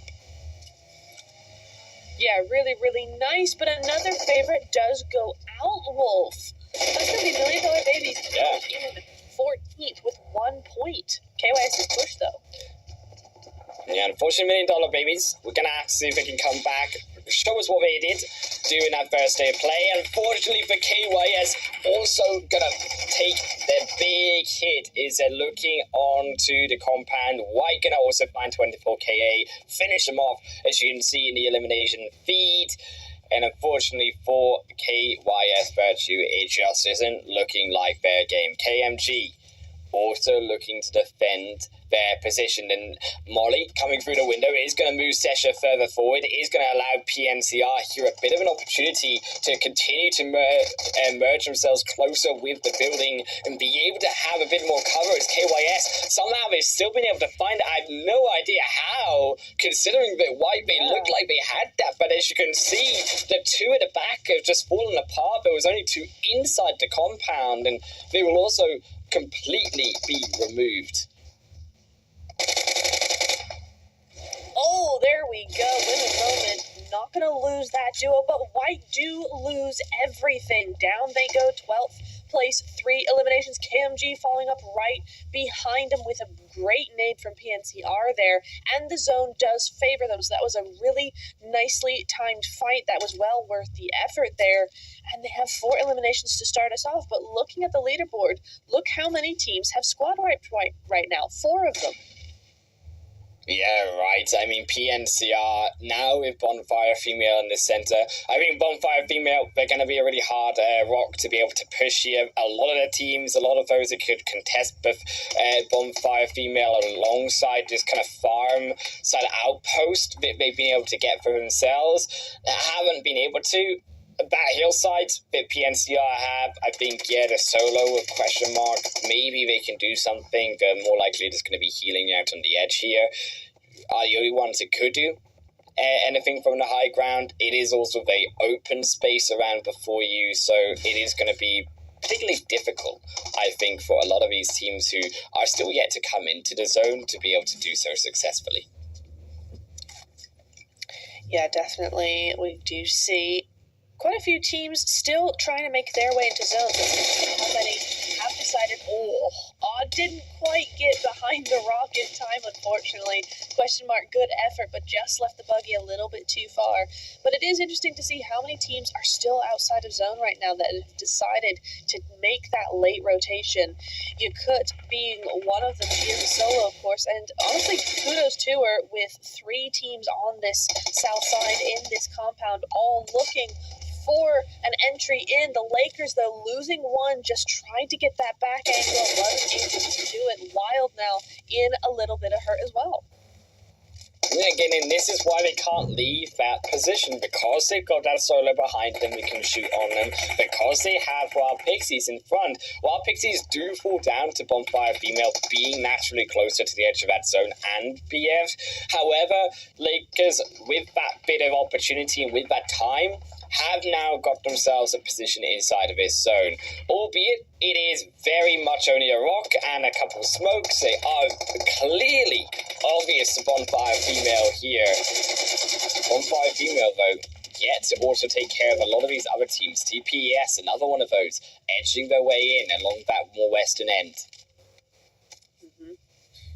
They are indeed. Interesting to see some of the long-range weapons coming on out.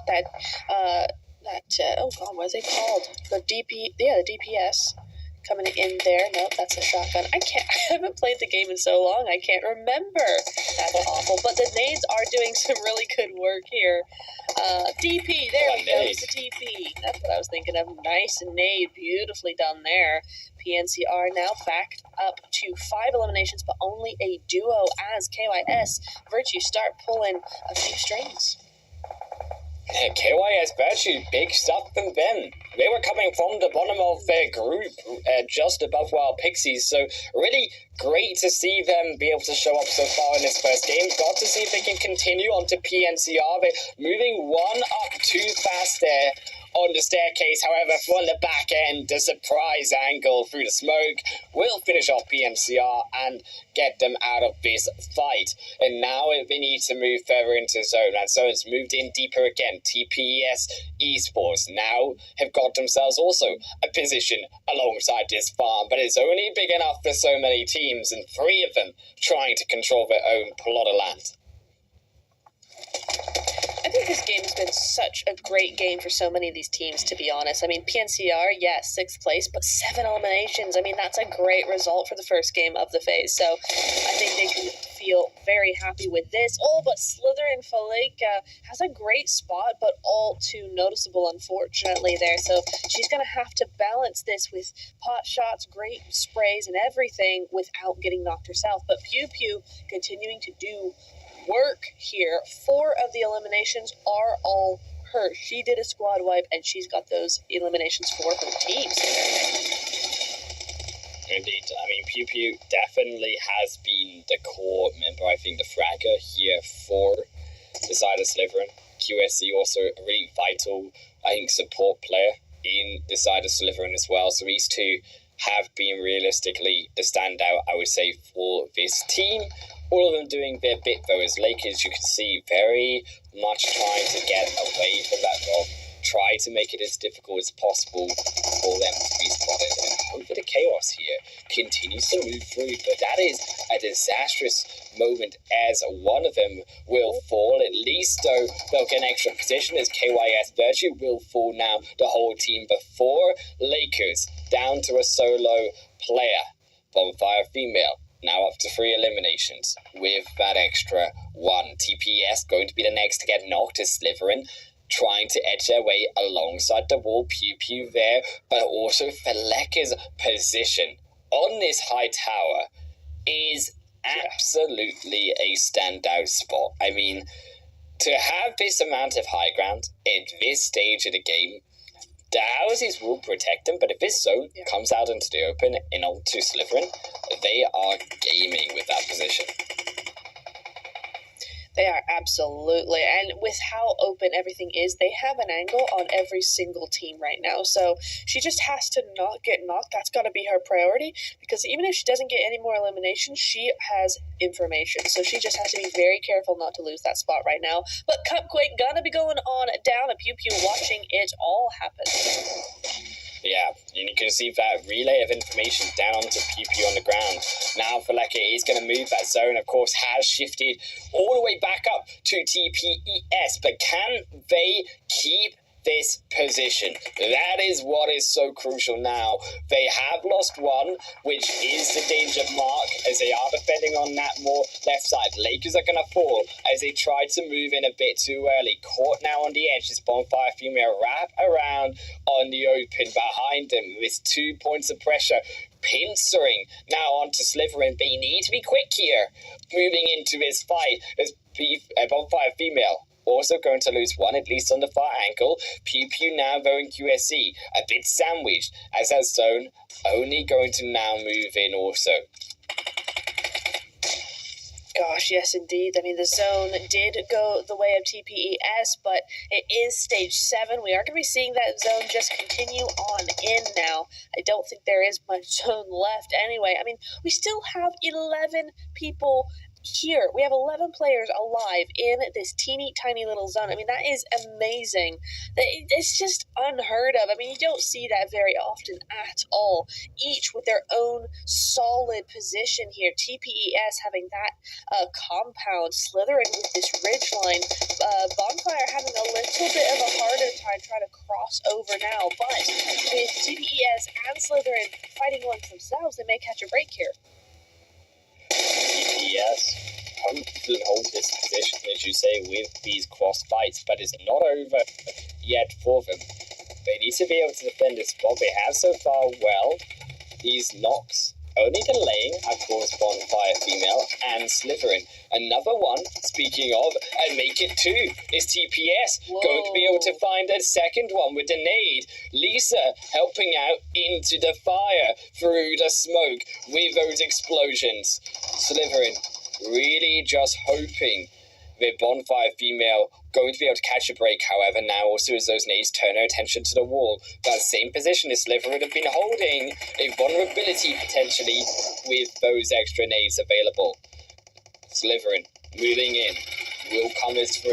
The trio, as Cupquake moves in to the other end, but unfortunately Cupquake isn't able to get a QSE. As you know, PP will fall, should I say, as it will be TPS rooting to lose at position on Bonfire female, but for those extra eliminations on Slytherin successfully so far. But is it going to be a finish as Faleka is able to grab another 2?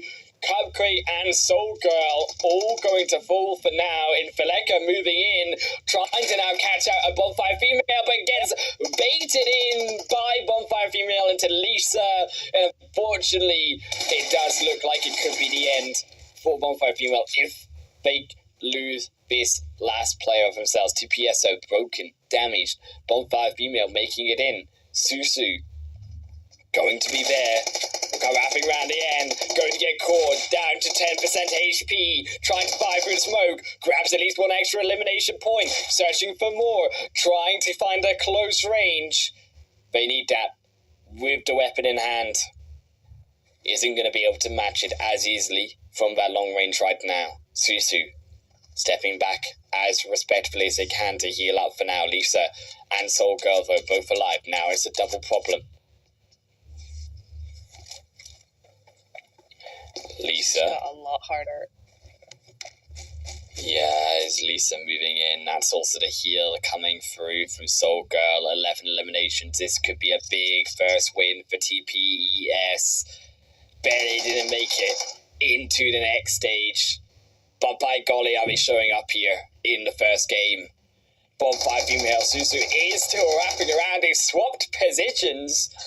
Is Susu here?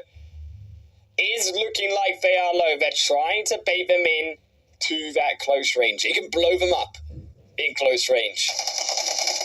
But they're not going to be able to get there. They're trying to hide behind the wall right now. They're going to swap into long range weapon. I wondered if they had it, and Susu will be able to find it now. Trying to still search around for Soul Girl, hoping to find it, but they blow them up. They find a shotgun. That's a 1. as Susu brings it down to the solo. They've got also the first aid kit. They can heal up here, but we need time. 3 seconds as Lisa's wrapping around. Not going to be quick enough to find the extra assassination, and now it's actually Susu with the health advantage. Lisa is with now stage 9. The blue zone's closing and it's not going to stop, and Lisa's stepping inside, trying to now use the information, use the smoke, get upstairs. We'll be able to use the advantage now, be able to hear the footsteps as well. The staircase, so crucial here in the 1v1 for themselves. Susu, you know what they can do in that solo, but the smoke is there, makes it so hard, and Susu's waiting, trying not to give the position away.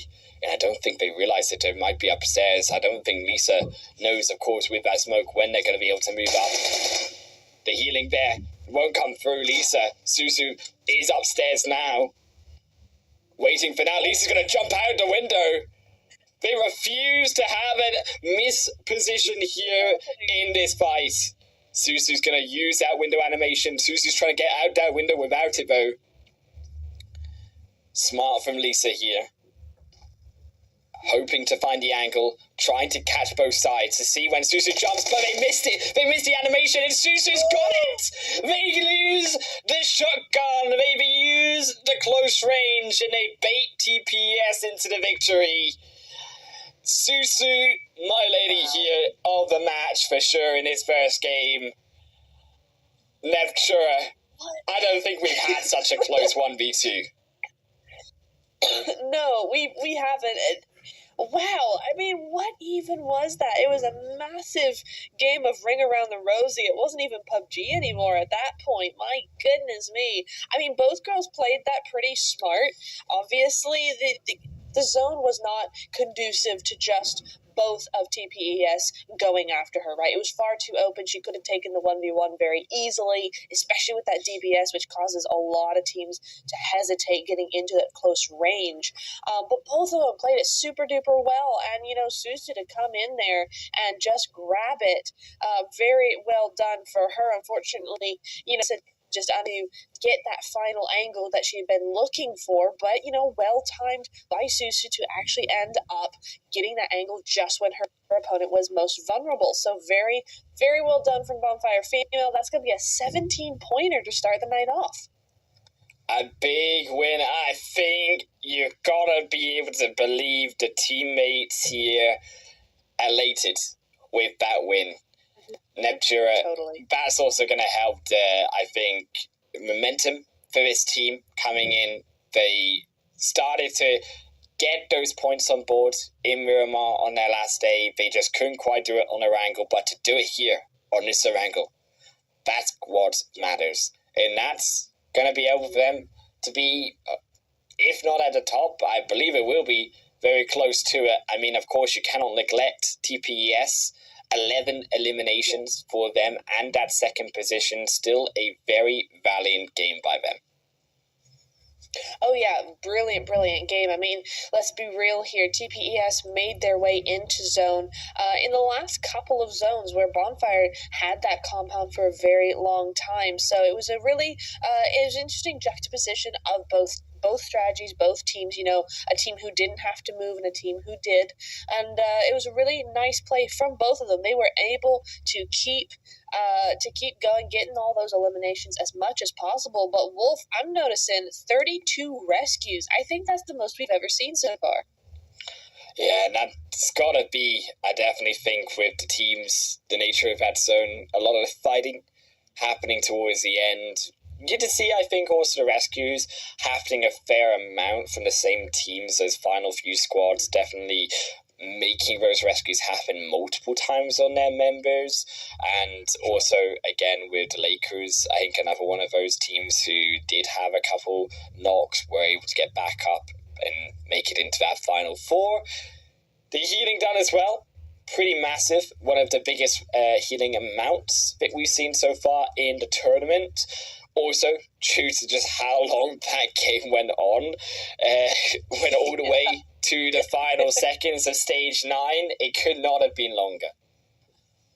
No, it really couldn't have. I mean, they really pushed diminished that screen time as much as possible, and with good reason. It was really fun to watch that. I mean, everybody was on the edge of their seats watching those final few fights. I think Slytherin did a great job there. They did a really, really nice sort of, kind of stopping the other two teams from kind of doing anything. They were really good mediators in that way, making sure everybody stayed in their spots. But a really, really good show from them as well. Again, Slytherin, a team that we wanted to see more from. So really nice to see them have a strong third place start. Yeah, I think for sure the top three teams, you could argue Lakers as well, if we put them in the top four, all the favourites to get out of this group and into the top 10 and make it into phase 3. I mean, TPS, Slytherin, and also our winners here of the first match, Bonfire Female, very much on the rise when it came to that day 2. You can see it now coming into the first day here of phase 2, going to be a tie when it comes to the elimination points. TPS are able to also get 17 total. Slytherin there with 10, also tied with KYS Virtue. I think KYS Virtue, that fight also versus PNCR, another reason where I think they as underdogs, 15th position in their own group now to get that 4th spot, and to take it to PNCR as well is a pretty big upset for his first game.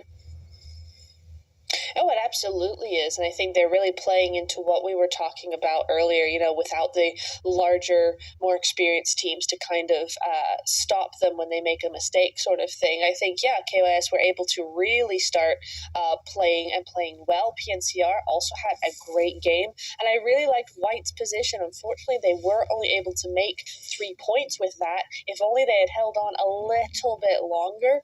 But otherwise, then they did a great defense, I thought. And it was a really nice showing from most.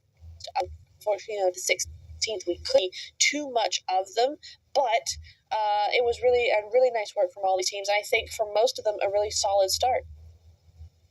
For sure, a really strong start from a fair number of these teams. There are a few at the bottom, of course. Women Moment, Onyx. I think Women Moment not so surprised about, but especially Onyx and to those teams again that I think even before you as well at the bottom right, all these teams who we can expect it to show up, hopefully, in our first game. It is only one game, though, so it is the smallest of stat pools that we could draw from. So far, we're going to have to see what we can do on the later games today and also tomorrow as well. Plenty of time to come back.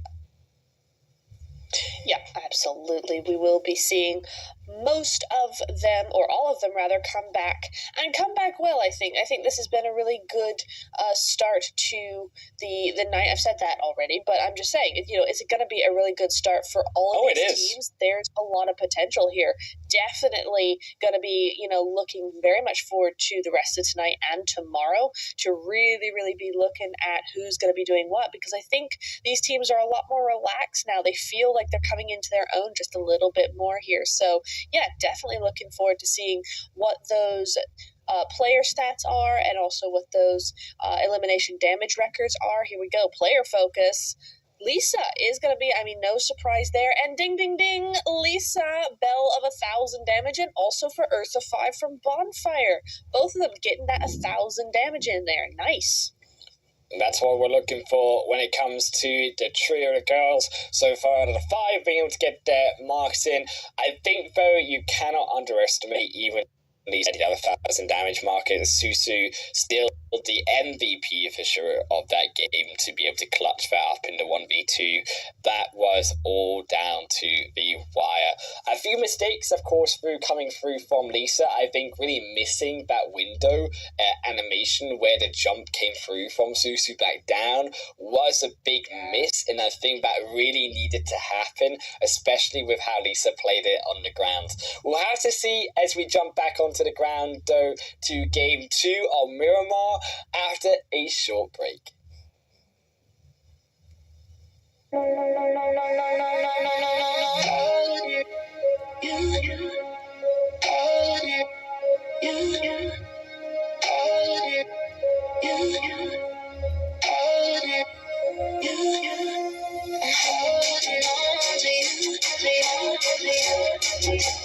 Hey,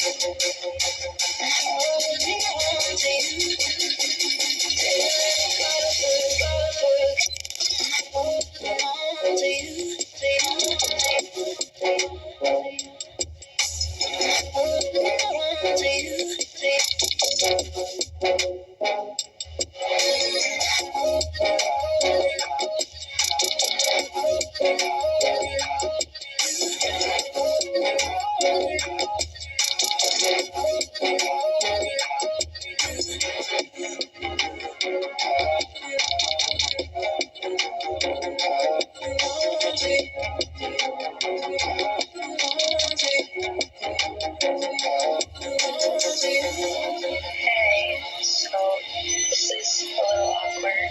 Things kind of haven't really been working out as well between us, and I think it's time for both of us to kind of just move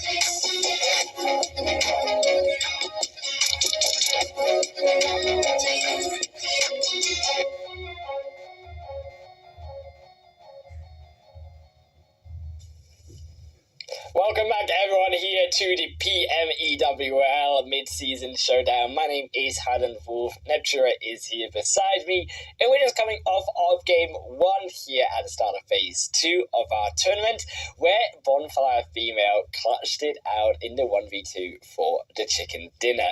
However, TPES not far behind and tied with the most elimination points in that first game. Fairly interesting game of a wrangle, to be fair. Now we're moving on to Miramar, though. A lot different will change, I imagine, when it comes to the rotations here in Neptura. Yes, absolutely. I think depending on the zone, I think we're going to be seeing a lot of long rotations, a lot of late rotations. I'll be interested to see, where these sorts of teams end up all meeting in this zone. I kind of get the feeling that this Miramar is going to be fairly relaxed. Everybody wants a bit of a breather. They're ready to get going and get onto that aggression. But a little bit of a relaxed game until they get to those final zones. But the circle disagrees, Wolf. We have almost Prison, but we definitely have Los Higos there, so potentially KMG going to be there for quite a while, I think. Yeah, some hard drops here as well, as Yakut are going to be alongside Question Mark, and also Laker is fighting here against the side of White. On your screens of Bonfire Female trying to catch out $1 million babies who disperse outside of Chumacera. There's plenty, I would say, of spots for these teams to continue to exist beside each other and also go to uncontested, where you can also see PNCR and Wild Pixie up towards the more northwestern side too on our map. On the other hand, though, I am looking also at some of our teams further out. I would like to see them, I think, move towards those locations. Maybe not as far as El Azahar or Cruz de Val, but certainly these sort of compounds you can see, especially where NTX currently are, really do offer a potential for uncontested loot to be able to then wrap around in the zone, especially down that more west or eastern coastline, should I say, as well. No, definitely. I think the eastern coastline and the western border, I think both of those areas are actually very underrated for a rotation. Generally, you don't see teams making that western road part of their rotation strategy, and it shows because you end up getting a lot of fights in Monte Nuevo and all those sorts of areas, but no one is actually using that road. The same with the East Coast. You can see a little bit of action if the zone does go that way, but otherwise, those rotations are fairly incident free, so definitely one to watch out for, especially in these types of zones where your best bet is going to be going down even as far as Puerto, just down around the coastline using that road. I think these teams should be aware enough that they should be looking at that as a potential shot. And Onyx here as well, really jumping in alongside White and the Lakers. A bit of a curiosity, maybe tunnel vision as well on jumping into Monte Nuevo. I feel almost in a way that the teams haven't researched where each other's squads are dropping, because Monte Nuevo, it wouldn't be very hard to see. It was a very contested location by multiple teams in both groups of A and B. Right. And still these teams who drop in Monte Nuevo drop again here in Monte Nuevo. So to rotate here, curious why they did it. It's going to hinder them. It's going to also affect Lakers naturally, of course. White not so much. It's not going to be good. Full stop for them and the teams living in the same compound as well. Well, I would argue it's actually affected White a lot, because what I think has happened here is the ones who have survived are the ones up top. You see White have 2 down. I saw when we went the camera was on them, 2 were dead. So I think that they did a 2-2 split right on top of 2 different teams here, and it's cost them half the squad. So even more proving your point there, where it just doesn't seem to be that much research going into these drop spots. Yeah, also in terms of here, Lakers trying to wrap around Onyx, I would have liked to maybe see them move a bit more towards the north side here and try to catch off these solo players of Onyx moving in, especially knowing that Onyx have moved into this compound. Trying to attack them more one side together and pick off a player quickly is definitely something you want to try do here to get rid of Onyx, or at least force them out of the compound. Yeah, I understand that Lakers are definitely being aware of the hillside, but you can see definitely already University is actually checked out that hillside, and I assume they are taking the fact that White, with 2 players down, have moved themselves off of the hill, and yeah, then definitely even more reason, I would argue, to try wrap around more of that northern side without that hill being a problem of White looking down on you. Absolutely, yeah, I would agree with that. I think there's a lot of buildings you could potentially use to cover you in that rotation around, but yeah, I'm not a big fan of in-town fights just because I don't like compounds very much. I think they're very limiting. Yes, they provide you that cover, but you're stuck with certain angles. You're stuck with, potentially getting surrounded a lot more. You're much more nadeable than out in the open. So these kinds of fights where teams aren't really using those wraparound angles or trying to use a little bit of long range and short range, I find really stressful, because it is really just playing with fire at this point. So yeah, I would have liked to see that from Lakers as well. As it stands, they do still have a good split, just kind of in some different directions here. Onyx not being particularly forceful, whereas the Lakers look to be a little bit more proactive at this stage in time. But we also have to consider, Wolf, that, they just may not be super looted up. I mean, look at them. A little bit. I mean, there's no throwables at all. Yeah, they've got a couple. I would say, for in terms of looking at the itemization that they've been able to gather so far, Onyx have been able, Pinga, to be able to get themselves some healing going on. However, Onyx, on the other hand, I think are much more at a deficit, right? Because Onyx, they don't have as much loot, having only moved in here later on. The loot will have already been taken up by Lakers, as well as those white members that Lakers have been able to take down. Yeah, sure, Onyx were able to pick up one themselves, but they're going to be even more at a disadvantage. So if you think the side of Onyx, Lakers side don't have loot, Onyx are going to be much worse. Yeah, definitely, and which is why I'm concerned that Onyx did not push that. I think they absolutely could have pushed that knock. There wasn't all that much of an angle that the Lakers had on them that they couldn't do that, and so even without a whole lot of loot, I would have liked to see maybe a little bit more proactiveness coming in from them, because at this point, Monte Nuevo feels like the red buildings in Picado all over, stalemate that goes on for half the game. Yeah, Lakers as well. Just gonna stalemate, I think, here. Something needs to happen.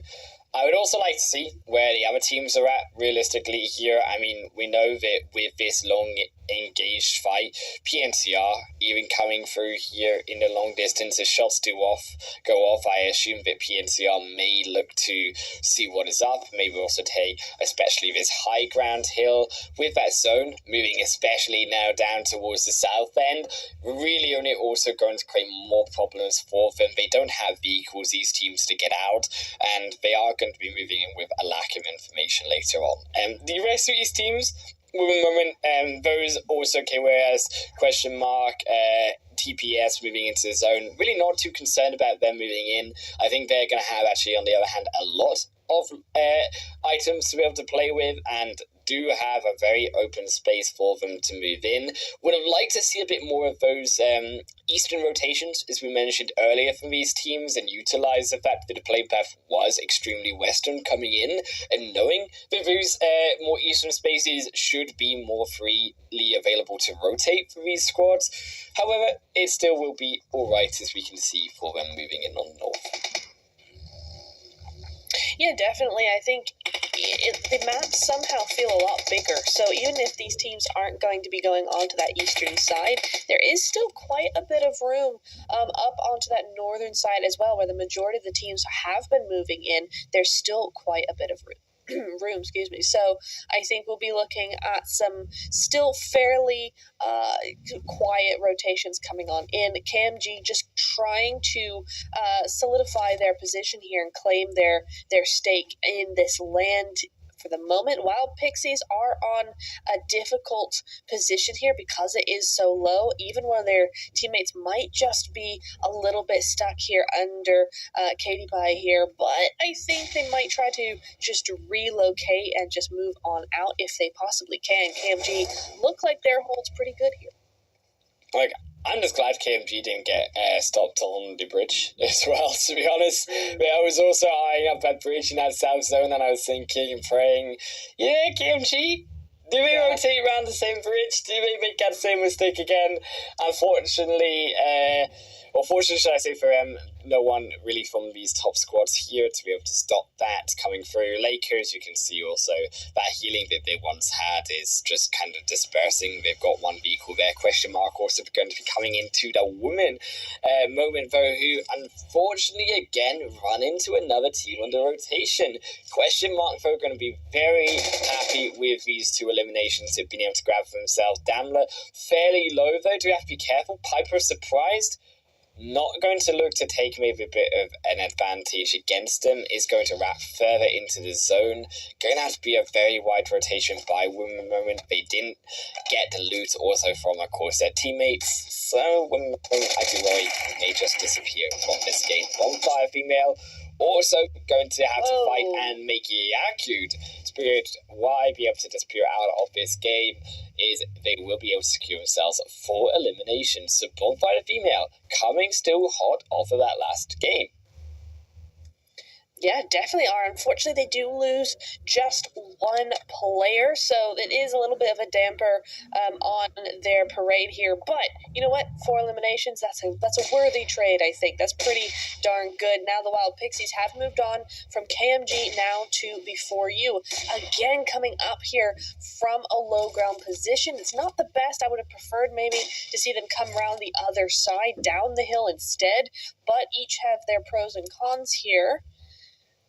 The thing is that Before You are not going to just settle for Wild Pixies to use that house and they'll use those compounds up there. It's not going to work that way. So one of them has to move. At this point in time, it kind of looks like the Pixies have to find yet another spot here. They also have, though, the ridge there. They have the opportunity to move down towards the south coastal line and be able to make a bit of an escape out of this fight that they seem to have put themselves in. Not too concerned about them. Here at TX, so obviously much closer to TPS, are going to have to take this fight. They will get rid of Lisa, a big fragger for the team they will lose, however. Only coming in with 3 players again. Crystal down to 1. They're going to have to hopefully get their second up as Sudai, the only one left alongside him. But TPS, they're moving forward, and I don't think they'll be able to let this one slide through. As Crystal holding the nade for now. Soul Girl is there. Looking over to the spray is there, and now the position is revealed, and TX need to move back further. Reposition as a nade will miss from TPES. The movement back, but that was a nade, a miss right there, as Crystal will be able to grab themselves a little bit of unscathed on the sides, but still back into safety nevertheless. You too can get your code though at home, 1800 UC. If you put that code, it's a bit of a surprise coming up onto our screen into your in-game redeem section of PUBG Mobile. You can get yourself those 1800 UC. The first come first servers. Before You are going to be continuing to look over here at the Wild Pixies and these teams on the bridge. Now this is very interesting. The Wild Pixies are using a 2-2 split right here. 2 in this compound, 2 at the bridge. I think they may have not wanted to risk the whole squad in just one vehicle there, but still an interesting split coming in from them. NTX have moved out successfully, but they do lose one in the process. And another testament to not getting stalemated out in the zone here. Lakers and Onyx have not won anything. Yes, Lakers have one more point than Onyx, but they're both solos and they're both still out in the zone. So not a great game for them.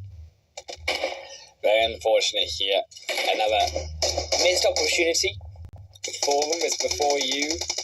Still going to be inside of this compound. Still safe, but phase 4, stage 4 should I say, closing in. And got to see how that will affect a lot of these teams. I think a fair few, yeah, sure, Foodie going to get knocked out by PvP, but nothing really should come through from it. They should be able to get themselves back to some safety. One moment, we'll lose that solo player out in the blue. Stage 4 also going to shape up a big shift, though, here in Apertura, all the way to the east. Yeah. It is indeed, isn't it? Slytherin, you can see them spreading out just a little bit there. They're going to try and gatekeep as much as possible. I feel bad for White here. They did a Lakers in the Erangel, you know. They went to that island. They went, yes, we got this. And now it's moved away from them. I think White are automatically going to be going for a botation or even a swim, which I don't mind. That's probably their best shot at the moment. But Slytherin definitely have possibly. What? I actually think that as well, I have to hold my pause and I hold my breath here is before you are charging in on to Wild Pixie. Wild Pixie have been confronted. It's straight through the front door, refused to knock, and they will just be able to take down Wild Pixies anyways. The solo going down. And to go back to my point here, White, if they hold their rotation and wait for the rest of these teams to move in, a lot of the eyes are going to be on all of these teams making it across that big road, that big gap from the west side to the east on the mainland. So if White can utilize the fact that a lot of the teams will be looking over is before you're going to find another of the Wild Pixies, but utilize those eyes being on the more western side of the zone, not the south, White could sneak in here still and be able to get behind those hills. Yeah, absolutely. White definitely still have a chance in this game. They just have to be super careful not to get seen. They have to get that timing right, as you said. $1 Million Babies, though, I kind of played them a little bit there, but they will lose one. So DLR down to a trio at the moment. No, down to a duo. Unfortunately, Kitty getting shot out of her vehicle as well. I don't know what is happening. Honestly, Wolf, what is going on with DLR right now? Yeah, it might have been a fluke. I'm starting to believe it might have been a fluke day one. I'm not going to lie to you. Maybe. Days before you. Yeah.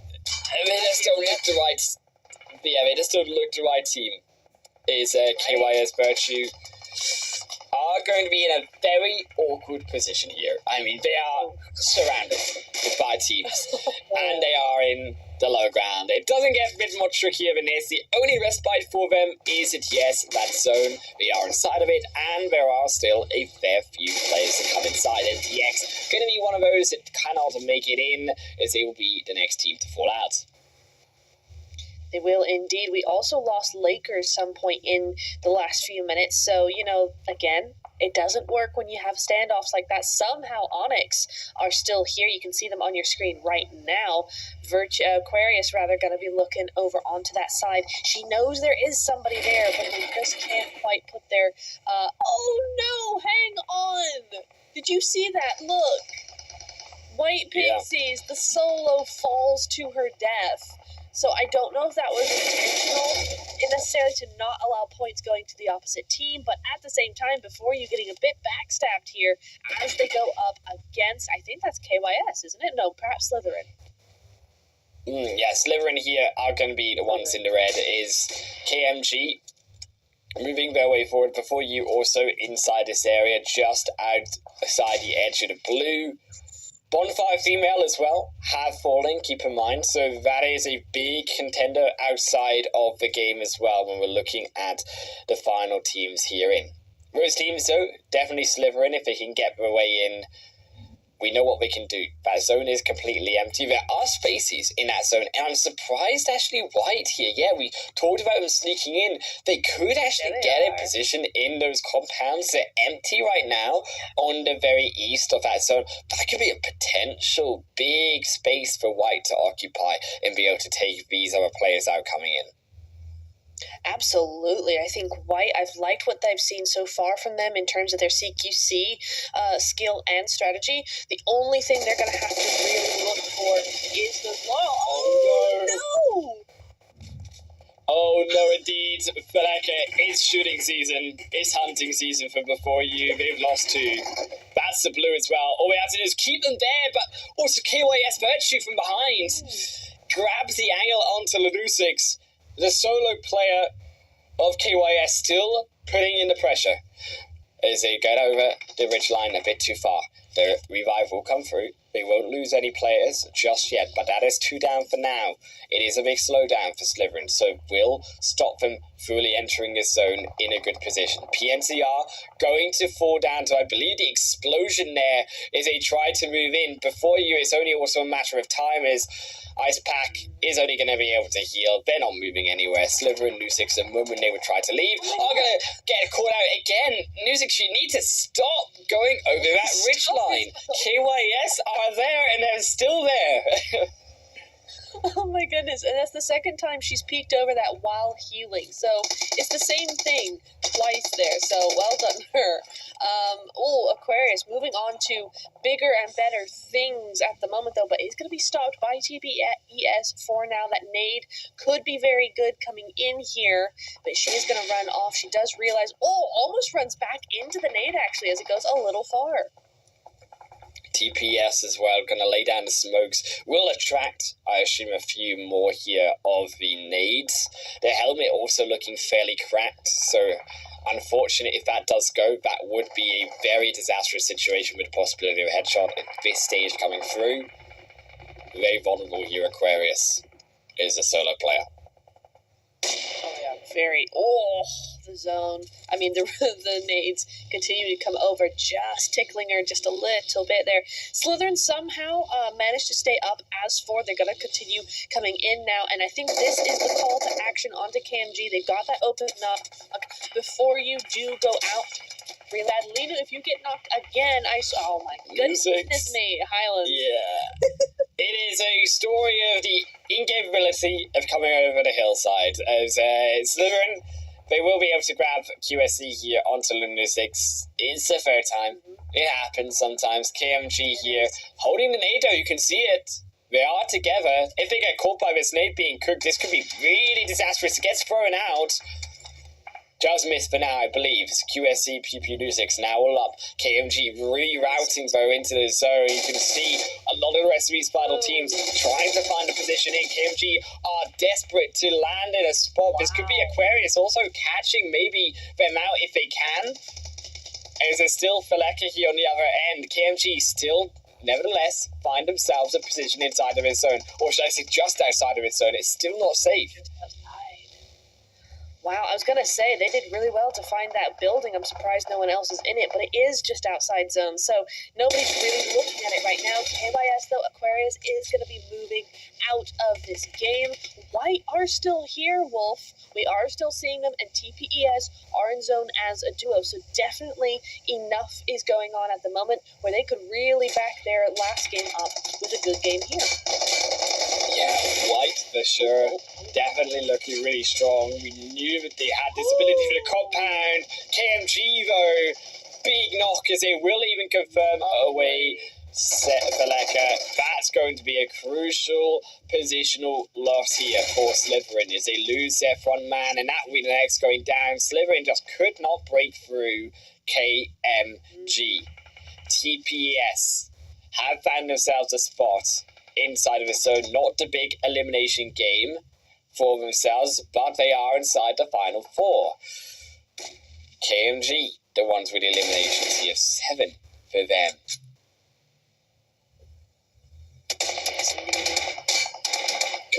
Cupquake.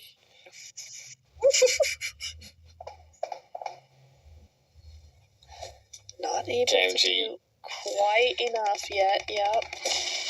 Yeah, they are wrapping around here, TPS. They've got to be careful. You can see the smokes have come down from behind.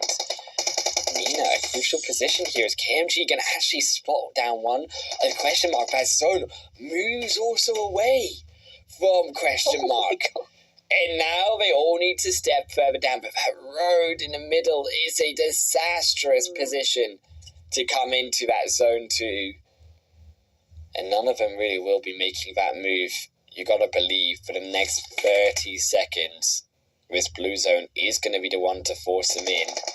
TPS will actually be the ones that have to move in last, position-wise. Yet they do have, of course, KMG behind them. The smoke's also going to be running out by this time, and they are out of smokes. So TPS, they realize that this is a moment. They come now through into the zone, but trying to take advantage of a maybe unprepared question mark, waiting to move into the zone themselves. They get their spot in. Damler can't step up from the side of White, still being pressuring down onto question mark. Malev has a buggy position. You can see over the top, utilizing that seat on the buggy to get an angle with a nade. Really smart work here from TPS, but that smoke dissipates and nade. Yeah, time is up, and the buggy is being able to be blown up. As TPS will look to step out, be able to blow up the buggy. Could be an opportunity. Push Malev back behind the wheel.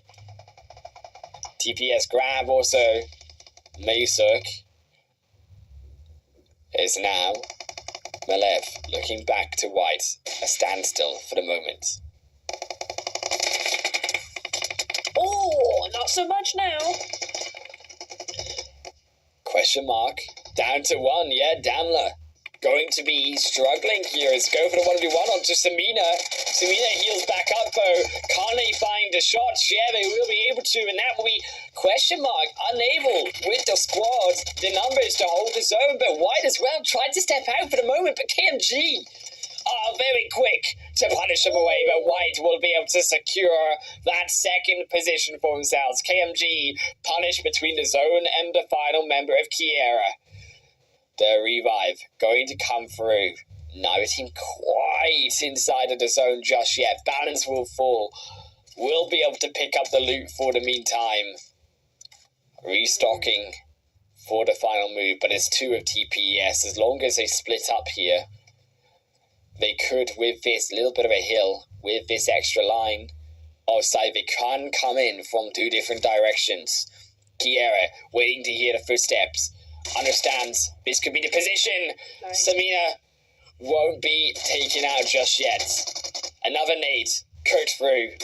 They have the smokes as well. Done. Kiera wants to make it slow. They have the utility. They want to cook it up again. Footsteps. Quiet from the off angle. Smoking from the side. Utilizing the rest of this smoke nade utility that they have. Samina stepping back up. 1 smoke left for them as well, but I don't think they want to use it. They need to keep this head line of sight. Another nade chucked onto Samina. Potentially here, that will be the last of their utility. Kiera moving in. The bird is there enough, and that will be the Molotov. That's crucial. But I see the damage ticks. Kiera still waiting for the last opportunity, holding on to the edge of the White. The second player still alive here. Cupcake is just such a problem. Samina healed up. I think Kiera might just have missed their moment. It was difficult, but it wasn't to be. As TPS will be able to secure this chicken dinner and continue their reign, surely at the top of this leaderboard. Yeah, that was really a really smart play coming in from TPES. I thought Kira probably had it in the bag there. She could have still done that 1v2, but as soon as TPES kind of split up, one last bit of cover in that open ground and 1 to push, it was over. It was done. I think Kira did a really good job there, but TPES just outplayed and used their players in a way that was going to make it possible for Kira to get that win from them. So very well done. They came in determined after that second place. I saw in chat Lisa and everybody were just saying, yeah, we're just going to win the next one, then that's what we're going to have to do, and they did it. They stood up to the plate, so well done them. You look, TPS definitely looking like one of the big contenders, definitely looking like they can make it into phase 3 so far from what we've seen, and I think also from what we've seen too, in terms of our first couple of days we got to watch TPS. They were one of these teams that I think we were looking especially into that final game. They just missed out on getting into phase 3, want for sure this opportunity back for themselves to continue in this tournament. And 13 points to go about it. It was a quiet game, as we said, in terms of eliminations for them. Their placement points really helping them here continue. Absolutely, yeah. I think that's the fewest amount of eliminations we've seen for a win so far in this tournament. So yeah, a very interesting win coming in from TPAS. But I tell you what, a win is a win. We're not going to take that away from them. Wolf, the healing. That's a lot of healing. Yeah, that's a lot of, like we said, 8,000 was a lot.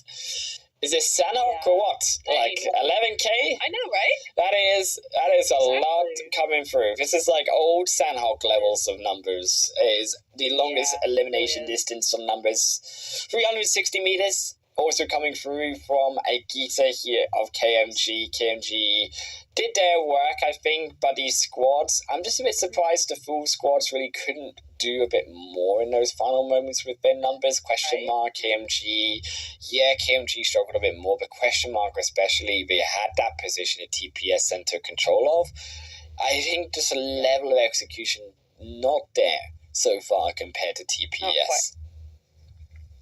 Yeah, just a little bit. I think TPES in some ways had a easier time and a harder time. They had an easier time in that they had a compound to hold for a lot of that game, but on the other side, that run down into the south, down south from the north rather, is all very open. So whereas the southern teams had ridges to kind of use and continue their push into the new zones, I think TPS had quite a long run in the open there. So yeah, it was difficult, but KMG actually coming in despite that loss of the win, perhaps 10 eliminations coming in here. I did notice that Wolf, where we saw a lot of these teams actually have some really big points despite going out they would have liked. I mean, you've got Bonfire went out super early, but they still had 6 eliminations, so those points still keep on going. Yes, Slytherin as well, able to get 6 eliminations there, 3 placement points too. So still a fair amount of points going towards teams across the board. Only Wild Pixies and Women Moment to not get points.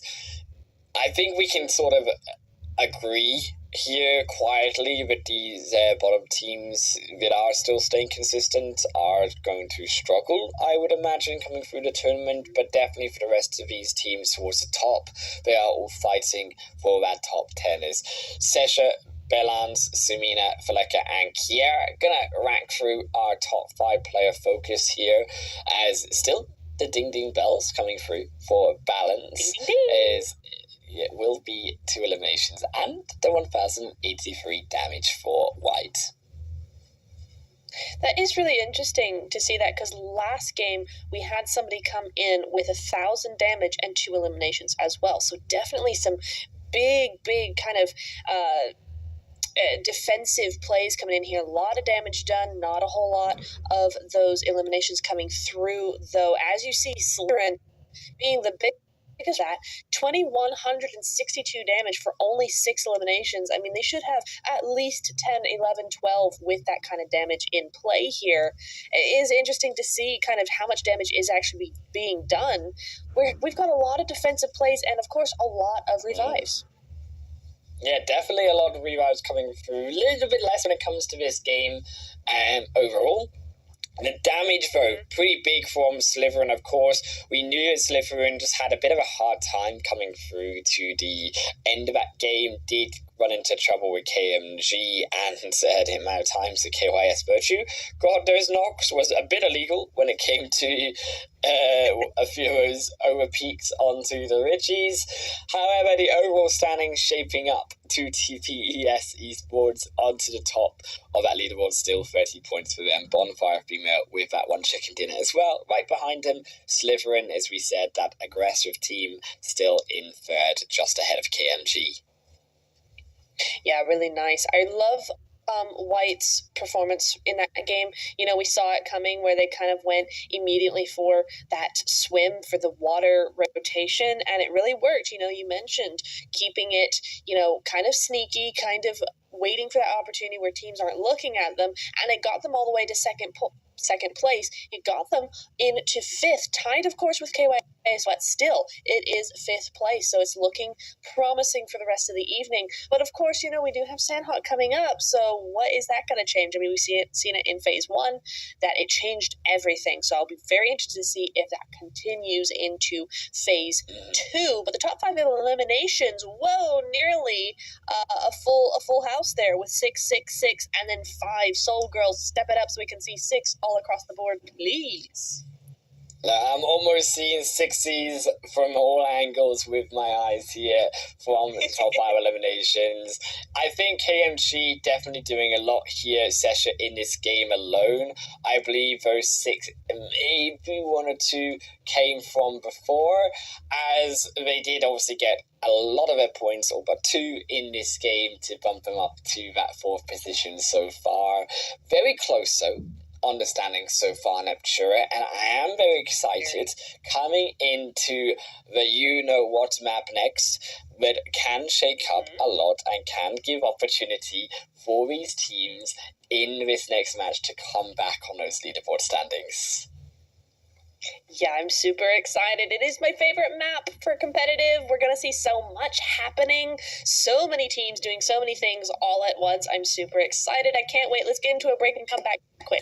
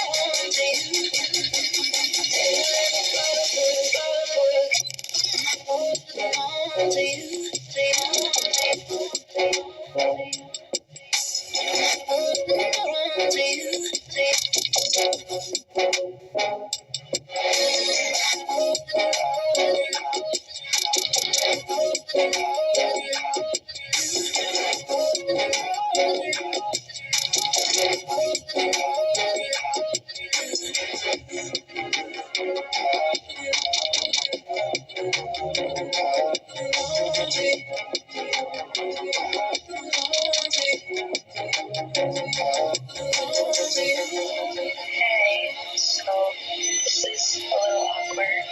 Things haven't been really working out well between us, and I think it's time for both of us to kind of just move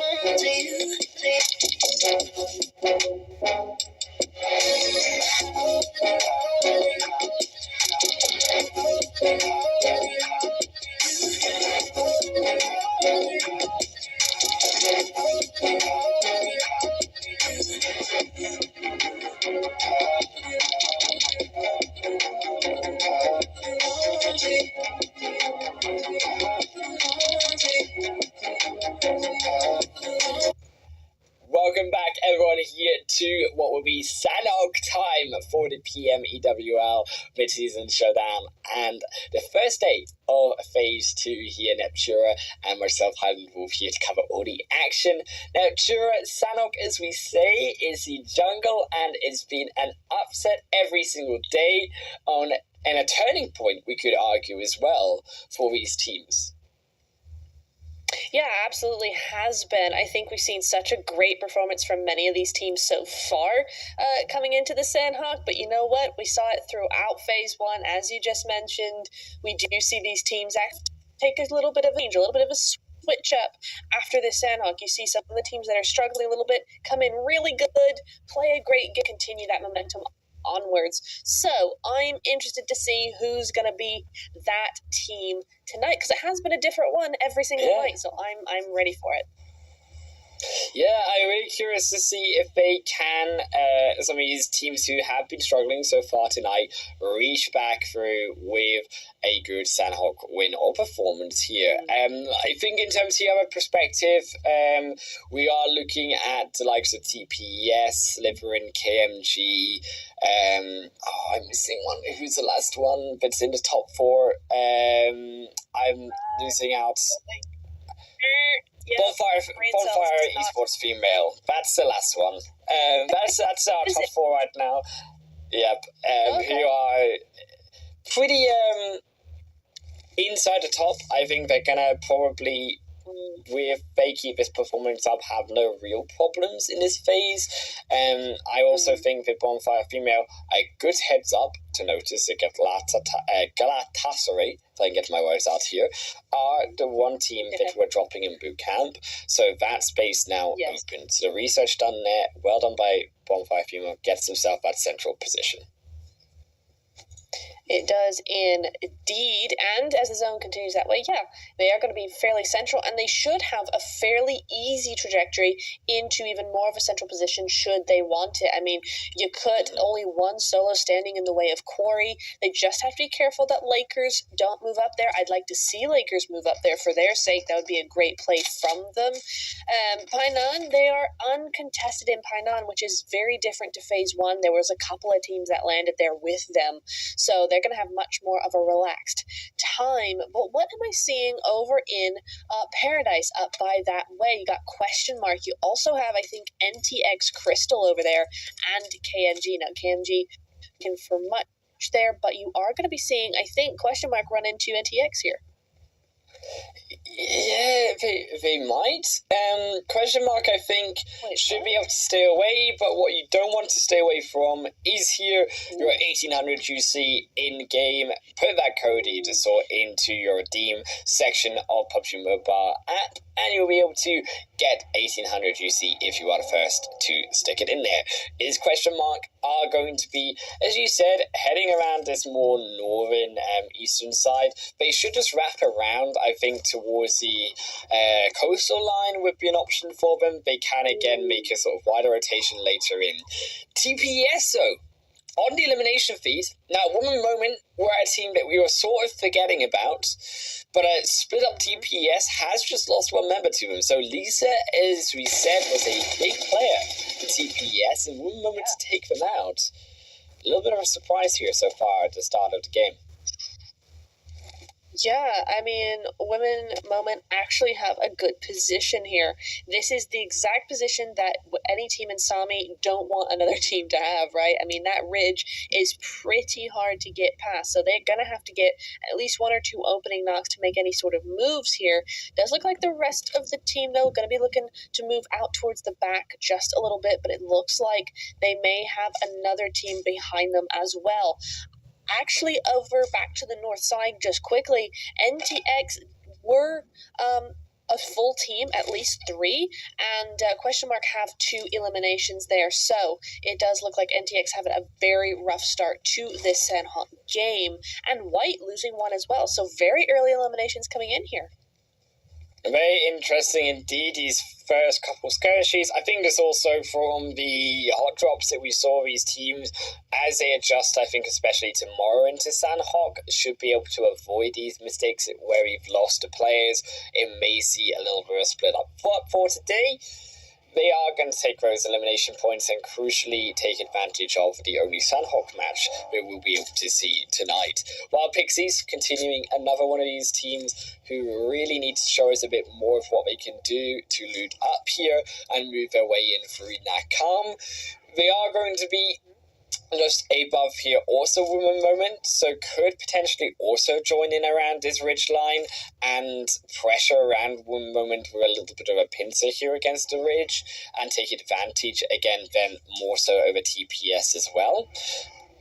I'm not sure I will see that. They have been a bit of a passive team, however. They have been a little bit. We did see something they kind of seemed a little bit unsure of where to go in that Miramar. So we did see a lot of them, but not a lot of that converting onto points. But you could definitely see something come in here. I would like to see them try and make some sandwich. That would be some forward plays there. That would be a little bit of proactive thinking as well. You are seeing some really nice angles coming in from Women Moment, though. That's quite nice to see. It's a good step up from the previous two games as well. So we'll have to see how that moves forward. I'm trying to figure out where KYS Virtue are at the moment, because we do see a couple of their players have damage. The same for DLR, those $1 Million Babies. They really need these points. But, what was that from Cupquake? Having an angle, I don't even know where she got that from. Yeah, Podcages, I think, taking also a bit too long there to punish TPS getting outside of that compound. They had the eye line, they were waiting for him to maybe come a little bit further around, and instead TPS, they use a back member to be able to punish Poke for standing up for so long in visible distance.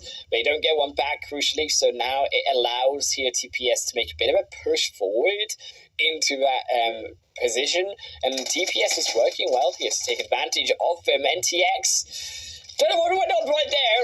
Kira, a bit of a door fight as Crystal will jump round, will be able to get taken out though as they don't turn around and White pins them away. NTX tried their best, but will fall down in the last position. A good effort from them, and unfortunately for White, they wanted to back up that second place with a better game, but you know what, down to 2, still possible. They were down to 2 when they had their second place in the last game, but unfortunately for Women Moment, they've made a fatal mistake in switching. It's what we saw from Slytherin at day 1. Slytherin and Bonfire, I think it was actually, they had that same mistake of switching places. Now it is Women Moment down in the low ground. TPES going to have this ridge line. They've just switched places completely, and I think Women Moment know what danger they're in, because they were just putting that same pressure onto TPES. Yeah, TPS Esports here, Soul Girl, going to be moving forward, and they will have to switch over. Is question mark going to also be in their leading phase here too, coming off of a little bit of a movement round from them as well. You can see about pmsl Destiny also making their moves into the stage 1 zone. As we do sort of talk about that zone moving forward, it was overall a bit of a mainland zone, so I expect these teams to be looking again, as you mentioned, around that bootcamp area, but especially at those sort of compounds that we could see just below bootcamp that usually go from bootcamp hillside then into on these more central zones afterwards. Could start to see teams formulate around there. Also, I think for those teams on the northwestern and the southwestern islands, making those wider rotations down towards the more southern end towards Cave actually could be an option for those southwest island teams, and for the north, respectively up again towards kind of the likes of Paradise Resort. Even a rotation could work as well for those teams that we saw at the beginning, right up towards that Norfolk coastline. Yeah, absolutely. Sandhawk, I think we see more rotations on Sandhawk than any other map, so most definitely a play to consider. PNCR sneaking up onto question mark, though. They've kind of come together around the boot camp area, as I don't see KMG anywhere near here, but they are there, so they're still in boot camp. But we do see the zone has in fact switched over. We have a new zone, we're just not seeing it quite yet. But question mark, I don't know that they know that they're there yet. I'm not sure if they know that PNCR are looking down on them. If they don't, that could get bad pretty quickly. But Wild Pixies and TPES now, where do Wild Pixies come from? Yeah, Wild Pixies also, we said we wanted a bit more to come through from them. I'm hoping that we can see something from them. It is just going to be a 1-for-1 trade just now. Cupquake for Nirvana. They are both going to be able to revive themselves up. A few of the TPS smoke shoes. TPS also in a bit of a worse position here, I would argue. However, Wild Pixies definitely got to prove themselves that in terms of the micro fighting ability, they can outclass TPS. TPS have been definitely the dominant force so far in the 2 games. Definitely expecting TPS to be able to continue this dominance coming through from Sandhawk. However, it has been a bit more contested overall this game so far. It has indeed. Interesting move actually from TPES to actually leave Women Moment behind in some and tried to put that same sort of pressure. So they have decided to move on, but now they've gone into Wild Pixies. Now Wild Pixies have an idea. Oh, just gets it as it goes around the rock there. So that's going to have to put them back a little bit. That was a really nice spray from Skies. But TPES having a really hard game here so far. They keep getting gate kept just a little bit, but as you said, the one is capable of handling it. We shall see how they do that. At the moment, though, not looking good as the play goes down now. Oh, the off also looking pull up as well at the off angle, rightly so. Crucial for Wild Pixies here to reinvent themselves in this tournament as a team that can take down some of the contenders at the top. And there goes Monarchy.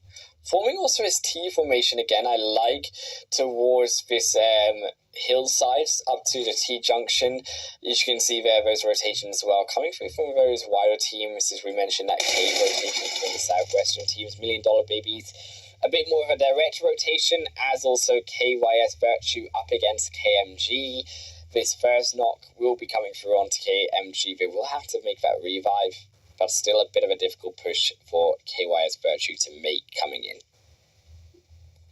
Yeah, definitely. I mean, as much as KMG are on the low ground, they still have those angles. As you can see, Nina's up here just checking out that rock. Clear sight lines through this.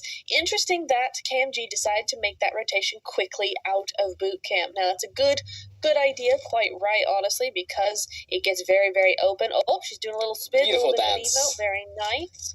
Yeah, it's really nice. Dancing for the camera, love to see it. She's just passing some time because KMG have nothing but time at this point.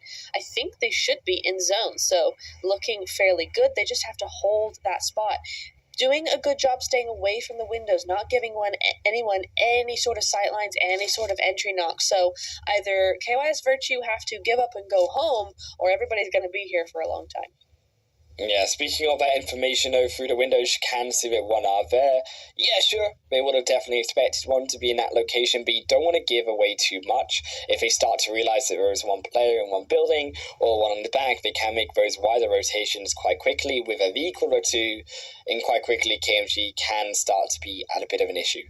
So KYS Virtue will just hold their position. You can see a few more of those players have started actually moving back away from the fight. This is more just now Aquarius keeping an eye on KMG to make sure that they don't do any funny business coming up behind KYS Virtue. So it's just going to be a continuation of the looting phase for now, a disengage off the fight. Wild Pixie continuing through their 2 eliminations that they did garner onto TPS, still alive, by the way, with 1 player, but are going to be struggling.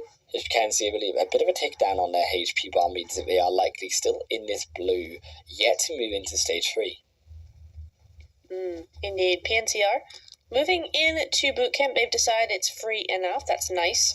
Good to see Slytherin actually taking a knock there as well. I was just really preoccupied with that team who went all into the same vehicle. That just gets me very, very nervous, as it should, to be honest, but we'll see how that turns out.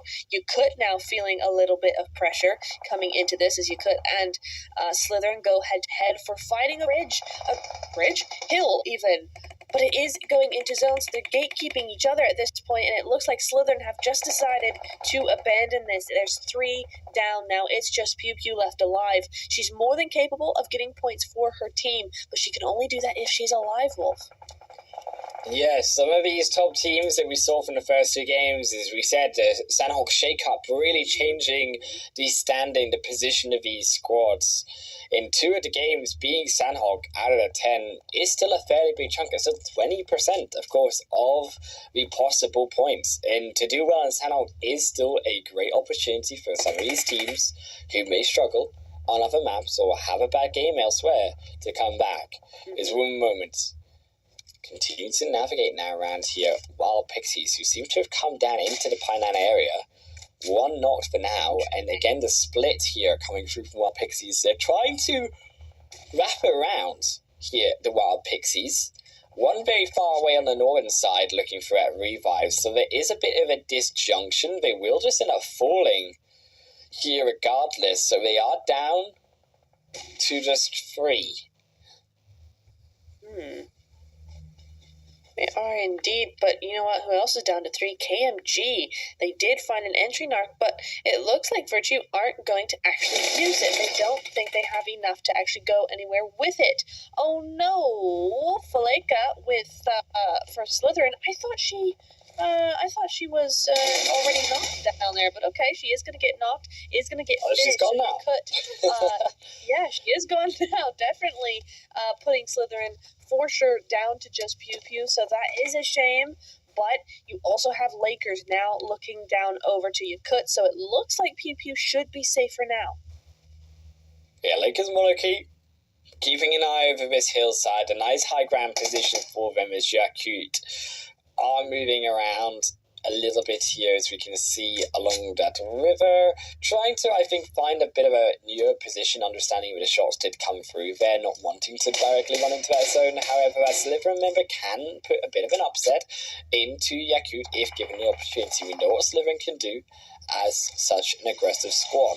KYS Virtue also looking to chase a little bit here onto KMG, moving in further to the zone as they will try to again block out here the rest of KMG from entering into the zone, denying them this ability to come straight in.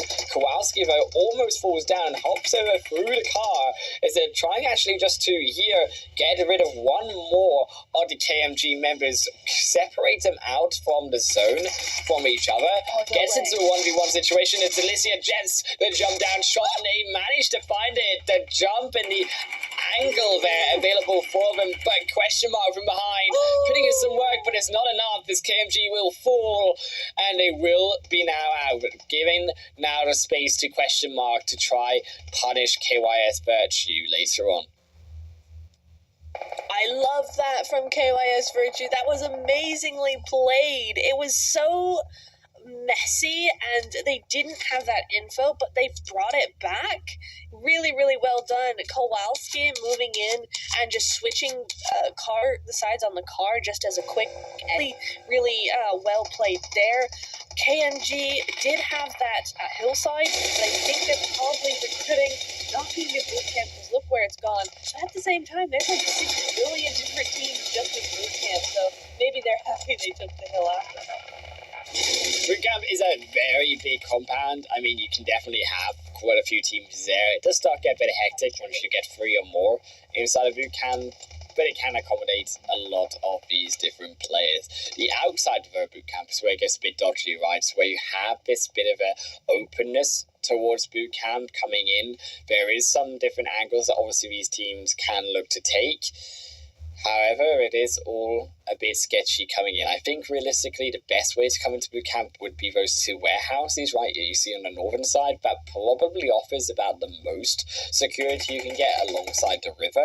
So teams may look to try and make that a bit of a wider rotation. Yeah, it will shift up towards that northern location past boot camp actually. So these areas could be a bit more in play. These ideas more in play for these teams rotating in.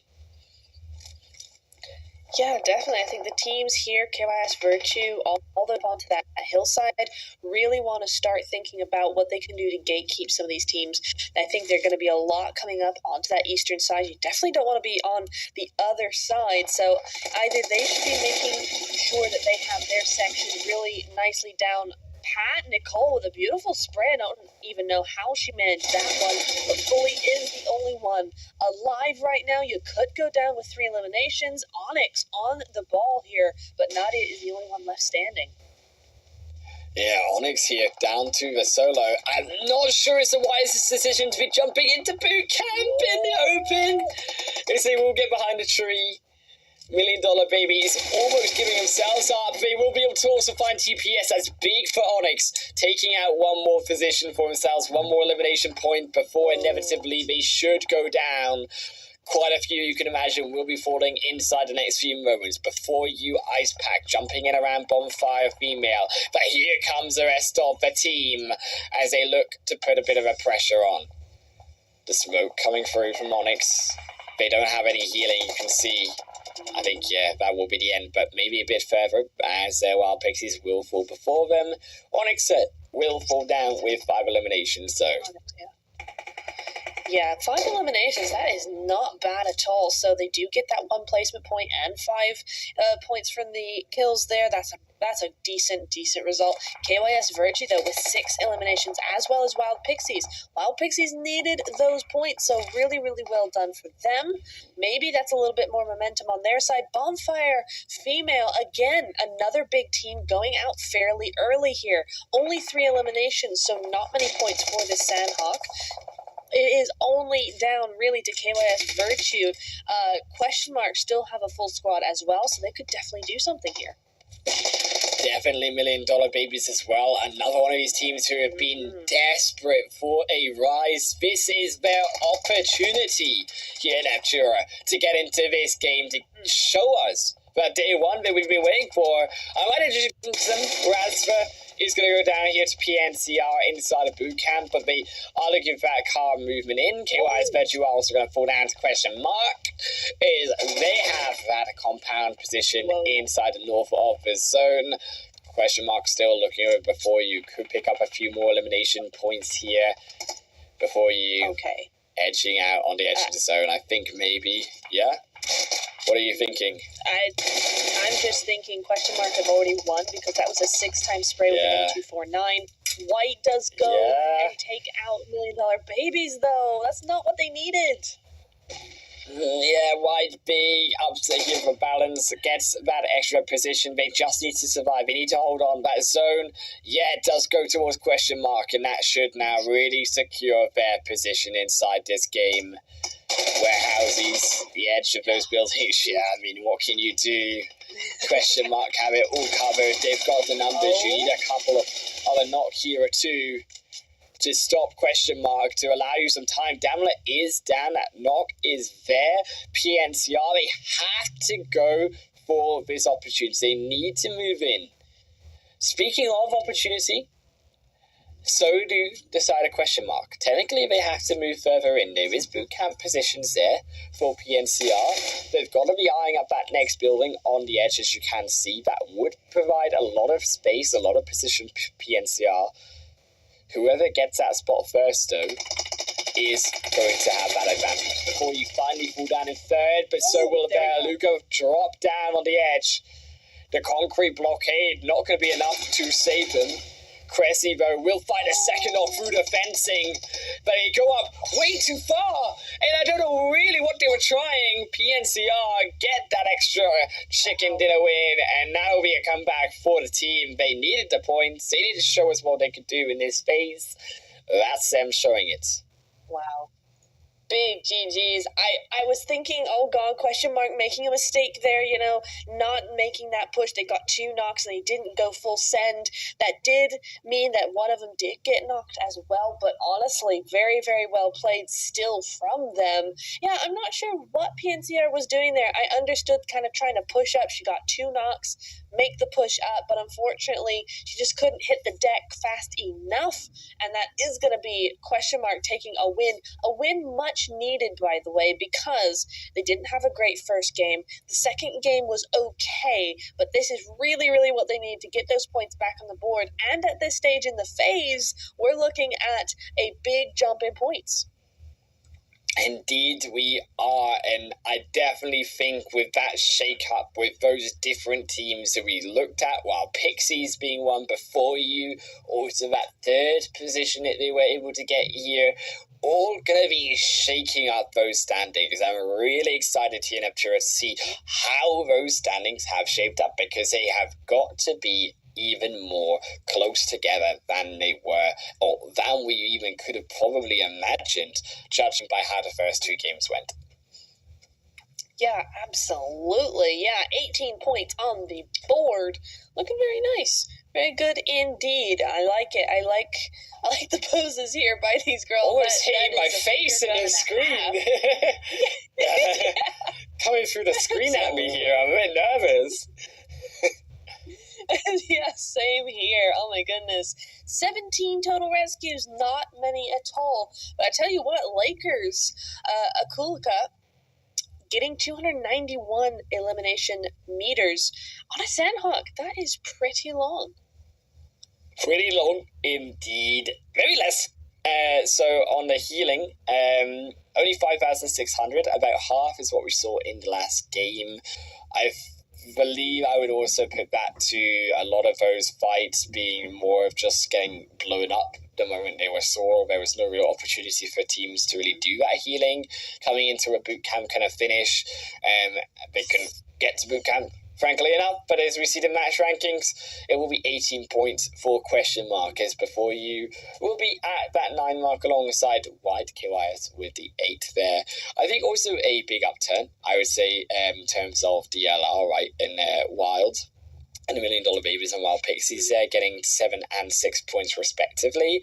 They really both need to show us what they could do, and I think especially impressed with Wild Pixie, because this is really their first, I would say, bigger performance that we've seen so far in the tournament.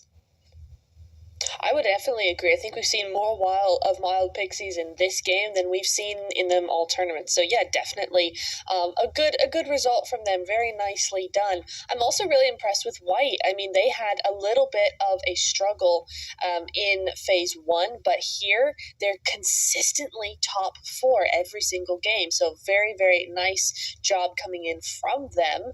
We are seeing not 1,000 damage at the moment, but Kowalski in here at the top with Aquarius in the top 5, interestingly enough.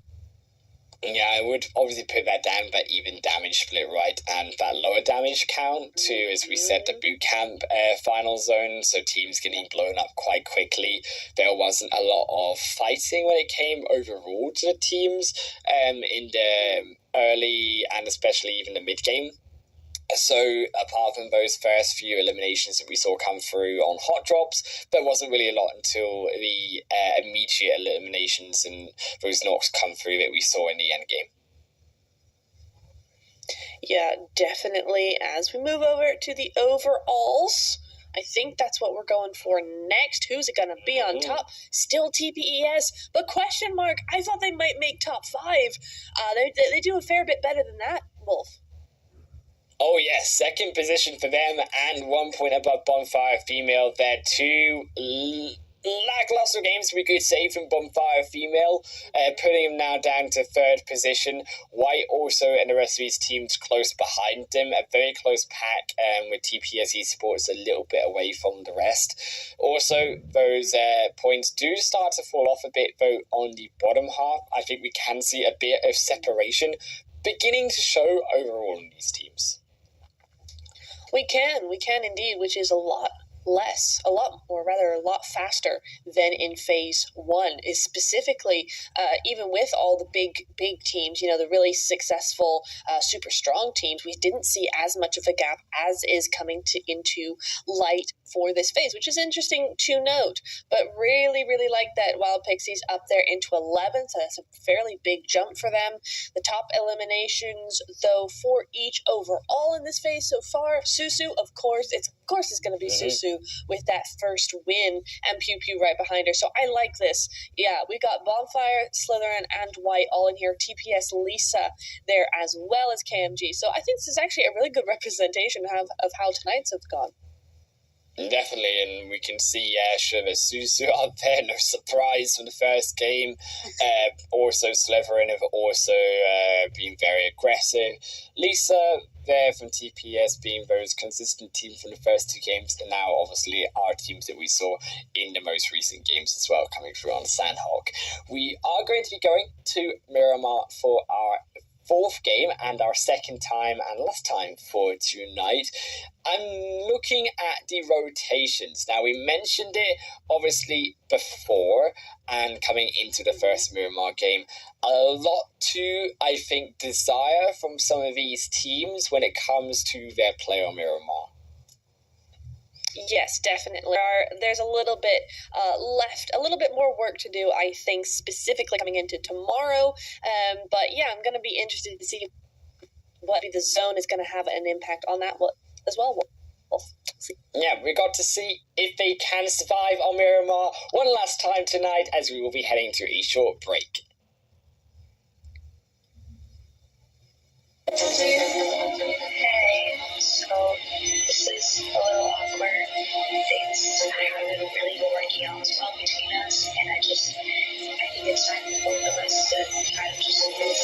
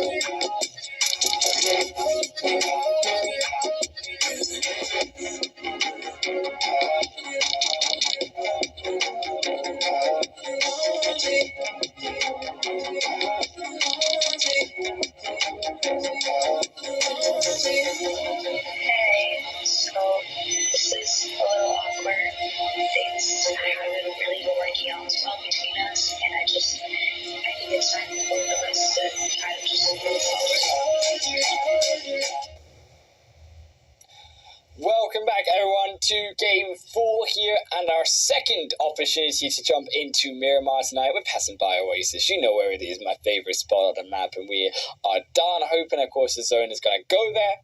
One time in my lifetime of casting here PUBG Mobile, but we're moving down, straight past it, straight down the middle of Miramar for this one.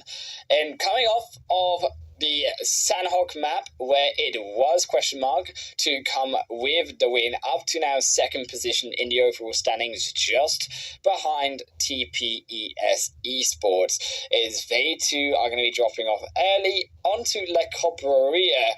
We looked at the second game, where we did have some issues overall with the dropping in the beginning of the game here, Neptura, and also when it came to, I believe, the sort of early to mid-game and the decisions that some of these teams were making.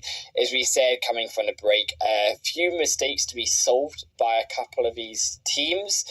When looking at these locations, I think we are a bit more happy with the way that these teams are dropping and taking advantage of, as we said, some of those positions that aren't really taken with those top teams now being not in the play, such as Al-Azhar and Impala. Yeah, I think it is nice that we're seeing a little bit more of a change up, of a switch up coming in here, especially with this zone. We should be seeing Impala and Al-Hazahar being swept up pretty quickly. Oh, the glider. Nice. What? I like the that glider. That is pretty. Yeah, I like that. Nice. I like that. Not glider, parachute. That's the word I'm looking for.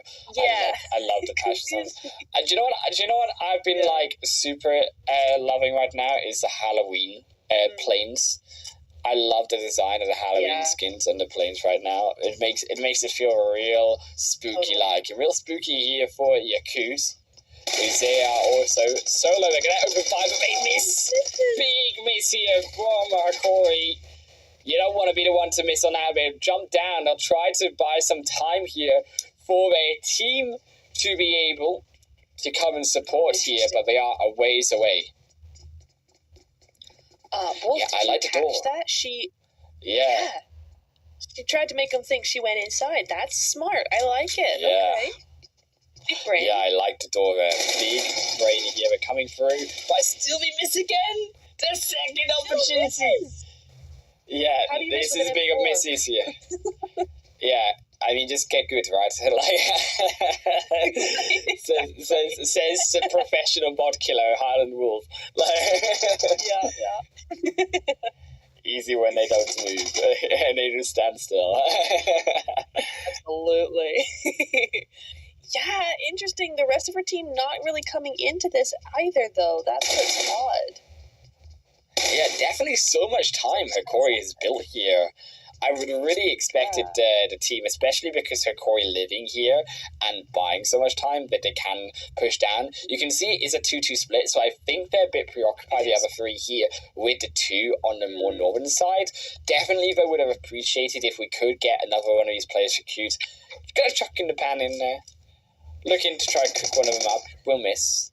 It was a nice try. Imagine if they peeked now and he got headshot by the pan. Yeah. That would have been very funny indeed. Oh, they're trying. You can see they're trying to hope that one of them will peek. Unfortunately, not successful so far. Yeah, this is weird as well, though. Yeah, here we go. Finally, somebody's actually pushing. I would have expected a push to be coming through here. They know it's a 2v1. Oh, no! I mean... Oh, days. I made a mistake there. Yeah. I mean, yeah, cute. They're falling apart at the seams here. They're going to lose one on either end. Nameli is in some sort of safety. I think Nameli, it's time to get on out of there. Your team is very much Jura in this team fight. And yeah, it is a solo endeavor in the desert for Yakuza. It'd be like that sometimes. It do be like that. That is true. It do be like that. And Question Mark aren't complaining at all. You know, they just come off of that win. They've got an early 3 eliminations. They are happy. Or 2 even. It should be 3. It should be 3. We should be they're getting at one. Fruition. There we go. Goodbye. 3 now.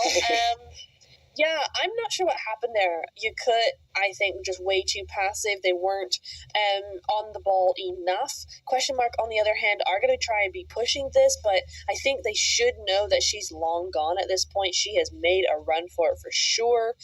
Now she just has to not get caught doing that and let them just kind of scurry around in here for a little bit until their fingers get all pruny. Yeah, I liked also the change, to be fair. If anything, they did work out well, is both these teams changing the locations to accommodate, of course, those changing teams currently playing in today and tomorrow. However, yeah, they get caught on each other. I definitely think that, as you said, you could have been pushing Freeman onto the 2 players of Question Mark. Really could have been much more aggressive to kind of force a move out of Question Mark. If you're going to fall, at least do it with some dignity and try to, I think, fight overall rather than just sort of hover on the edge of do we go or not. Mm-hmm. Yeah, and I think you could solo as well. She had a covering angle and didn't use it. I mean, she either she missed while firing or she didn't fire. I didn't see her actually fire any bullets towards. She just missed. They moved towards the door, and then she was on her screen. She sort of just moved away from the door just a little bit so she couldn't see the door open or didn't hear it, and very quick and very smart movements edging towards the door and then opening and peeking through.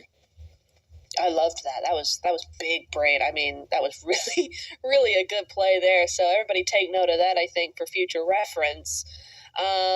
Looking over to Women Moment, we're over in Los Leones. We are a full squad this time, which is nice. But we do see the Lakers over there as well, but there's no real threat at this point in time. Everybody knows how big Los Leones is, so they really can do whatever they want at this point in time. Everybody else, fairly chill. We've got a very slow start to this Miramar for the moment, Wolf. I like it. I'd rather be more chill, and I'd rather be more prepared and sensible. We could use that word around some of the drop locations than being a bit chaotic in the start of Miramar. There's definitely no need. There's plenty of spaces, and you cannot argue that there is not space for yourself with such a central play path going right down the middle. Literally everywhere is a possibility. In this game, yeah, sure, the zone has gone a bit towards more of that eastern end of Miramar. There's still plenty of ways to rotate into this zone. You can see the north, you can come down from water treatment, Crustaval, there's also a line there. You can come behind the mountains and towards the north. If you're looking towards the bottom side, I really like KMG's rotation actually, that they should come up towards Puerto Paisio. We'll have a location on the edge of the zone there, and also have a bit more of a potential to loot further on into this game. So definitely looking at KMG as a very prepared team for the later team fights. Definitely. I'm just keeping my eye on the Lakers. They've done a very aggressive 2-2 split, I think, here. So they've got one side up on those mountains to the north, just above Women Moment, and then, of course, you've got the other two down here. So we do have Women Moment kind of trying to get out of dodge, which I think is fair enough, but they also have a 2-2 split going on right now. So the Lakers could be looking to be very aggressive, starting to get that preemptive movement onto Women Moment at the moment. But we did see someone go down there. I'm not a Wild Pixies, I think it was. Did get knocked to zone for a second there. Yeah, that's quite impressive to be knocked by the first phase zone. Must have been coming in on the later rotation. Yeah, okay, that's why. Yeah, you can see Onyx. So there was a reason why that they were struggling to get out of that zone. Onyx are there, going to be competing against them. Lakers, Monarchy, as you mentioned, they have come together a bit more now. And this final player here is going to be grabbing a vehicle for themselves, which I really like, coming together on the edge of this mountainside, really looking over towards those more open flats and the rotations of possible teams coming in at this point in the game, where those teams are making those first big moves, really makes a lot of sense to me.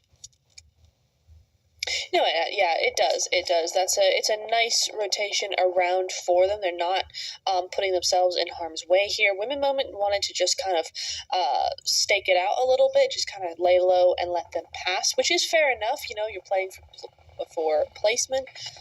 You know you don't have that many points. Lakers have been a little bit on a roll at the moment. Wild, though, do end up keeping all four up, as do Onyx, interestingly enough. So looks like each have used those knocks to actually get out of there, crossing past Monte Nuevo now. The Wild Pixies do have a head start on Onyx, but what is with Onyx and their late fights in zones? Just stop it. Stop yourselves. Yeah, Onyx have been struggling. I think we saw this from Onyx, especially in the second day, right, of their group. They did start to struggle with the rotations coming through and making it into the mid-game. They looked all right, I think, in the beginning, but as teams started to get adjusted and into the tournament, they have fell off a little bit when it comes to the decision making on those mid-game rotation marks. The zone has completely been back towards the La Bendita crater being the dead center.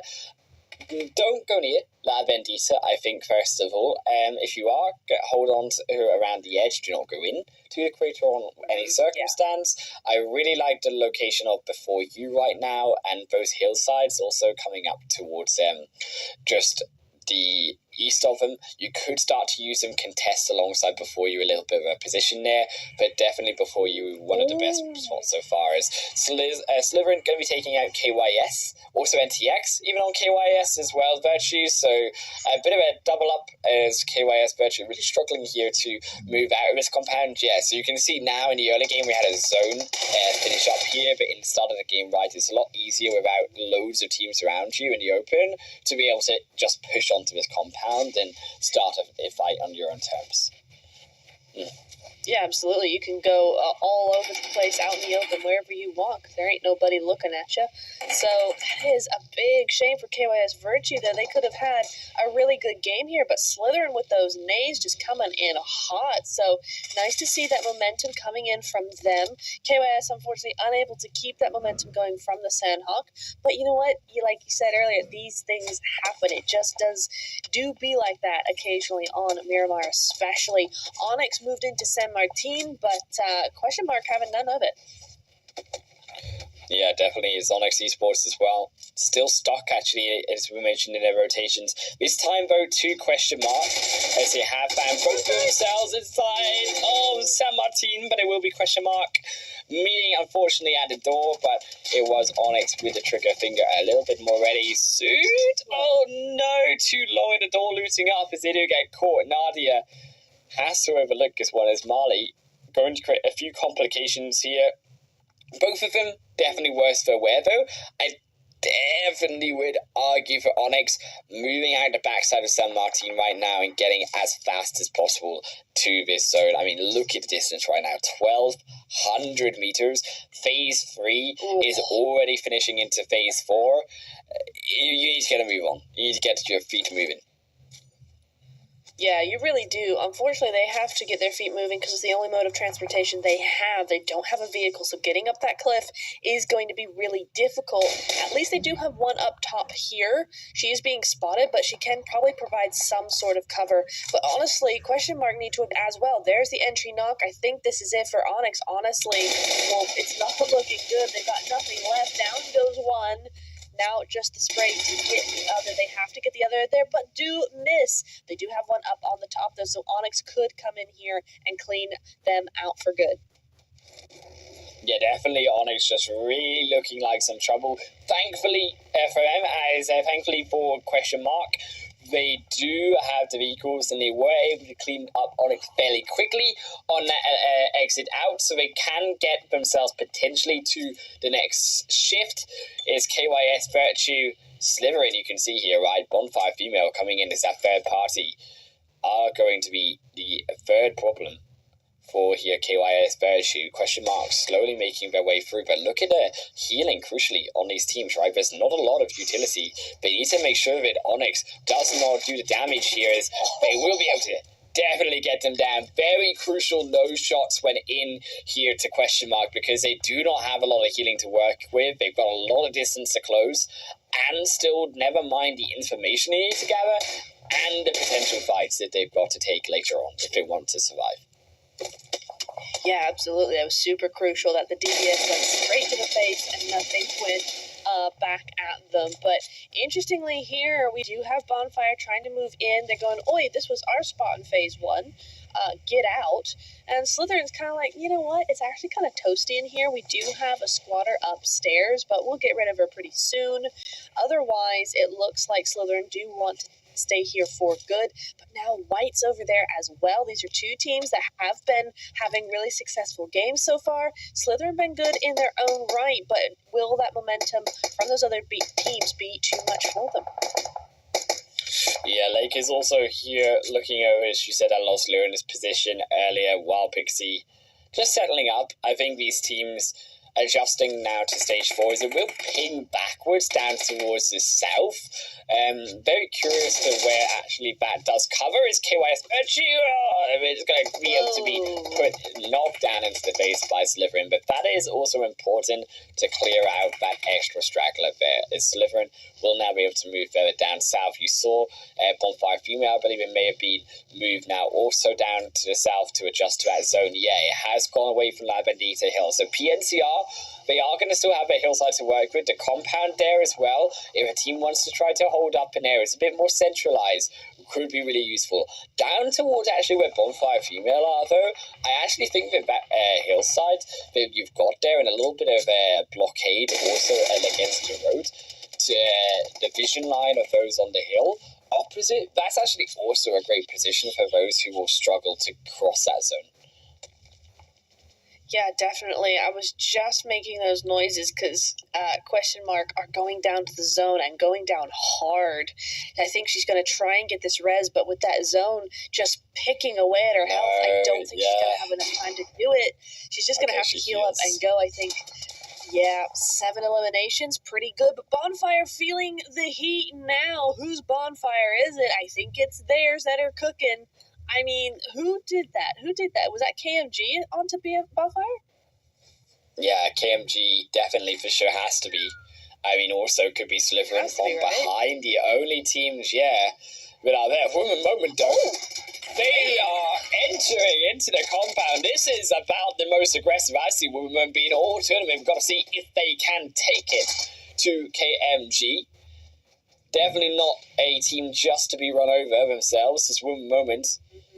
Moving around the compound, I'm really hoping we can see something here from them.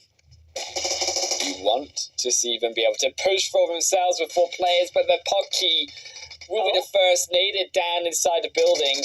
Piper's outside, but trying to find an angle. I think they need to try pushing a bit harder here. Allow Rin to get in as well. They're being a bit too passive. I think they really have allowed. Oh, never mind. It's actually, well, but it's going to get popped. Never mind. Is KMG. That is what you needed. Those extra knocks to come through. I wanted them to be a bit more aggressive because you can see now, KMG, they've allowed the time for them to set up, right? And they're going to get all 4 players, I believe, back up here. So, yeah, it was a lovely push to begin with. His Bonfire female also will fall down to question mark. It'll be wild Pixies to take that elimination up, though. They'll take the point. Meanwhile, a fully back set up and rejuvenated KMG is waiting as question mark will fall down. They will indeed, but again, 7 points on the board, not half shabby at all there. Yeah, this is really frustrating from Women Moment. They've had this was a really bold push. I liked the push, but they just didn't follow through. They got there and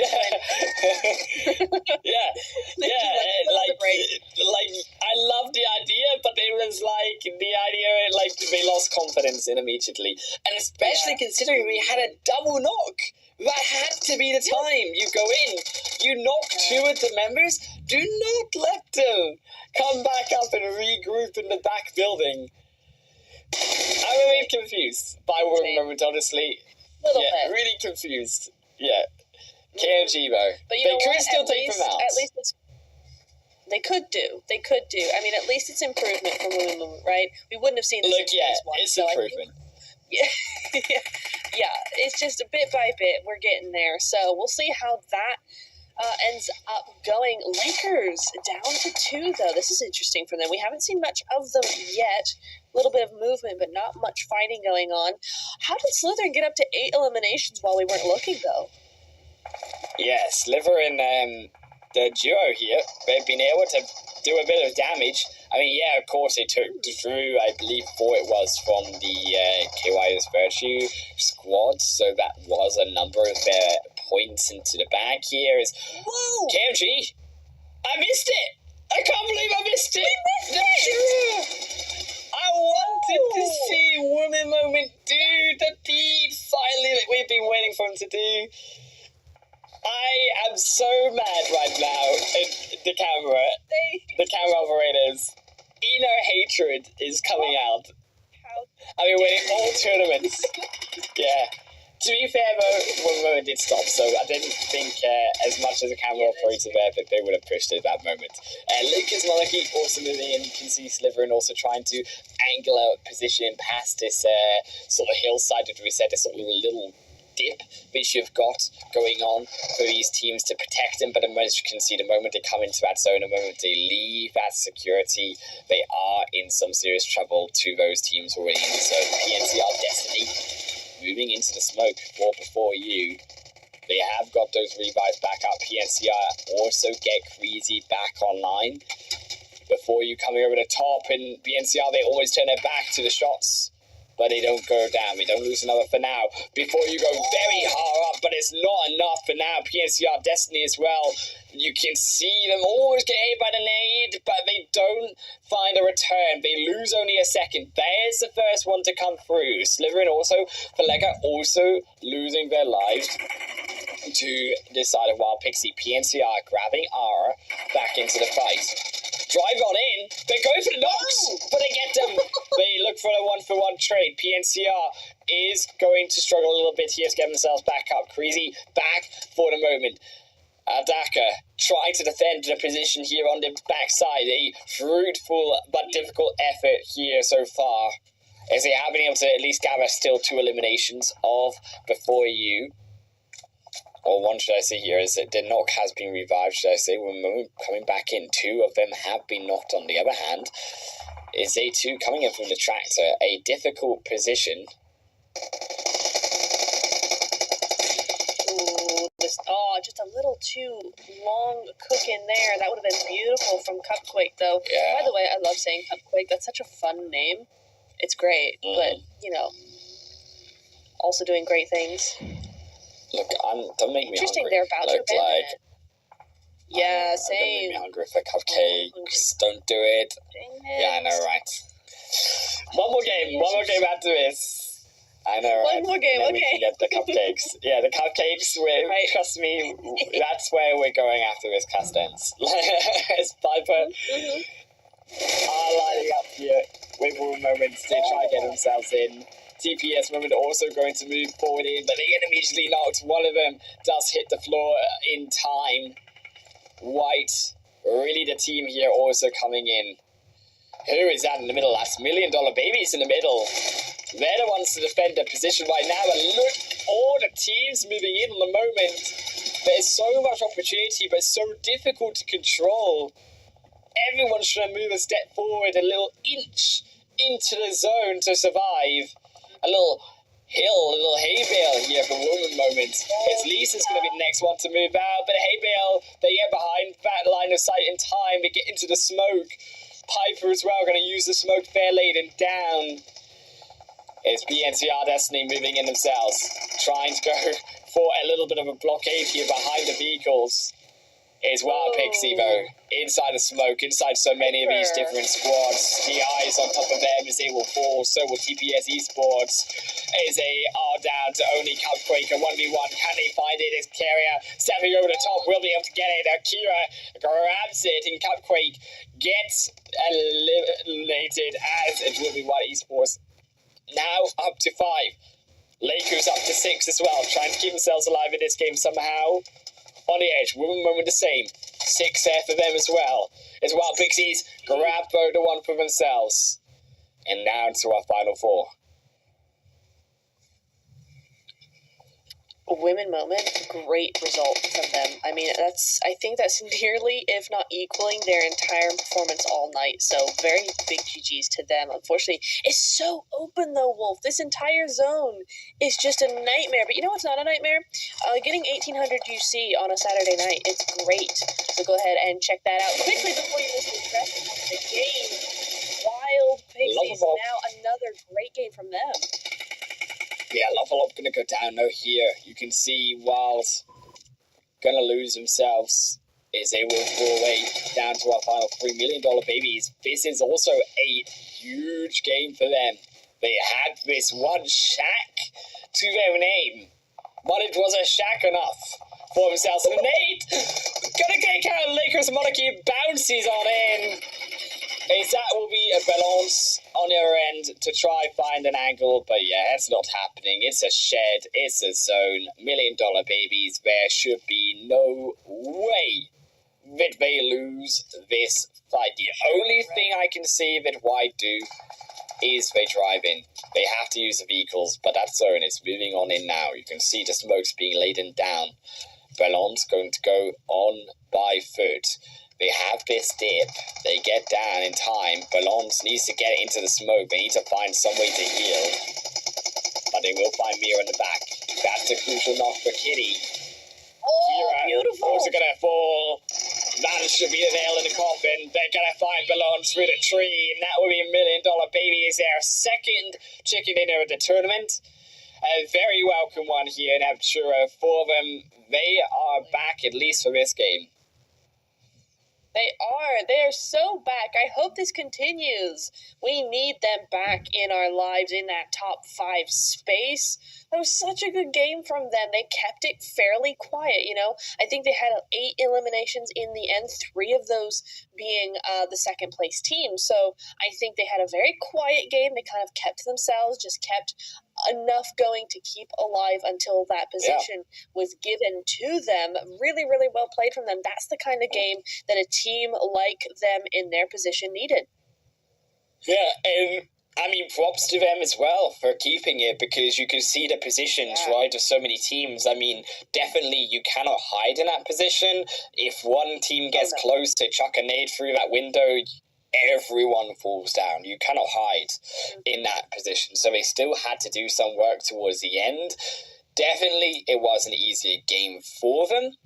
I also want to give credit, though, to Women Moment in that game. I think when push came to shove, they were able to succeed and they were able to get those points. But for now, if we can see $1 Million Babies on our screen, so I will give some more props to them, because 18 points total in this game is definitely what they needed to get themselves back into this game and into this tournament, because they were just sort of falling away a little bit. They were one of the teams where we kind of said, there's starting to be a bit of a gap coming in here. We've only had 3 games, but still there is a gap forming. And the $1 Million Babies have bridged that gap. Most definitely. I would not be surprised to see them in the top 10 the way that the points have been splitting up amongst the teams. I would like to see that for them, for their sakes, honestly, because it's just been a big upset for them so far, I think. But, what is with Miramar and this healing? Because this is the second Miramar now we've seen over 10k healing. What is going on? I mean, okay, yeah, there were definitely some healings coming through, for sure. I think that zone definitely had a big effect on it. The longest distance coming through from there as well, 339 meters, pretty decent through from them as well. The $1 Million Babies, though, they get their 18 points, White as well. I think they've been pretty consistent so far on Miramar, at least these last 2 games. When it came to their performances, a second, another second for them. They just need to finish it off, but Laker is also getting 12 points total with those 7 eliminations. And one moment, as we said, right, this was their biggest game so far. And I think, definitely has to be their biggest game of the tournament. It really does have to be, and it's one of those things when Women Moment need to start pushing and shoving, and it's a really good time for all. In fact, they're even top 3 here. I think that's the first time we've seen Piper up here, but gotta give it to Lena 6 here. Ding, ding, ding. Bell of 1,000 damage with 1,005. 6 eliminations coming through here. And just to keep it into perspective here, Lenu and Kitty, both 6 eliminations. The top 5 elimination players overall have 7 and 6, so they have equaled those top 5 in this one game. So really, really good stuff from them. Look at these overalls, though. Yeah, definitely closing up that gap. TPS struggled, I think, in this game. Question mark as well. You saw what happened to them. So that does give way to White there, very close behind. $1 Million Babies straight up to 6 as well with that win. Lakers there too. One moment. Yeah, they're rising in the standings. They'll need another big game alongside Wild Pixie there. I think, too, to be fair for Wild Pixie, did get a fair number of points. You saw them in towards those final moments, so they did get a couple more points inside of now that 10 position, that cusp of elimination where only the top 10 will make it through. The top 5 eliminations, though, belongs, as you mentioned, 8 eliminations straight up there. Nuzix as well, in question mark, in that 3rd position. Lisa knocked down and Susu there to the 4th and 5th positions. They'll need to do more to stay inside of our top 5 next game. They will indeed. Girlies, step it up. You got to do something. You've been dethroned for this game. But, we still got one more. Wolf, we still got one more. There's time for them to get those back. They're not that far behind. Look, we got to see what they can do. The final game of the first day here, Phase 2, a wrangle after a short break.